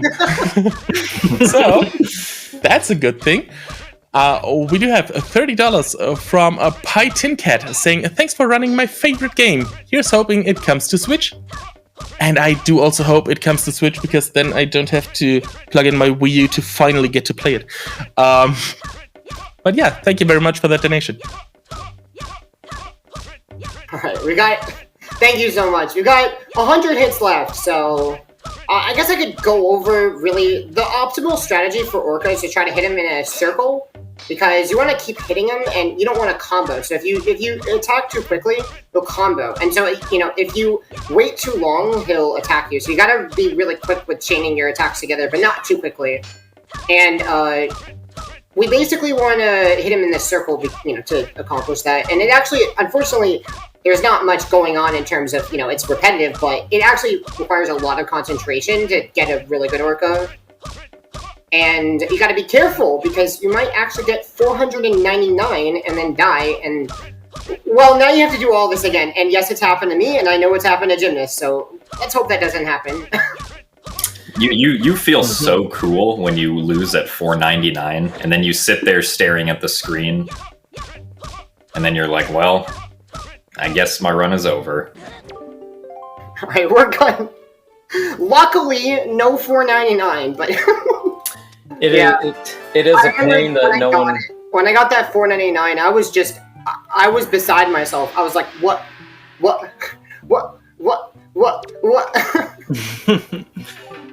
It's a pain no one should have to go through. Yeah, I had it on a really good run, too. It was like world record pace, and then you lose 5 minutes, and it's like, oh, well, there goes that run. So we're also going to learn the Hurricane Spin from Orca, which is pretty much useless. It's actually only useful in one speedrun, in one scenario. It's actually useful in glitchless 100%, because they actually fight the trials, and they actually get the Hurricane Spin for Jahala, and it's actually really easy to fight Jahala with Hurricane Spin. If you haven't tried it, definitely go try it. It's really, really fun to take out the chews with this, like, crazy spin attack. Other than that, pretty useless. And also coming up is my best friend, Bertha. You guys know Bertha, right? Oh, Bertha. So this pig, I like to call it Bertha. Come on, Bertha, let's go. Come on, let's go, Bertha. Bertha is the most powerful force in this game. If you get hit by Bertha, she will do more damage than Ganon can do. The true final boss of the game. Unfortunately, we will not be eating Bertha. Yeah, on the original, you can actually do a thing where you can chunk Bertha all the way to the other side. It's quite interesting, but unfortunately, we can't do it here. Yeah, instead the fastest strat is pretty much the same as on Windfall with the pigs, where it's really nice where we can, instead of picking up the pig and side hopping all the way across the dock, we can just anger the pig and then lead it to the area, and then when it gets in the water, it's no longer angry, and then we can go ahead and throw the bait, and it digs up a nice heart piece for us.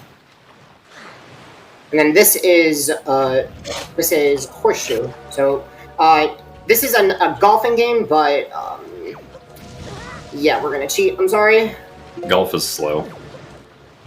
First you have to hit the ball, then everybody has to golf clap, then you have to move on to the next hole, but it's a lot faster if you just item slide past all the holes and then drop the ball in the 18th hole yourself.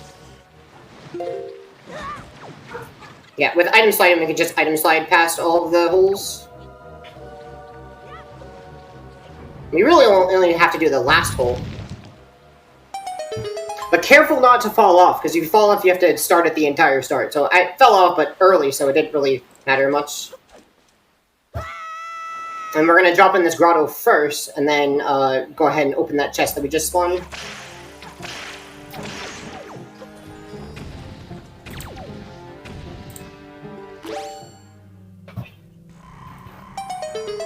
Got any more donations? Oh, we do have a good one. We have $50 from Glitchhound, and he's saying, huh, huh, huh, ha, huh, huh, huh, hup, huh, huh, huh, huh, wah! Thank you very much for that, Glitchhound. Thank you, thank you. And that donation goes in part towards the bonus game of Dark Sassy, any percent. And in the other half goes towards another bonus game, which is Super Mario Maker 2 Blindfolded. which will happen on Saturday after Tetris Effect Connected, if met. So if you want to see that, get your donations in, because that's also a good one.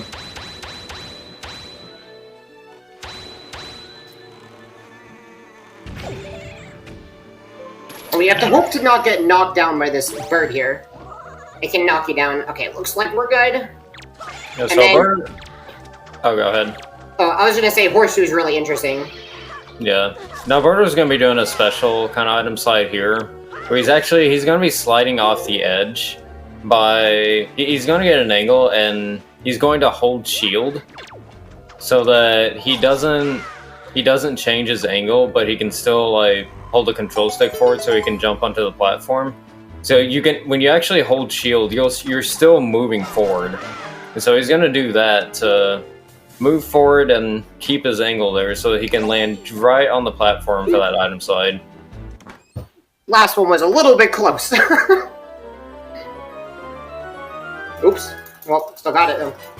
Yeah, the setup that we used to have for this with an item slide was really scary and led to many crashes. Luckily that setup is not that bad. I do have to defeat all the enemies before doing it, because if you target the enemies, you get sent at a weird angle, so that's why I defeat all the enemies before going for it. So now I have all my joy pendants, and I have all my skull necklaces, so I did drop off all of my Knight's Crest for the Hurricane Spin. So soon we're going to be going to Windfall, and we're going to drop off all the rest of those spoils. And so this island that we're going to right here, this is the Diamond Step, if you're not familiar. This is where you get the ghost ship chart. And we're going to go ahead and salvage first, because we do need to salvage not all of these treasure charts, but only the ones that lead to a heart piece. So there's a couple. And then after this, we're going to go ahead and head into the Diamond Step and get the ghost ship chart. There's a very nice skip in Diamond Step too. Yeah, if you're familiar with the GameCube version, when they do barrier skip, we're actually going to do the exact same mechanic, but not to skip the barrier, but to skip Diamond Step. I'm about to go in and see that. Yeah, so what's going to happen up here is Alberto's going to essentially line up in a specific way with the wall that's below where the ghost ship chart is, and then he's going to take out a bomb and drop it behind him. And if he does that in the correct position, then Link is going to clip up into the ship, and then from there you can just use the hookshot to hookshot your way up to the chest. And you get the ghost ship chart. Yeah, normally you're supposed to do this really long maze where you're supposed to go to through different warp pods, and then, take all the warp pods all the way up to this area. But with that strategy, we can just clip up and then hookshot while we're out of bounds to the torch, and we skipped all of it. Fun fact about this area. Later on in these mazes, when you're on one of those ships, there's actually a small little hole that you can fall in one of the corners, and it actually makes you fall out of bounds. So I had no idea. Nintendo did very well with closing their solid objects. Yes, good job. There's just like a giant swath of missing collision on one of the floors there. Alright, we're going to go ahead and do our first reef. So the reefs are all the same thing. Basically, there's a bunch of cannons. You want to take out every single cannon, and then when you do that, if after you've taken all of them out, a chest will spawn on one of these platforms. Then you have to leap you have to go to the highest part of the reef, and then you can leap to the chest that spawns. There's a very interesting skip for basically every single reef, except for one I'm not going to be doing it on. You can actually skip going to the highest part by doing this interesting hookshot strat. So I'm actually going to hookshot, after setting the wind with the boat, I'm actually going to hookshot this pole, and I can actually hookshot higher on the pole and then leap from there. And that skips going to the highest part of the reef. It's a really interesting skip, and it's so powerful.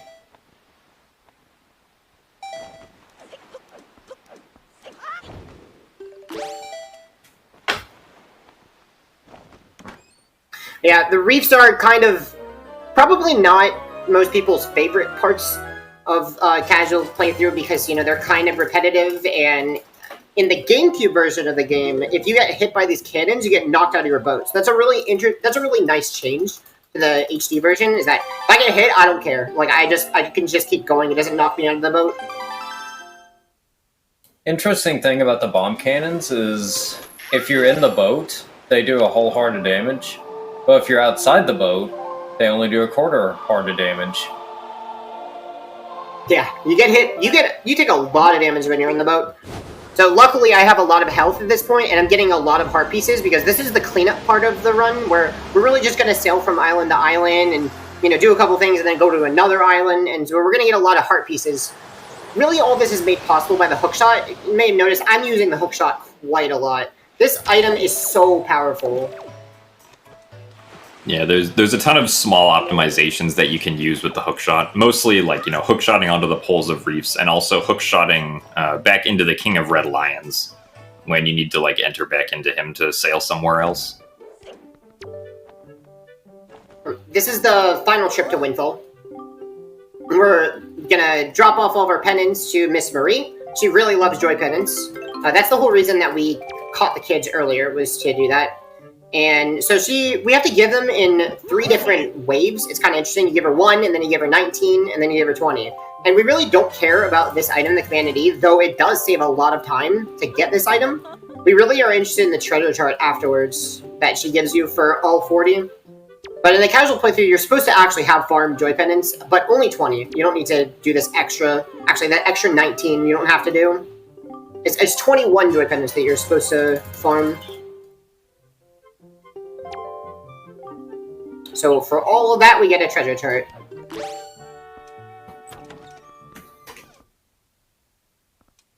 And there's going to be a really funny cutscene I'm going to watch here, and for some reason, if you turn around at the start of this cutscene, something very interesting happens, so pay attention to what happens. I'm going to hold it on the control stick to make Link turn around. Saves 4 frames, but more interestingly enough, it breaks this cutscene.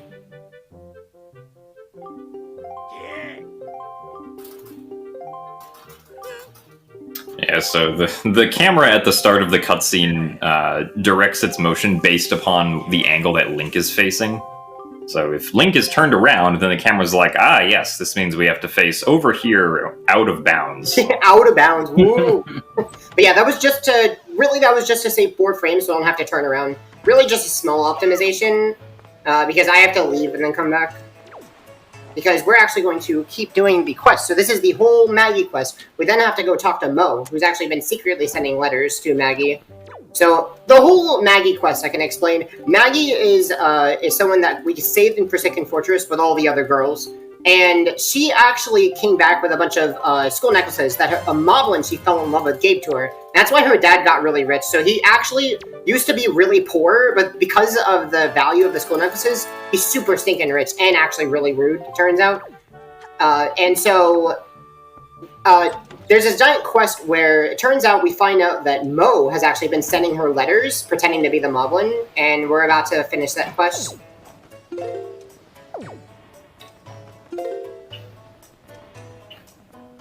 So we actually met Mo in the cafe, and then we go back, and we're going to give the letter that Mo wants to send Maggie.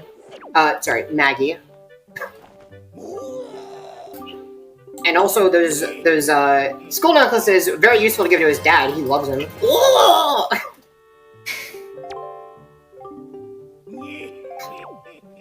They did make him rich. Yeah, he does. He's very interested in them.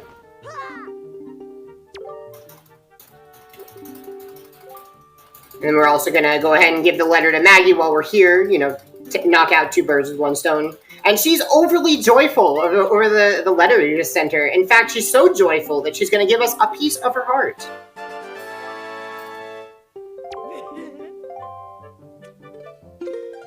And that's it for Windfall. After that, we have finally finished everything on Windfall. So we will return to Windfall as a Super Swim spot, but other than that, we're done with everything on Windfall.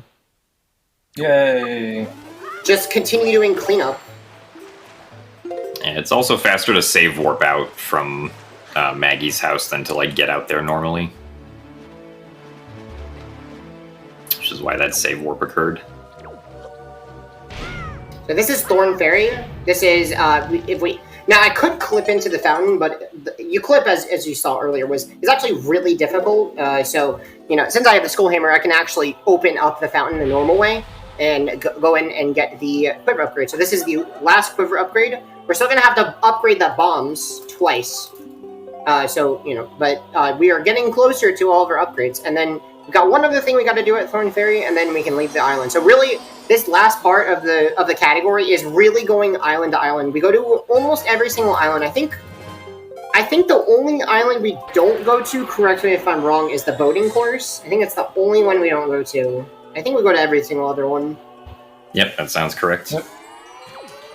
So a cool thing with how the routing is laid out for this last little half is that some things are actually spread out in such a way to conserve ammo. Like, for example, the bomb bag upgrades are saved for later and are spread out in such a way to where we can get bomb refills. So, for example, since we use bombs on the reefs a lot, it's always good to get the bomb bag upgrades when we start to get a little bit low on bombs. So that's why they're kind of spread out in such a way, and it's also for convenient locations for nearby islands. And we're gonna have to super swim off of this island now.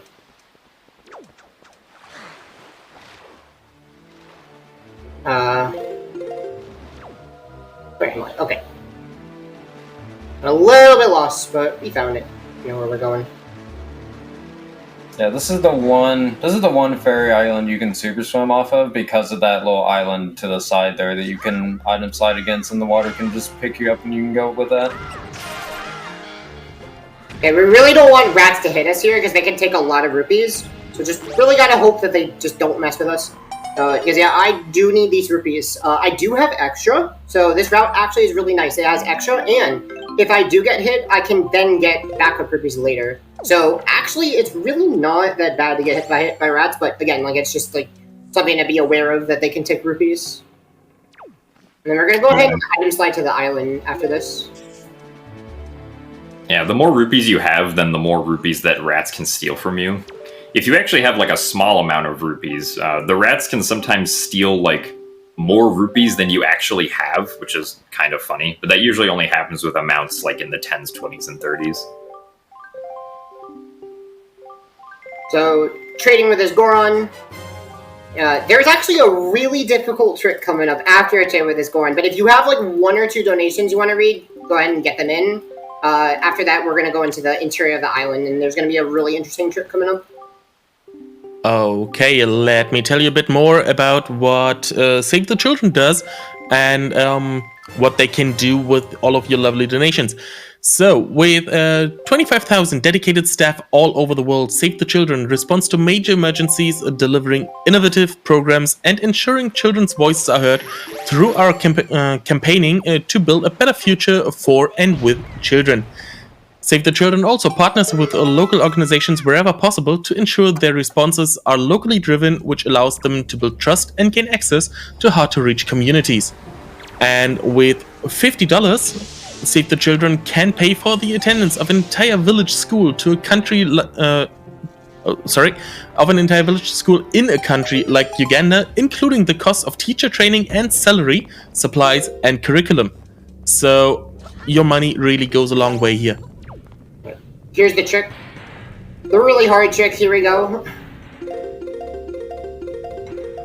Yeah, so Alberto is item sliding into this chest with fire, and the way he approaches it will allow him to open the chest before he gets hit by the fire. And it's pretty precise. Setup is a little bit wonky. But this skips having to put the two Moldorms, or not Moldorm, the two Magtails onto the buttons on both sides there. Second try, not that bad. It's really difficult to item slide up that slope because it's just so tiny. So you gotta be really careful, and then I have to convert my speed to actually do a weird shot, and then it allows me to actually open the chest because I don't get hit while I'm doing a weird shot.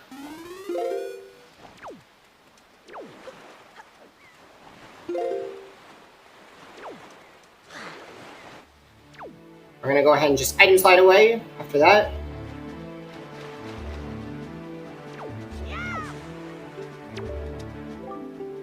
We're gonna go to Mother and Child. So this is the first time we've been to this island.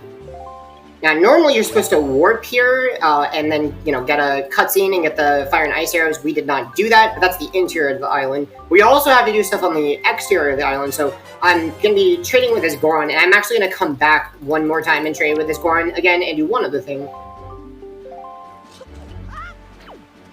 And then after I've traded with the Goron, I can actually save warp in the water, and this is very interesting, this save warp feature. Basically, whenever I save warp in the water, I go wherever the boat was. And since the boat was at Bomb Island, I actually spawn in the boat. That's very, very convenient, because I have to do some salvaging. So we're going to go ahead and do that.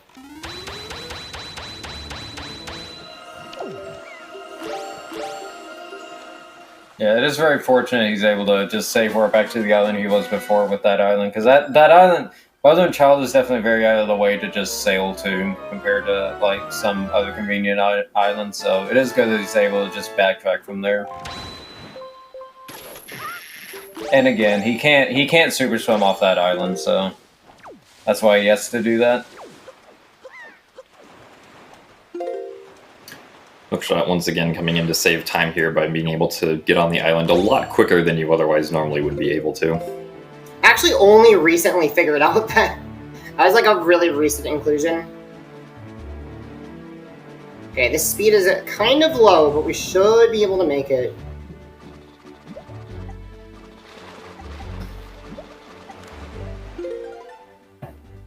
So this is another reef. This is the Four-Eye reef. This is the only reef where we don't do the strategy where we hookshot the pole, because it's actually really not useful on this reef. And there is something we're going to be doing instead, and it's quite difficult. So, yeah, we also have to take out gunships in this island. So, you know, if there's gunships in the reef, you also have to take them out.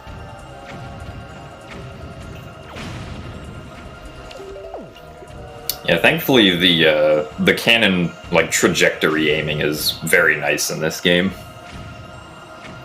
It's a lot harder in the original game when you're trying to take out these cannons because you kind of have to like you can only base like what your trajectory is based off of what the cannon looks like because you don't get this nice reticle aiming. All right, so we're gonna have to do a really difficult trick.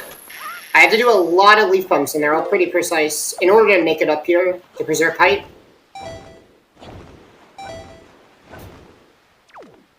And you just barely make it, just barely. It looks pretty scary, it looks like you're not gonna make it, but you can just barely make it. So if I were to mess up one of those timings, I'd fall.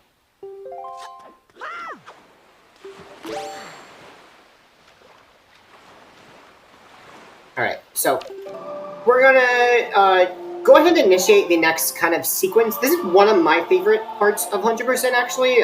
This is the, so remember the Koroks? You might have seen one of the withered trees on one of the islands. Yeah, we're gonna have to help them. So it turns out the Koroks, they were supposed to spread the Deku tree and plant him on these islands. Well, it didn't actually go too well, unfortunately. They're withered, so we're actually going to have to save the trees. So I have to get forest water, which is in this bottle. And that I'm going to have to water the trees with, and that's going to save them.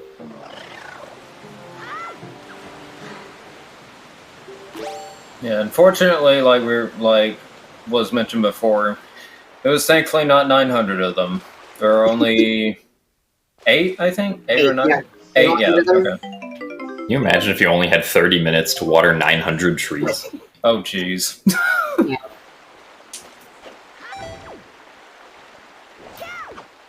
You think you would have to water a tree every 2 seconds? If there were 900 of them? Sounds about right.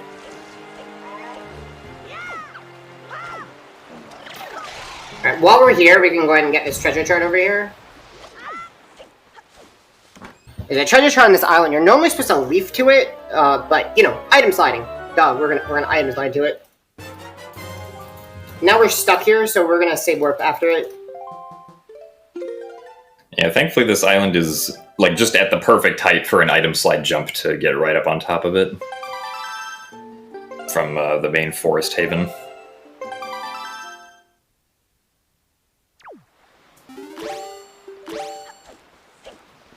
definitely a tricky swim coming up here. I'm gonna go ahead and reset my controller. Okay.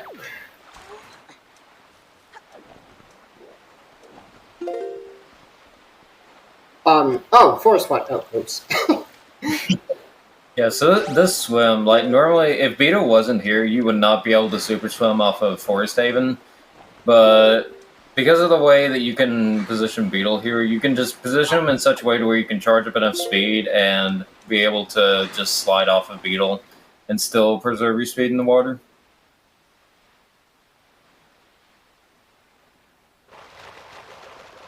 Alright, so this is the first tree. This is Shark Island. We've been here before.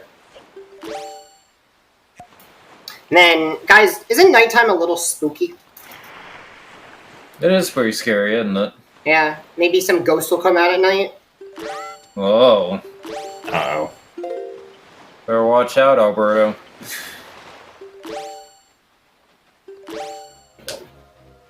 Yeah, so, this is the actual, we're gonna go into, we're gonna super swim into the ship over here that only appears at nighttime, but at different islands. And this is the ghost ship. Yeah, and this is why,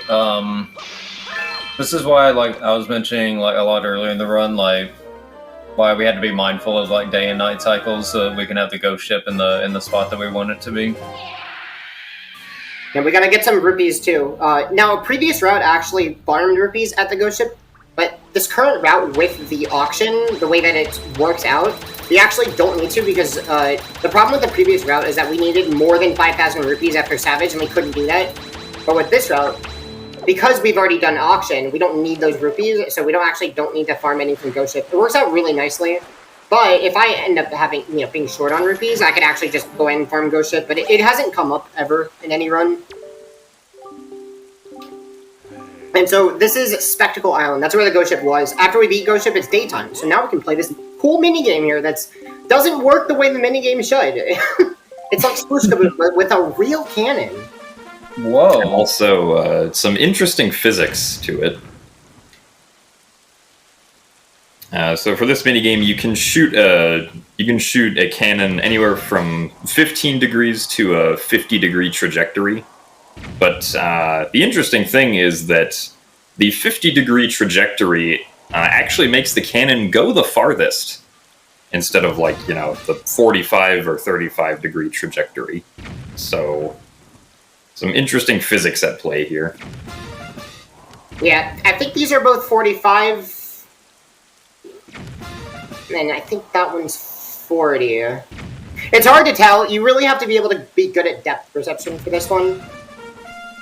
And fortunately, all the barrels are in increments of 5, so that does make it a little bit easier to tell because it'll all be in its distance will be in multiples of 5.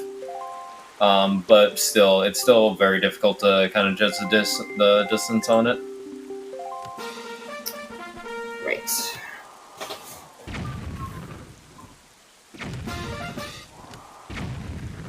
Interestingly enough, there's a skip for this in the GameCube version. I actually tested it in the HD version. It does not work.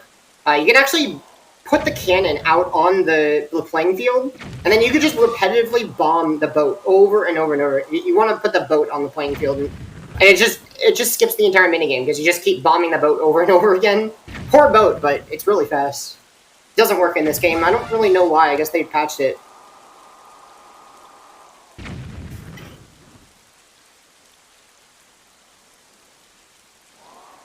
Yes, apparently 50 is the optimal angle for the farthest distance for cannons, right? Yes. Good physics. Makes sense to me. That would actually be true if the cannon was under the water, but it's actually over the water, so it's actually be like, I don't know, 40 degrees for the optimal angle, but we don't question it, it's Nintendo. Nintendo logic wins yet again. Alright, now we're gonna super swim off this island.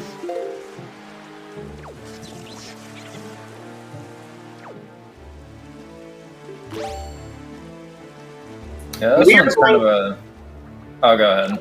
I was saying we're going to Eastern Ferry. This is Eastern Ferry right here. I was just going to say, that super swim's kind of tricky because you can just barely get into the water there. Yeah, luckily I had a good water level. That's also a water-dependent swim. But I actually had a good water, so I really just very quickly tried to enter the water to catch the water wave, and it ended up working out pretty well. But yeah, you can get stuck on that swim. It's a very annoying swim, I will say.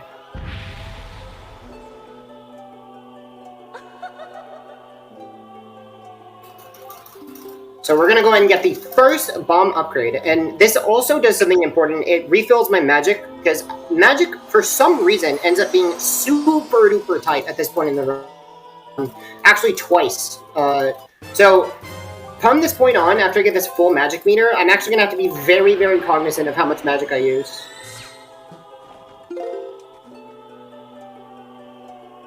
And so we're still watering trees, right?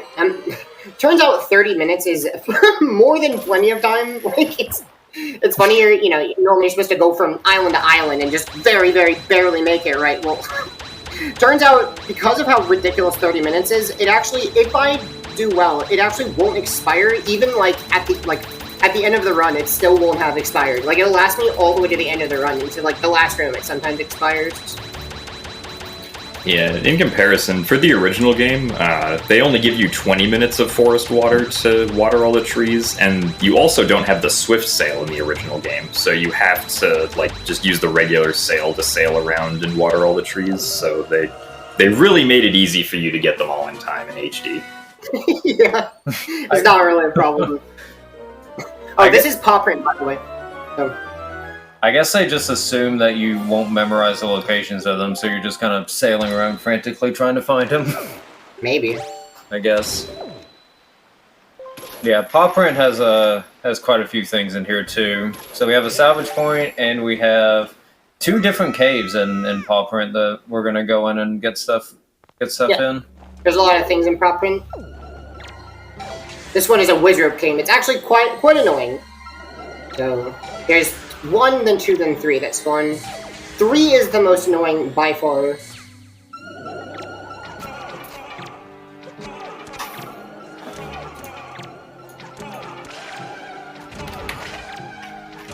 So for the first 2 waves, that was pretty good, by the way.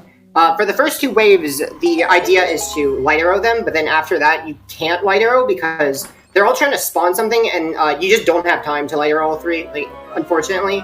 So you have to alternate between them, shooting them with 2 arrows, and then you can just keep repeating until they're all gone. Now we're going to go to the other grotto in Paw Print.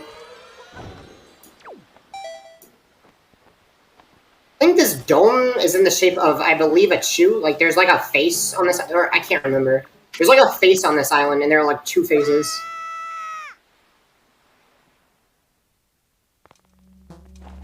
Yeah, I think they are meant to be chews. Yeah, if you stand on top of one of them, they spawn a blue chew in. Ooh, a blue... Oh, right, for the blue chew quest that we unfortunately don't do. Yeah. Yeah, blue chew quest only gives you blue potion. Should make a new category, all potions. All potions? Ooh, that'd be interesting.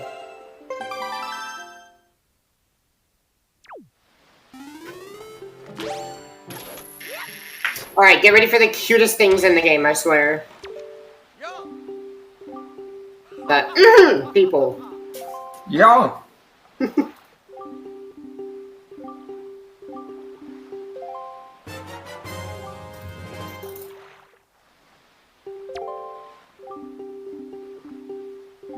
Alright, so they give us a treasure chart. These are the salvage core. They're super cute.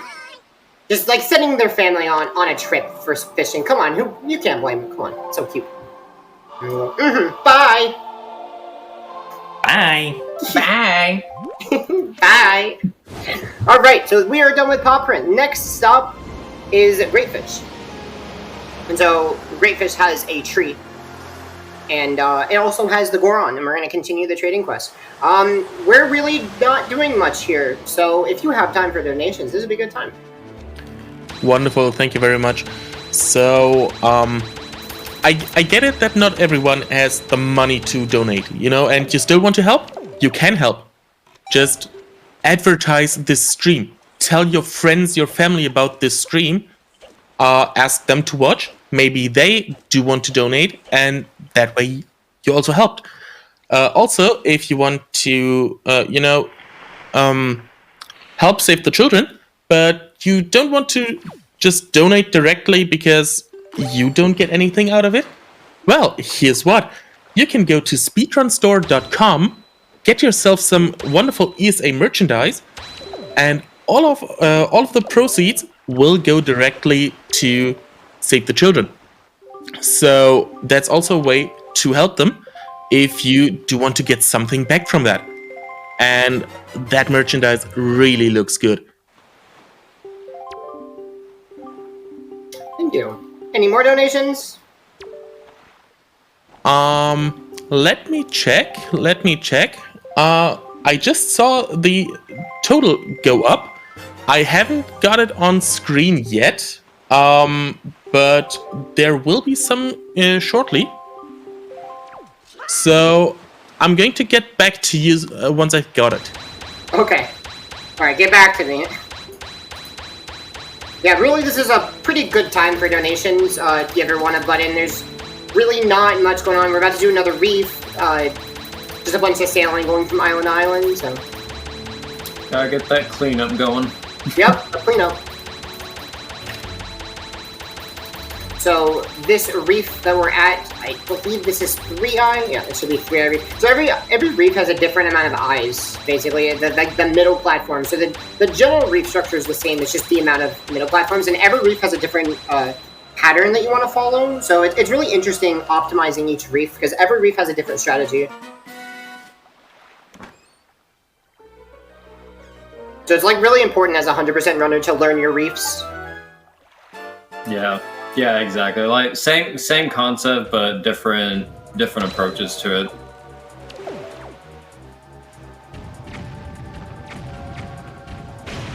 So like right there, I just use the cannon to take out the other cannon.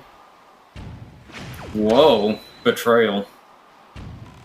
Yeah, for some reason he always likes to aim down at the other cannon. It's really weird, but it's very useful for skipping a bomb.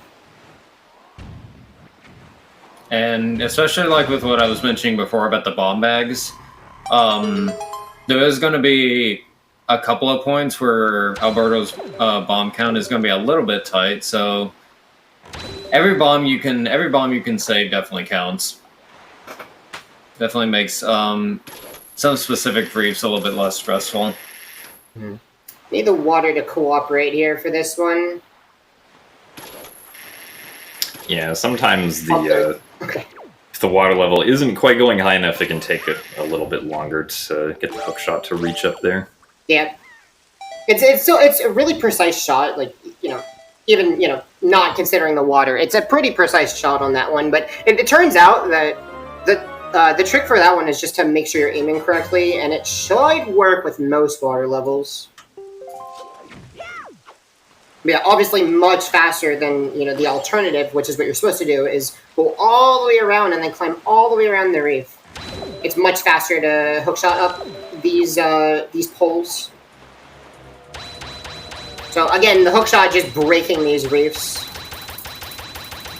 And so now we're going to be going to actually get the last Triforce chart. So this is Need a Rock. And so you're supposed to bomb the golden cannon, and that's what we're going to do. Gotta love how we get the first two Triforce charts back to back at the very beginning, and then at the very end of the run we get the third one. Yeah.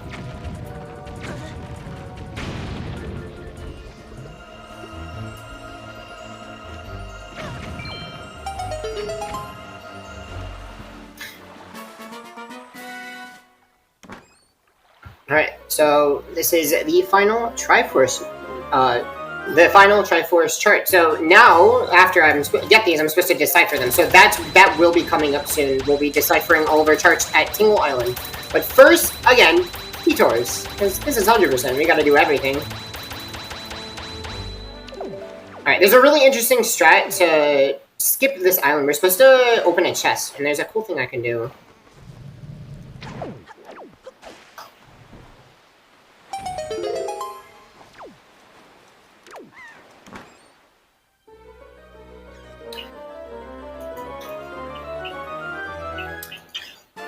Yeah, so normally the game wants you to use a highway pair and fly a seagull all the way up to the top of the island to hit a switch that's in the middle. But what you can actually do, and this is a concept that will come back later, is you can actually shoot a fire arrow at one of the card rocks that's perched up there. The card rock will like freak out and be on fire and like move back a little bit before it moves. But while it's on fire, it can actually hit that switch at the top for us and get rid of the fire ring that's around the treasure chest. So it's a very cool way of getting around that highway pair requirement. Alright, so this island is the cabana. This is where we got the deed, so now we are the owner of the cabana, so we just have to show the deed to the guy at the door and he'll let us in. Now there is actually a way to skip using the cabana deed, and it's quite difficult, but I will not be doing it, because I got the cabana deed, because I needed it anyway to get the treasure chart that Miss Murray gave me. Yeah, the skip that we do, it's very similar to when Alberto was boarding out under the statue in Savage Labyrinth, where he would essentially go under the private oasis, hookshot a tree, and then as he's moving towards that tree, he passes by the loading zone and enters it. But again, he has the deed, so no need to do that. Just walk right in. Alright, I did just check my rupees. I noticed this can work, but I only have 30 extra. And this area has a bunch of rats that can hit you, so I'm just gonna go safe. Now I have way more than I need, so this should be fine. Just a safety strat right there. Didn't technically have to do that. That rat... all these rats are scary. But yeah, there's a really cool skip you can do in here. So normally you're supposed to do a maze where you crawl to get to the next area, and then you can open up these shortcuts with the skull hammer. Well... it's funny that Nintendo placed these shortcuts there, because I can just use them to break the entire level. Basically, I can do a jumping attack to hit them through a wall, so that actually the hitbox, just like we saw the bow, the arrows actually have an extended hitbox. This is the same thing. The hitbox actually goes through the wall, hits the peg, and then we're through. So, ends up being really fast.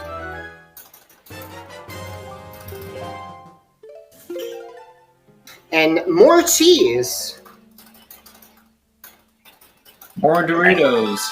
The magic Dorito grows stronger. It does.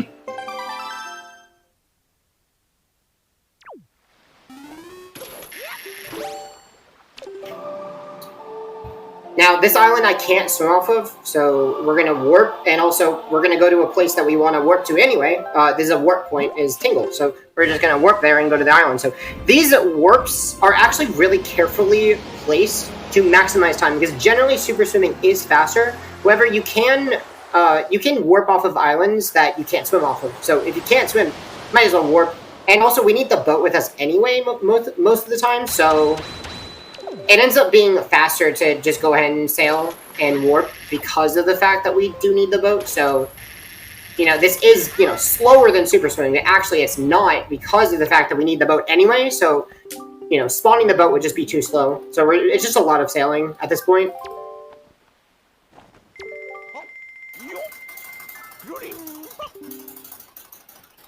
But in general, the super swims are really reserved for long distance. So if there's anything that's really far away, we're generally going to super swim there. Or if we don't need the boat. And sometimes it's quite clever. We can go into a loading zone and then leave, and then now the boat's all of a sudden with us. So we can super swim somewhere that has a loading zone. Yeah, that's kind of why most of these islands are kind of grouped together. So you're taking care of all the nearby islands, and then you're probably jumping to or super swimming rather, to a completely different part of the map, and then taking care of that region of sorts, and then go on to another, or maybe even going back to the same area. Alright, this is the last octo of the run. This is also a 69, so they tend to be kind of tricky.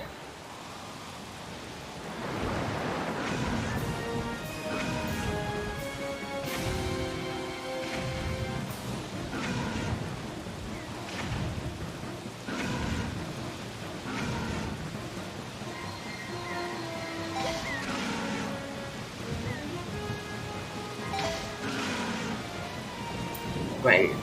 Use some bombs.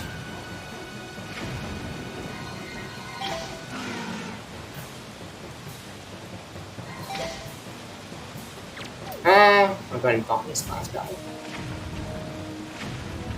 Come on. Okay. Yeah, see, that's like the unfortunate thing with the Octos, is that if you miss eyes, it's just hard to back it up. But yeah, in general, lead with bombs, light arrows pierce. But I am trying to conserve my magic because, I don't want to use too many light arrows because I do need all this magic for this part of the run. There's so much magic on it. And you see, my magic is pretty low. That's going to be the case for really much longer until we finally get the last upgrade from the Fairython, which is going to refill our magic. So I'm actually going to try to get RNG magic, but if I don't, it's not the biggest deal.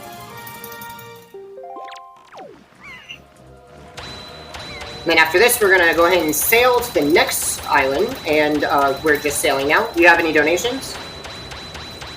I do indeed. So the donation I was talking about, it did just come up. It was a $100 from Anonymous, without any comment and not going towards any of our incentives, unfortunately. But thank you very much indeed. And we also have $25 from Daslink saying, you guys are great. Thanks to the streamers donating your time to showcase all these great games. And special thanks for the staff and techs doing all the work behind the scenes. Thank you very much for that. And that one went towards the Star Wars Knights of the Old Republic any percent randomized heads incentive. So that's a rather fun thing that might happen if we do get to $1,000 for that. So yeah, basically all of the heads in the game will be randomized if that gets met, and I expect some funny stuff to happen with that. So you do not want to miss that. Thank you. Right, this is Rockspire. I mentioned a beetle here that is kind of stingy. He's quite stingy. We're gonna have to buy every single item. You saw him in the distance, right? That beetle. Yeah, he's oh boy. He sells his items for a very hefty price. So I'm going to have to buy all of his items, so I can just cut him off and then hookshot it to him. And yeah, so all the rupees. Bye bye. Thank you! Oh! Oh! Thank you! Thank you! Thank you, bye! Bye!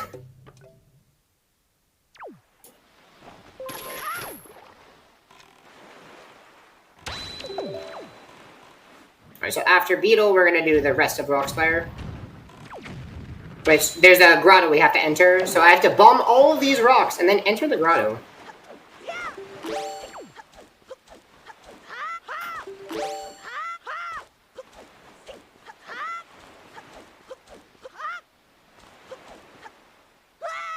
I hope there's not a lot of keys in this cave. Oh, I hope not. Seems like a pretty tame cave. Nothing in there. Surely nothing's gonna sneak up on us.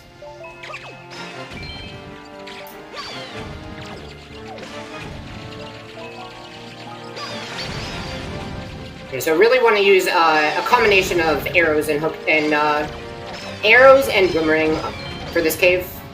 Oh Yep. no, keys! No, the keys.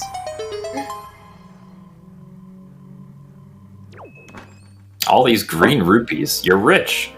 Oh man. I preferably would get pearls here, but I did not get any pearls, so this is fine. For the magic drop, yeah. Yeah, I do want magic here, but that's okay. I do know how to back it up.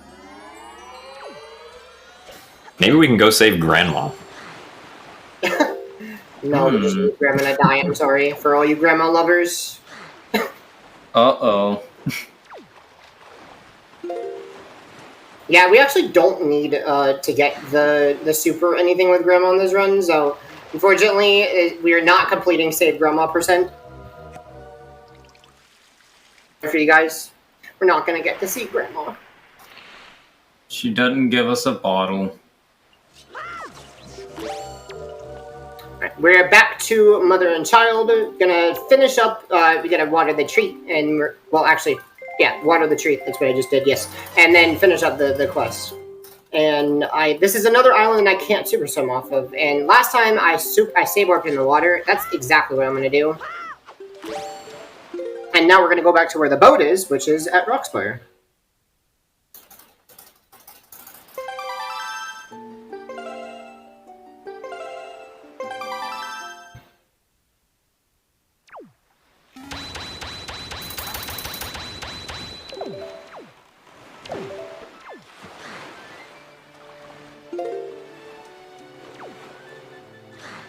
So now we're going to super swim to Star Island, which has a few things.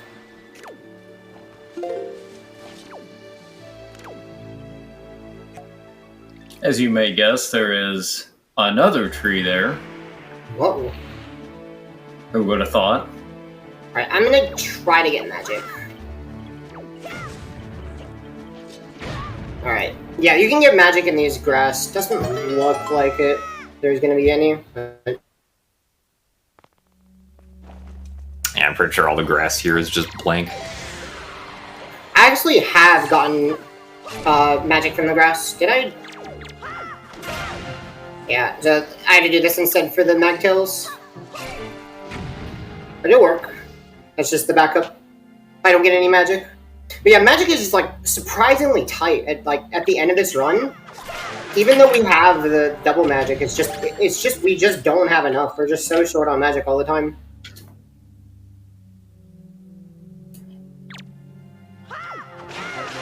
Also, this shows off the power of the jump slash quick spin. It's just so powerful.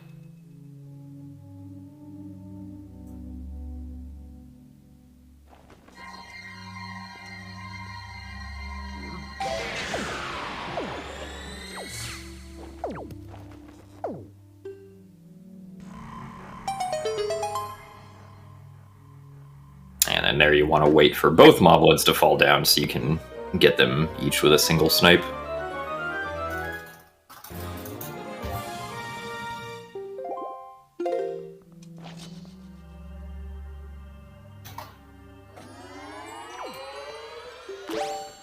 Alright, so we're gonna go ahead and after this, we're gonna head out and we're gonna go back to the boat.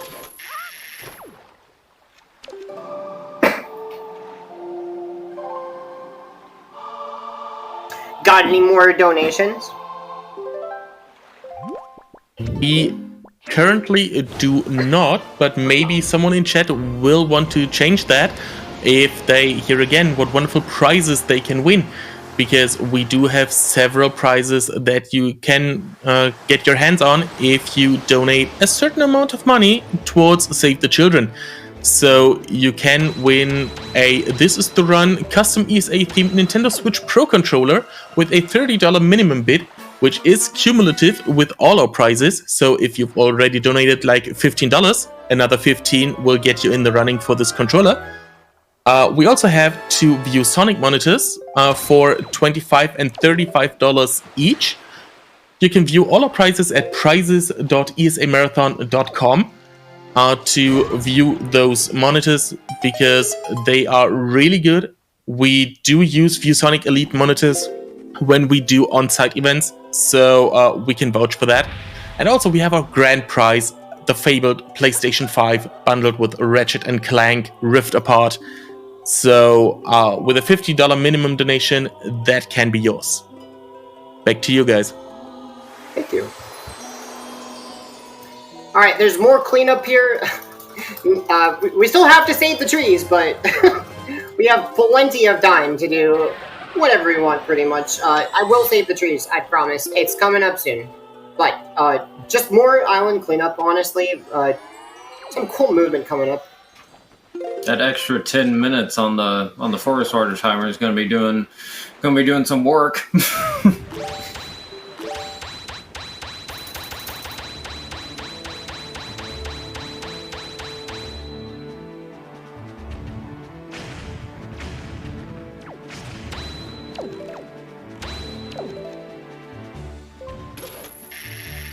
Yeah, so a very neat thing is going to be happening on this on these platforms right here. So he's going to only take out some of these cannons here.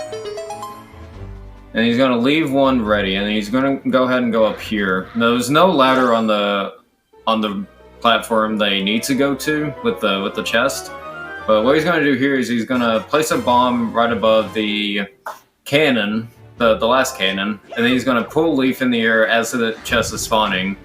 And by the time that cutscene's done, he's already at the chest. Yeah, people like to call it the Peepo Arrive cutscene because he just slowly arrives. Yeah, it's also a smart way to conserve magic without having to use magic while flying across. Because Yes, and that is still tight. Magic is still tight at this point in the run, yeah.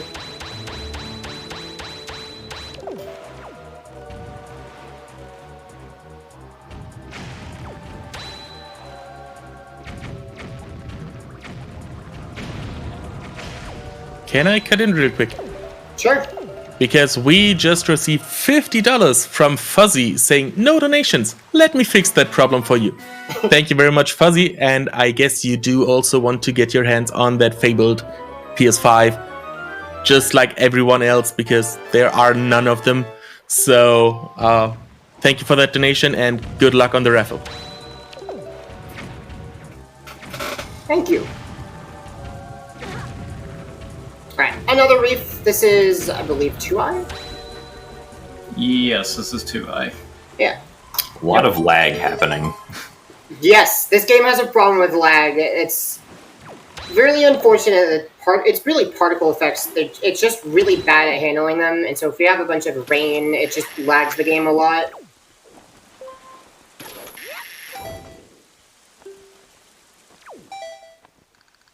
While I'm leafing, I'm using the gamepad screen a lot. So I'm actually changing treasure charts, whichever is open, so I can actually use this controller. You can actually see the screen, and I can see what the map, and I can salvage with it. So it's really useful for this game. And you don't have that luxury in the GameCube version, so it just really makes salvaging a lot nicer in this category.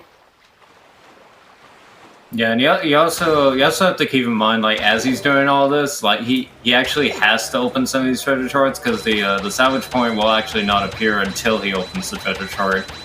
So not only is he using it to his advantage to know, like, where these are, but he's also, like, having to scroll through those, like, mid-gameplay to open all of them. Yes, I do have to open them, yeah. Alright, I am now heading to Angular Island.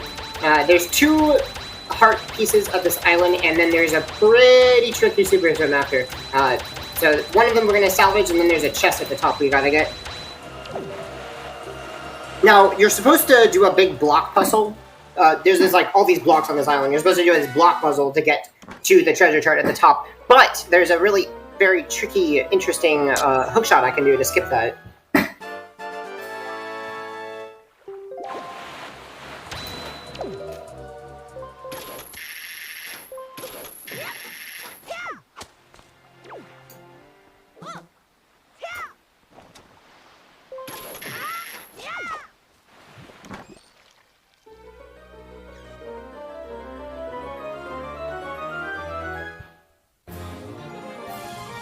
Very nice.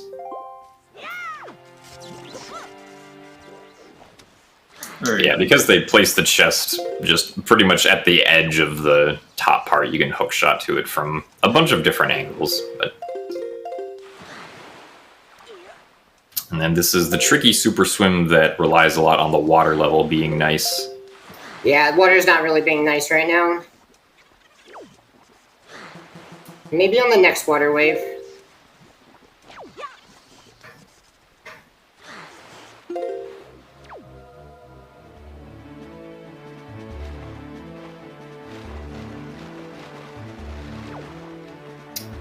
So we're headed to 7-Star Isles, the submarine.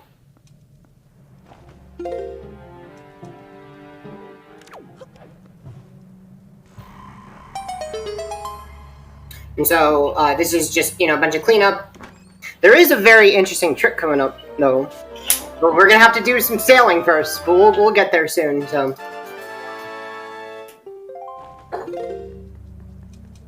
So if you got any more donations, you read them now, and then we got that trick coming up. Okay, we have a $5 anonymous donation. Calling out two of you a little bit, because they say the commentators are nerdy, but Alberto has got this. Thank you very much for that donation. Thank you so much. All right, so the tree heart piece, the quest is going to lead into heart piece. We have one more tree to get, and this one is the hardest because it's actually at the top of an island. And the island coming up, this is called the Cliff Plateau, and it has a very infamous trick there to skip going in the interior. So normally I'm supposed to go in the interior and in like a grotto, and that's supposed to take me to the top of the island. And so then I can go water the tree there. And there's also a treasure chart that I need to open from the chest. But there's an odd shot trick that I can do to actually hook shot to the top and skip the interior. And it's pretty precise, so hopefully I can get it pretty quickly.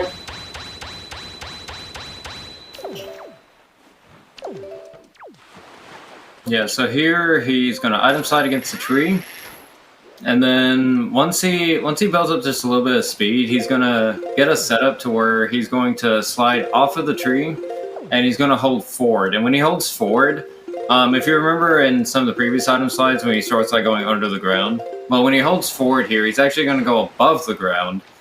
And so he's going to look for a specific frame to when he lands on that branch over there. And when he does, he's going to activate the hook shot to kill all of his speed. And so he can just stand on the branch, but he's still going to maintain that height. And with that height, he's actually going to use the hook shot and hook shot the chest over on the other side. Very nicely done. Yeah, pretty tricky to stay against the tree. I early paused the first one, so I'm trying to pause buffer to stay against the tree because it's just so tricky to stay against it. And yeah, so pretty difficult trick. With item sliding against this, such a small tree, and then after that you have to hold a pretty good up angle, or else you miss the branch. So with all of that, you can skip the interior, and it saves about 20 seconds. So it's really cool, neat trick to save a good bit of time. And so that's the entire quest. We've done the entire tree quest. We've saved the trees. Let's go. Hey, how much time you got in your bottle there? A lot. 10. Okay, yeah. Wow, you really cutting it close there. Yeah. Would have cut it close on GameCube, but yeah. That is true. Alright, so this is really where we're going to do all of our salvaging and finish up the Triforce quest, and we are getting close to the end, so it is getting close. There's not that much left. At this point is probably the 15-minute mark. There's only about 15 minutes left in the run, assuming the last trick of the run goes well, which, it has a habit of not going well, but we'll get to it. So this is Great Fish. We're going to go ahead and salvage here and do cleanup. Yeah, there's actually a pretty cool strat here with getting the hidden chest that has a piece of heart in it. Where we can hook shot onto the pole that's on the raft where the Goron is, and then we can use the leaf to get onto a portion of the island you're normally not supposed to be able to get on. And then from there, we can hook shot the hidden chest so that we don't have to fly all the way around the island.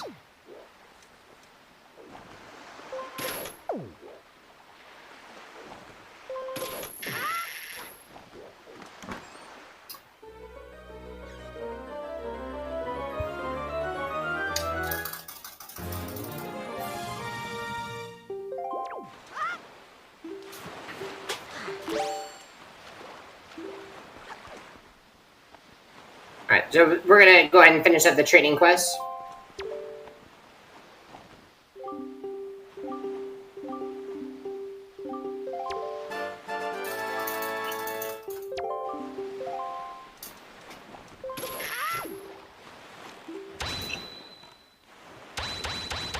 And we're off! That's the entire trading quest. Yay! So, do you have any donations? This would be a good time, and then we'll have a couple things going on. I can tell you a bit about the upcoming bid wars again, because there are 2 coming up rather shortly, which are for Uncharted Drake's Fortune. You can choose the skin of the protagonist.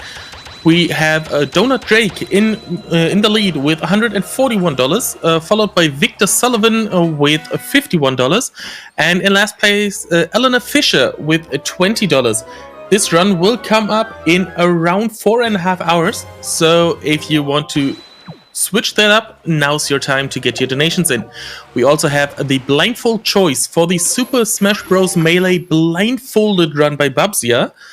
And you can choose between the Black Penguin, which is currently leading with $135, the White Cat with $94 in second place, the Brown Bear or the White Seal, which both have no donations currently to their name. But again, all is still possible. You just have to get your donations in.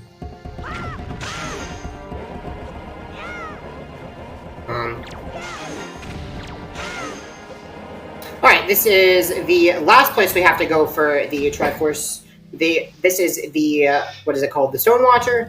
Stone Watcher, I think? Not Headstone, right? Yeah. Yeah, it's Stone Watcher. Stone Watcher. And this is very similar. Yeah, basically exactly the same as Overlook. He's going to be shooting the torches on the doors so that he skips the cutscene of those lighting after he finishes the room. And of course, throwing the bomb so he doesn't look back at the barred door.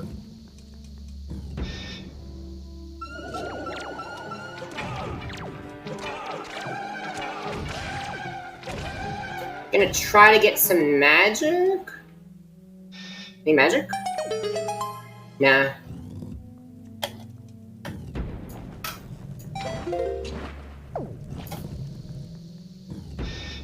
Oh wow, I'm surprised none of the Wizrobes drop magic there. Wizrobes really like to drop magic usually. Yeah, they tend to, I was surprised. It's not really an issue, there is more magic I can get later.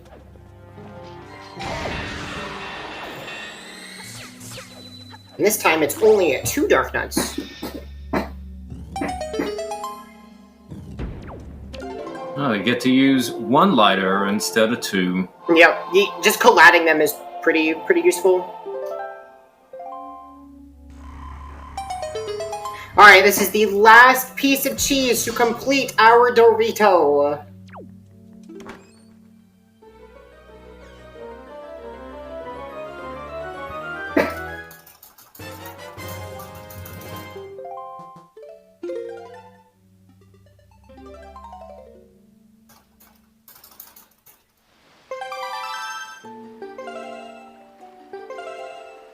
So now when we enter the boat, we're going to get a cutscene. So actually the cutscene, we actually finished the Triforce quest on land. So the cutscene actually doesn't happen until we're in the boat. And this is also the last check to make sure that we got everything. Supposed to see 47 treasure charts and a quarter of a heart. That means I didn't miss anything, or else we're going to have to go back and figure out.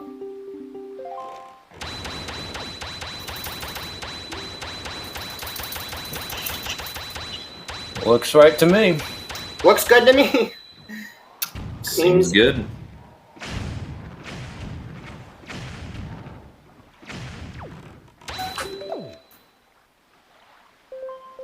So really, just not that much left. We've got just a few items and a few islands, and we're done. Once again, using the hookshot to skip climbing a significant part of the ladder up to this lookout tower here. And there's magic on this platform. I usually get it because magic is just so tight. Yeah, interesting strategy where I like to do there where I bomb the cannons. You actually don't have to be in the boat to bomb them. You can just drop bombs, and then I like to take out the bombs a little faster and make them blow up quickly by just hitting them.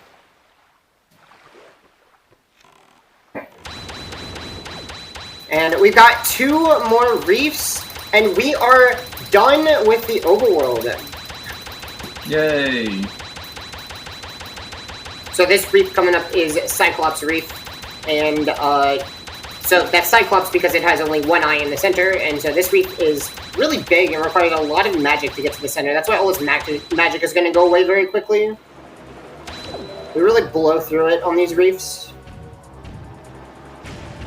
Yeah, it's very easy to just crash and burn on this one reef. You would think it'd be about the same difficulty as the other ones, but the way it's laid out can actually lead to some very devastating results, especially if you're low on magic.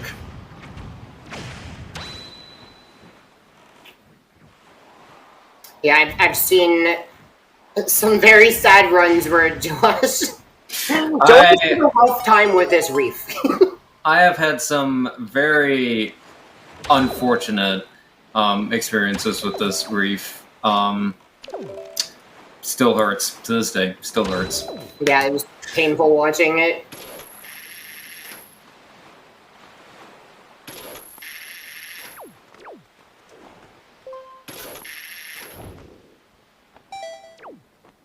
Yeah, really, really big distance that we have to leave here.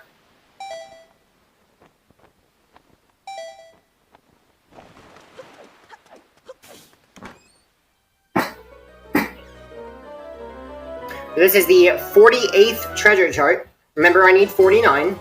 Remember, I need all 20 hearts, so I've got 19 right now.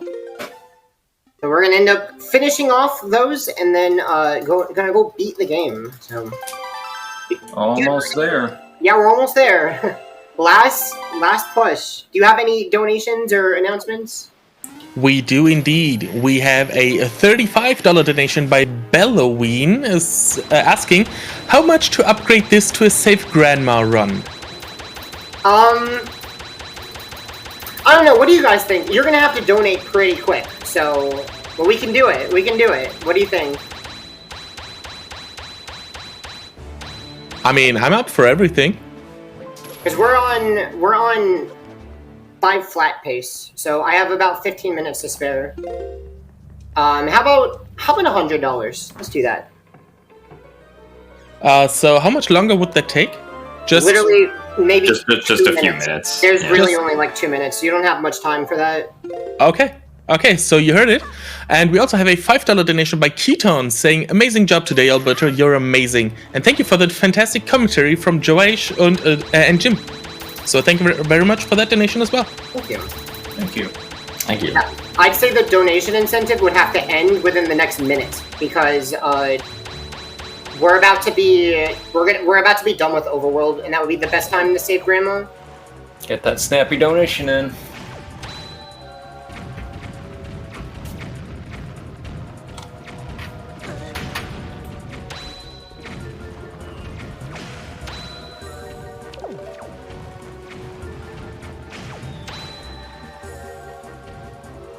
This is the last reef of the run.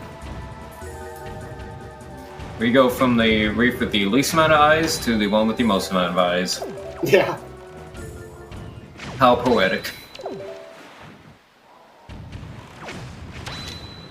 Now, if you get lucky here, the cannon can actually take out the other cannon. It's RNG though. Can it do it?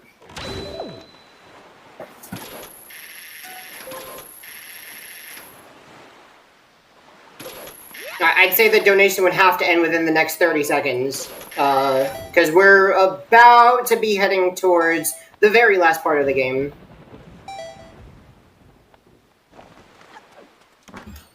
This is the last reef, and then we're gonna basically go beat the game, so. I have my eye on the tracker. So as soon as I see that coming in, and I just saw the tracker rise by $100. Just as I was about to say that. Alright, where's the best place for a ferry? Thorn Ferry? Yeah, Thorn Ferry. Yeah, Thorn Ferry. Yeah, let's go to Thorn Ferry. Okay. So, here's the reroute. We'll go to Windfall. Ooh, I could get it at Savage. No, actually you could. You just go in I could get it and at leave. Savage. I feel like I'd like that more because I don't want to do Thorn Ferry Swim. Yeah, that'll just that'll be quicker, I think, too. Alright, we're gonna super swim the outset. So I need to get a ferry to save Grandma. And normally I would go to Forsaken Fortress there, but we're gonna take a detour. see. Outset. Alright. Alright, Grandma's over there, but we gotta go to... yeah, this is way better. This is way, way better. Okay, cool. So there's a fairy in here. Oh gosh, don't fall off. Okay. Alright, you asked for it. We're gonna save Grandma. So we gotta get a fairy and we can go heal her from her wounds. Poor Grandma. Yeah, this should be fine on estimate. This should be fine. I don't see why this should be an issue.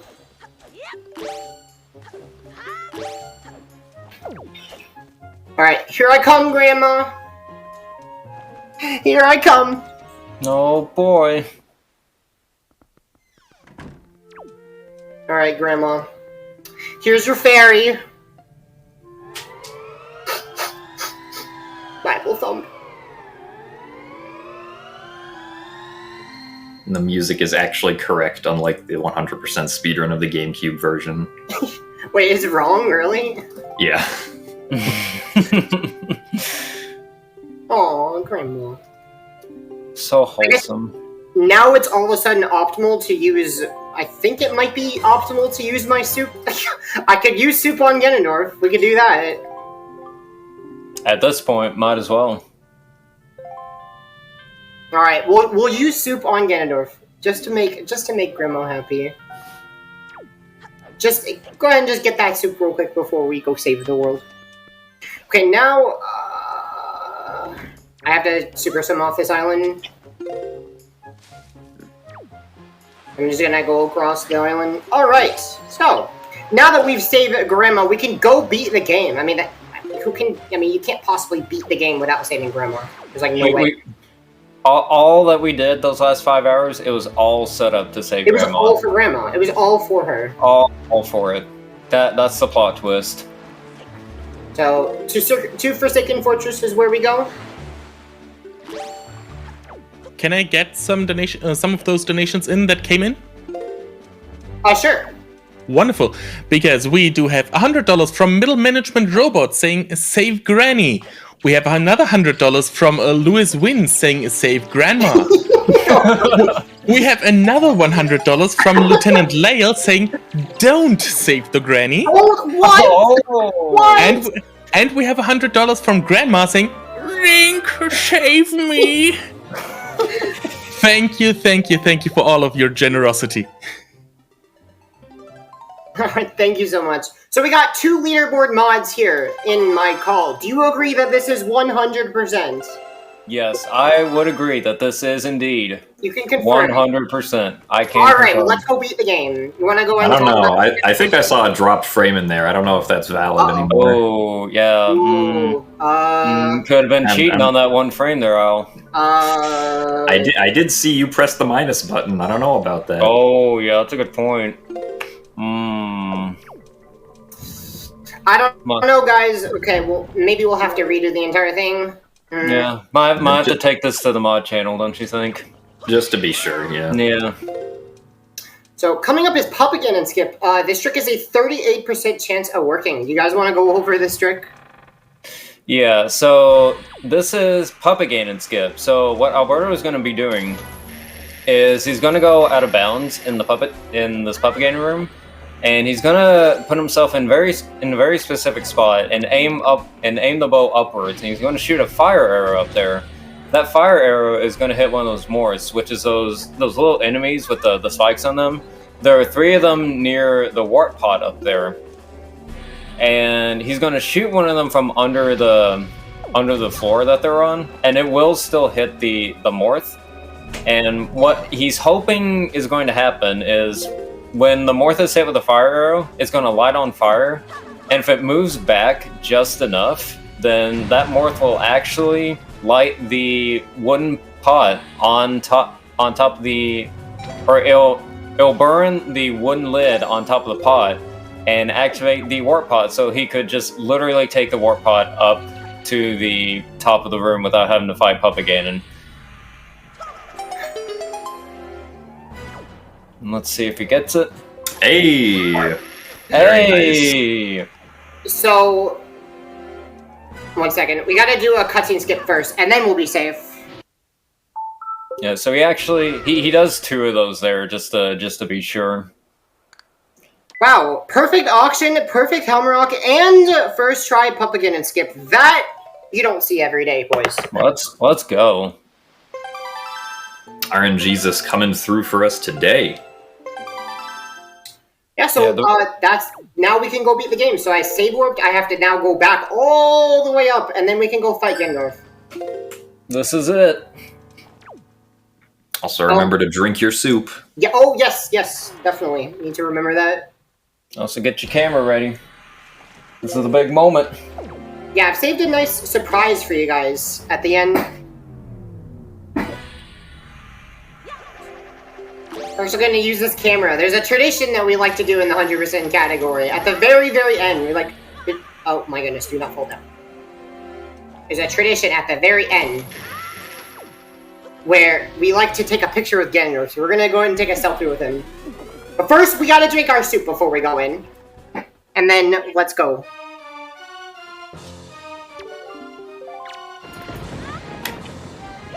And time is coming up pretty shortly.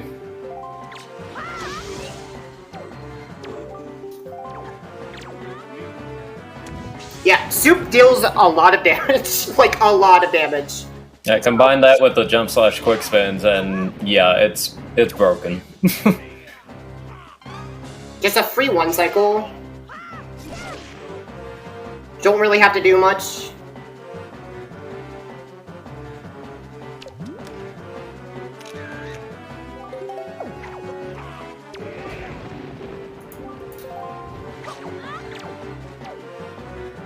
Alright, time's coming up on the hit. Alright, get ready for time. I can't call it out, you guys call it out. Alright, and Link does the parry, and time. Hey. There you go, Wind Waker HD 100%. My timer said 5:04:24, is that what you're getting? That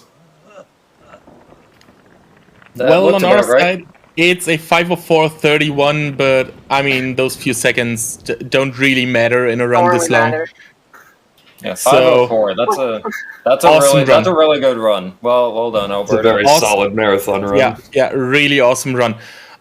Before I let you get to your last shoutouts, I do want to just quickly rush through 2 more donations. We have a $30 donation from Thrill House 451 saying, "Here's to whatever that incentive was, which was the Save the Granny incentive." And we have $5 from Lian saying, "Good luck on Endgame, L. You've got this. Went anon by accident earlier, so I guess I'm the real nerd. Love you guys." Thank you for your donations. And now, No, Leanne, you're a nerd. You're a nerd, Leanne. Not me, you're a nerd. Yep. Mm-hmm. So, any final shoutouts before we go to intermission? I wanted to thank Joash and Gymnast. Thank you so much for doing this commentary. It means so much to me. So thank you so much to you guys. Thank you for having us. Yeah, of course. Yeah, 100%. It's pretty wild. You do a lot of things in 5 hours, and it's just crazy. And I want to shout out again. I really want to shout out Linkus for really getting me into this category. Linkus is the goat of 100%, and he's really the whole reason I'm doing this category is that he encouraged me to do it. So thank you so much, Linkus, for giving me the courage to do this and the courage to give me, to do this at an ESA. It's pretty difficult to play for 5 hours straight when you're nervous. So, but you did really, really well on that. I'm so glad. Thank you so much. I wanted to shout out Orange Plastic Cup. Really just ask people if they wanted to do shout outs. So he just said shout me out. So love you, Orange Plastic Cup. Shouting you out. Thank you so much. Did you guys want to shout anybody out? Shout outs to Azer and Bowser is Bored for all the work that they've done on this game. They've done an incredible amount of work with routing and just glitch testing. And a bunch of mundane things that nobody else would have ever gotten around to doing, I imagine. So big shout outs to them for their contributions to this game. Yeah. I wanted to shout out ESA as well. Thank you guys. Thank you so much for having me. It's been a blast. This run is like I said, it's bonkers, it's crazy, it's 100%. So thank you so much for giving me the opportunity to do this at your event, and I'm so glad how it went. It's a wild ride. It's a really fun category. So if anyone wants to try out this game, I don't necessarily recommend starting with 100% because it is quite a difficult category. It has difficult tricks, but also the route is also really complex, and there's a lot to remember. Like, first times I did this category, I forgot a lot of things. Like, I just forgot everything. It's just so hard to remember everything. So, but if you want to try out this game, if you love this game, definitely give it a go. I would say so. And there's a lot of tutorials. I'm still working on a lot of tutorials, so there's a lot of really good ones out there. Maybe try an easier category and then you work your way up to this category. Yes, it's very, very difficult, but I think it's very rewarding and amazing game. So definitely give it a go if you're thinking about Wind Waker HD. And also, if you're interested in the game, but you may not want to do the manual Super Swim at first, we also do have no MSS categories. So you can learn the game without having to do the manual Super Swim at the beginning, which, while it is a very, very tough trick, we do have a lot of variety in what you can choose to do. So if you're interested, definitely check it out. We've got a lot of things we can do, and yeah, it's awesome. Okay, thank you guys very much. And with that, we're off to a short intermission. After that, we will have a Donald Duck no Maho no Boshi, a race between Verts 505 and Solar Cell 007. So please stay tuned. We're back in just a few minutes.